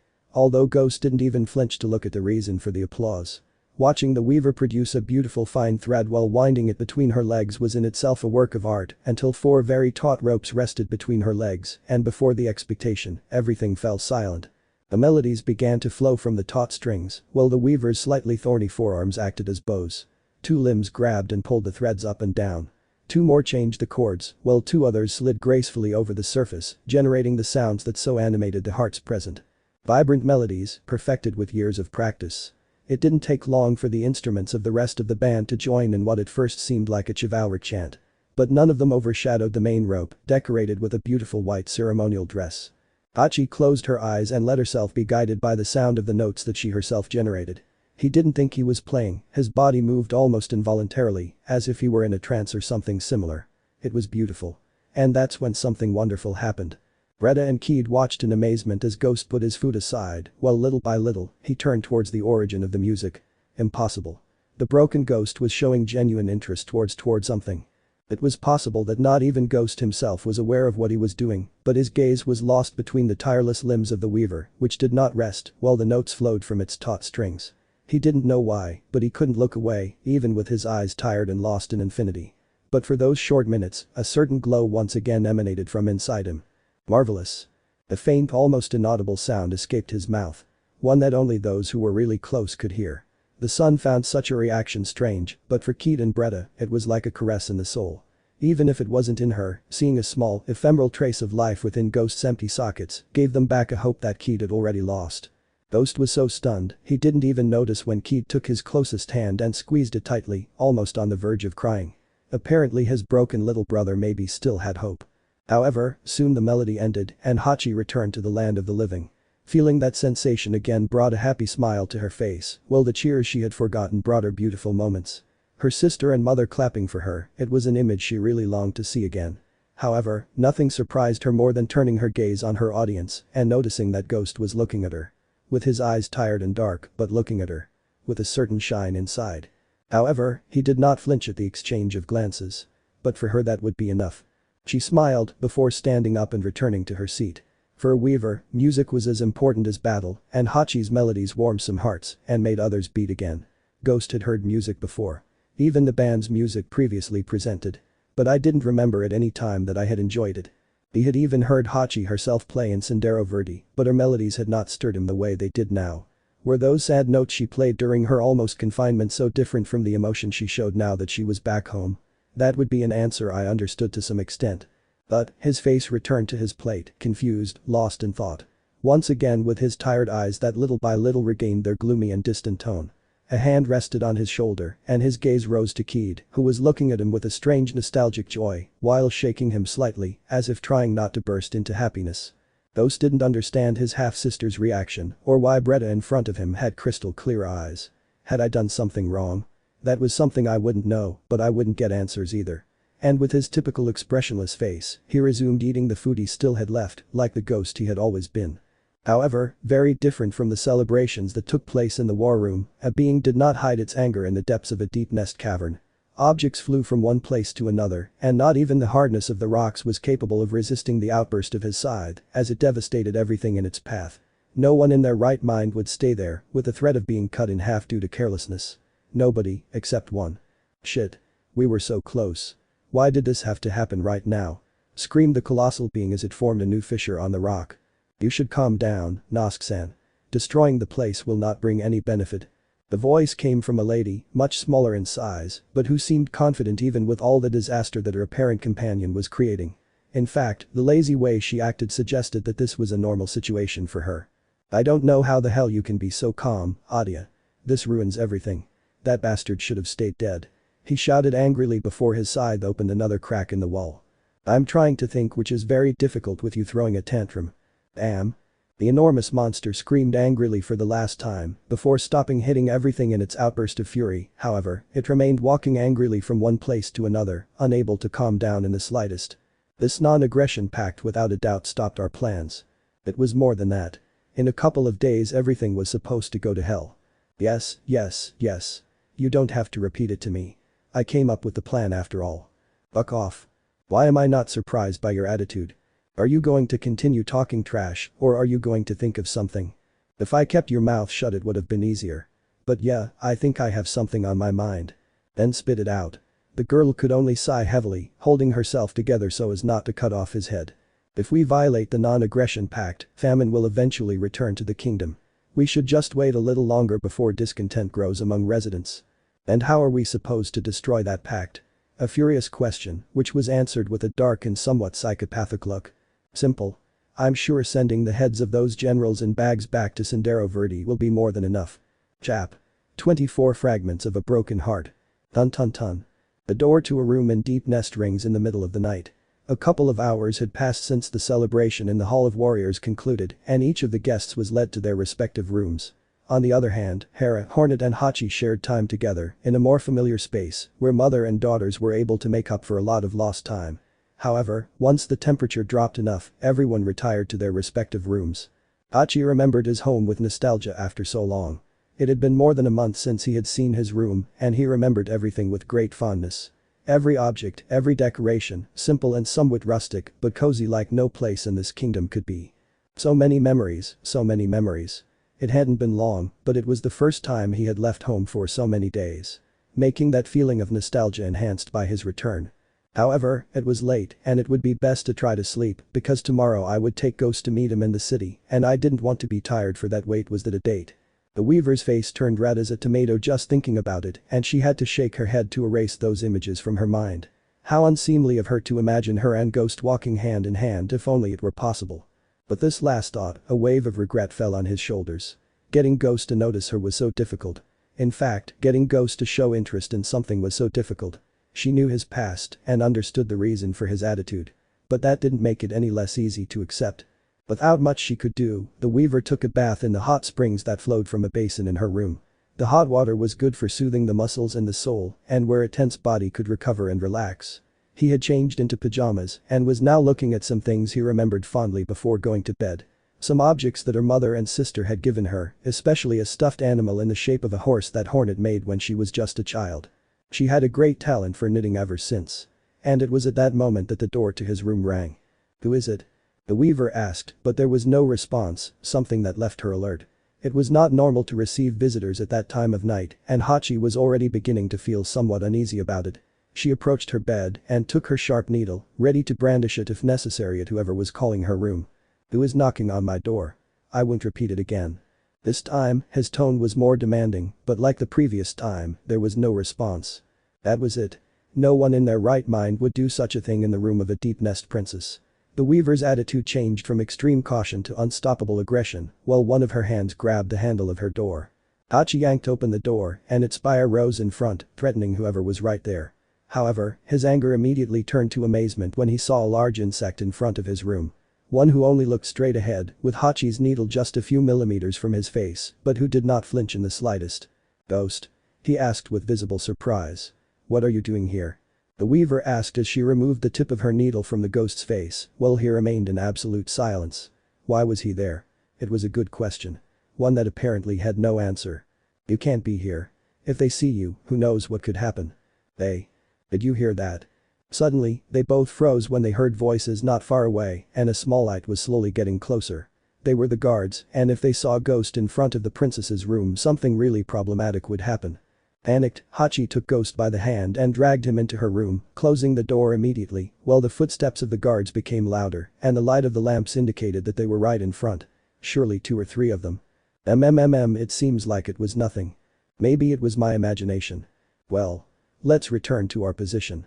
Hachi had her head pressed against the door, listening in great detail to every word the guard said, and she was able to sigh in relief when she heard them leave.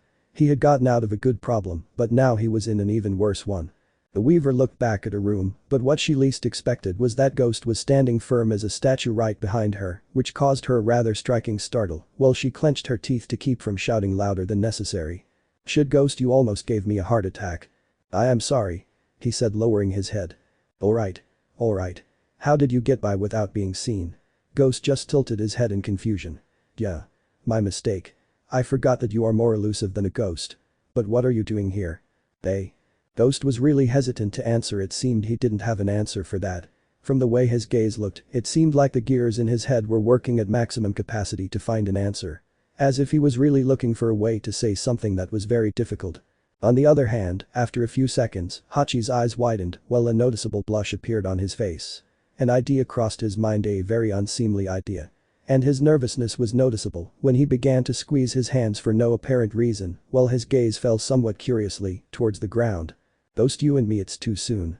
That song, Ghost commented, cutting off Hachi's fantasy at a perfect moment. Huh? Once again, Hachi's eyes widened, but the blush on his face was even more noticeable. This time it was due to the shame he was suffering. Thinking about what she had said made her wish with all her being that the earth would open up beneath her feet and swallow her. But for obvious reasons, that wouldn't happen. And Ghost didn't help much either. Are you okay? You're too red, you look sick. I should take you to a doctor, maybe you have fevers. And no, gee Ghost I am sick. Are you sure? Why yes I am. Then, the escape from said situation came to his mind. Wait, what song are you talking about? A master move, which alleviated the situation a little. To her, Ghost really seemed like he hadn't figured out the bigger picture. The song you played at dinner. So that was it. The truth revealed itself to the weaver like a cold autumn air, but that would explain many things.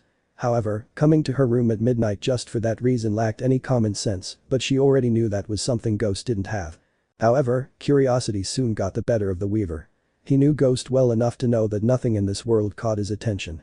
As if curiosity had been removed from him. As if that child excited about the world we have inside us had been removed suddenly. Hachi remembered his moment on stage. How Ghost looked at her, attentive. It was the first time I saw the Ghost show interest in something. And to think that her music was the cause of awakening that interest made her feel happy. That song, did you like it? Ghost just nodded his head. It is a traditional melody of our kingdom, one that has been transmitted through generations to this day. I learned it from my mother as she learned it from hers. I see, it's interesting. Surprise returned to the weaver's face once again. Ghost showing interest in something. Showing genuine interest. That was quite a novelty. Even behind those empty dark sockets that he wore on his face, Hachi could detect a small tiny barely insignificant glow. A possibility. Would you like to hear me play? The weaver asked a little fearfully, afraid of getting a no for an answer, but Ghost didn't take a second to nod his head, which left a pleasant smile on Hachi's face. The weaver passed by him and sat down on a chair. Little by little, his body began to produce thin but resistant fabric, which he wrapped in his hands, while taking the shape of an improvised string instrument. Just as he had done on stage hours ago. She appreciated music. I loved her, and playing her melodies was reason enough to be alive. And now, with his 4 strings lit, his hands tensed and his forearms ready to start playing, he looked up and saw Ghost's expectation drawn on his face. Ready? Ghost nodded his head, seconds before sitting on the ground, wrapped in his black cloak and without looking away from her. All her concentration was focused on the weaver, and although she lacked discretion, it was something that filled Hachi with joy. For now she would enjoy the moment, now that she had such an attentive audience just for her. The melodies began to vibrate from the fine strings, while the low and high tones saturated the ears of both. Hachi soon became alienated from the physical world, where his mind could be free of restraints and wander through the infinity of the imagination, finding new notes to add to his magnificent work of art. The quick tone, very similar to the one he played during dinner. He didn't know exactly what part of his melody had sparked Ghost's interest, so he would try to recreate a similar one.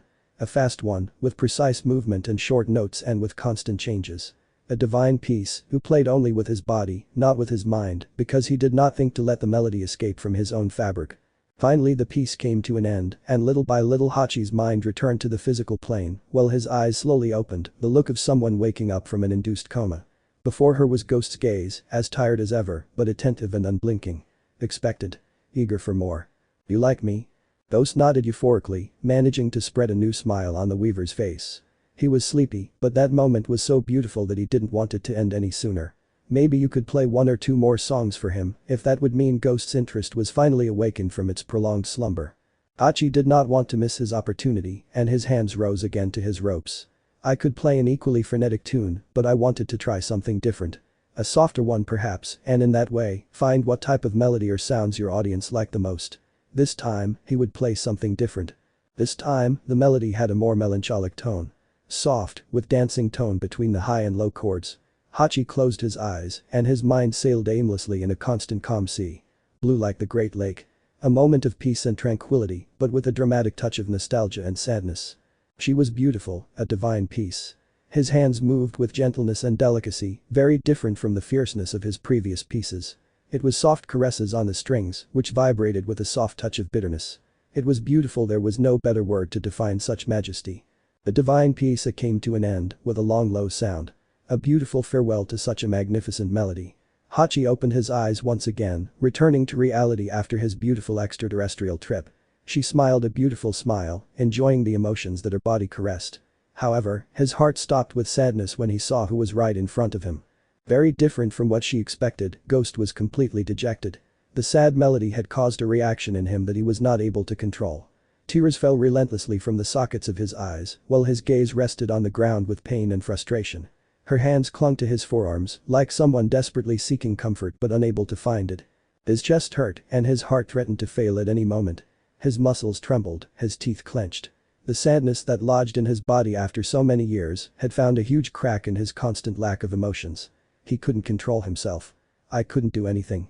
He was broken at that moment. He was not the powerful warrior, but rather that child who saw how he lost everything in front of his eyes.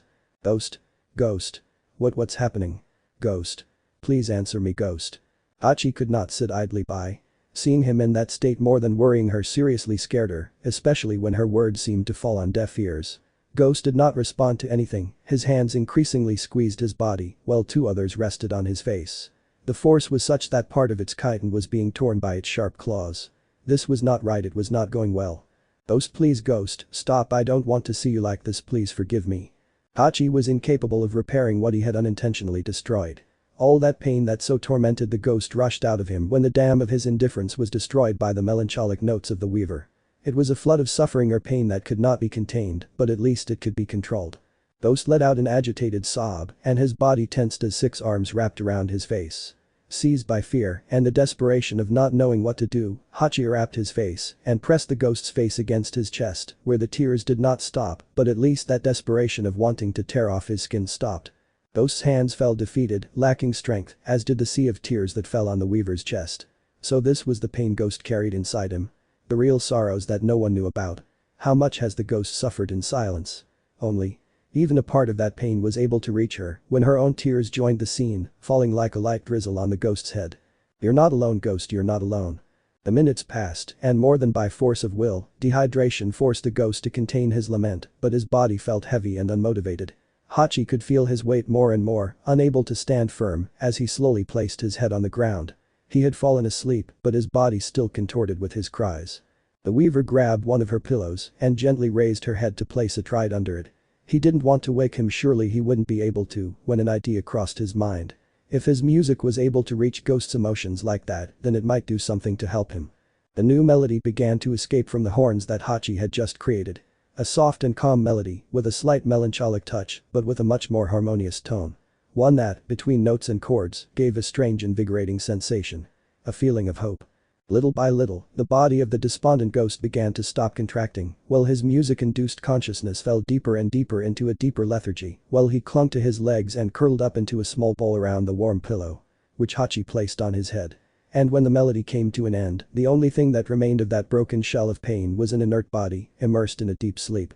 One that I hadn't experienced in years. One where I was at peace. Hachi put his ropes aside, and only then could he sigh regretfully. Having seen that state of Ghost, that vulnerability had broken his heart, but at least it confirmed what worried him so much. Ghost was broken in ways he couldn't imagine. Rest, Ghost. The word that escaped like a whisper as she fell onto her bed, dejected, as hurt as the one who lay on her floor was. In a different situation, he couldn't think about anything other than the fact that the bug he liked was now in his room. But with everything that had happened, such shame was unimportant. Tomorrow would be a better day, that was something she would assure. A thought that passed through his mind before he accompanied the ghost to the world of dreams. Let me know in the comments below if you guys want the next part. Also check out my other video that has been shown and left. Thank you for watching. If you enjoyed this video, please like and share this video. And have a fantastic day. Bye.